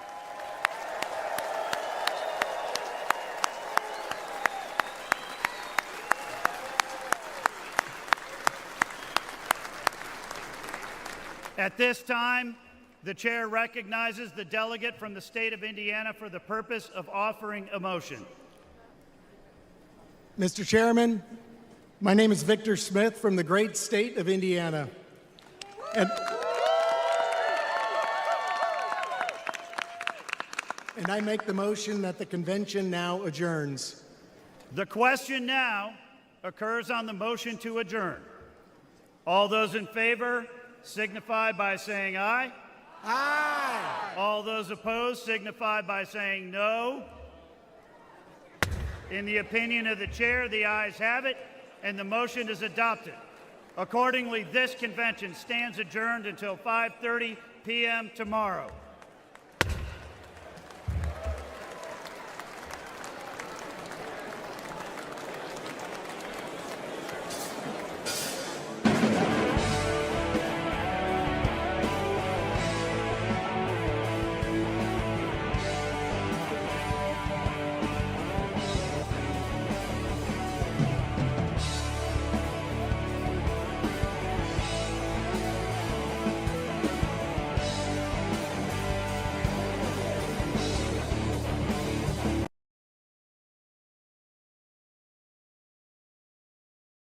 We know what it takes to be reaching the top. We're reaching the top. We're reaching the top.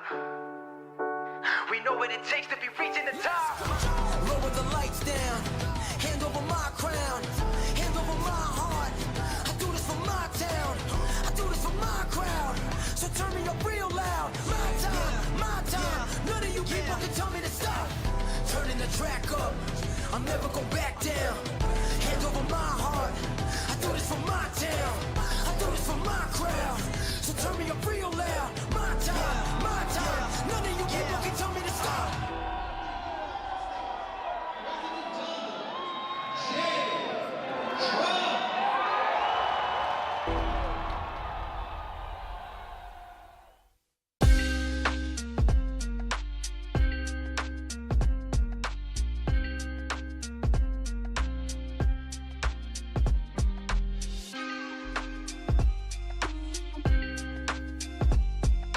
Today I'm joining RNC co-chair Laura Trump to humbly ask if you could chip in $5, $10, or $25. Grassroots supporters like you keep this campaign alive. A gift of just $5 could make the difference between victory and defeat in November. Please chip in any amount. I know with your support right now, we will make America great again.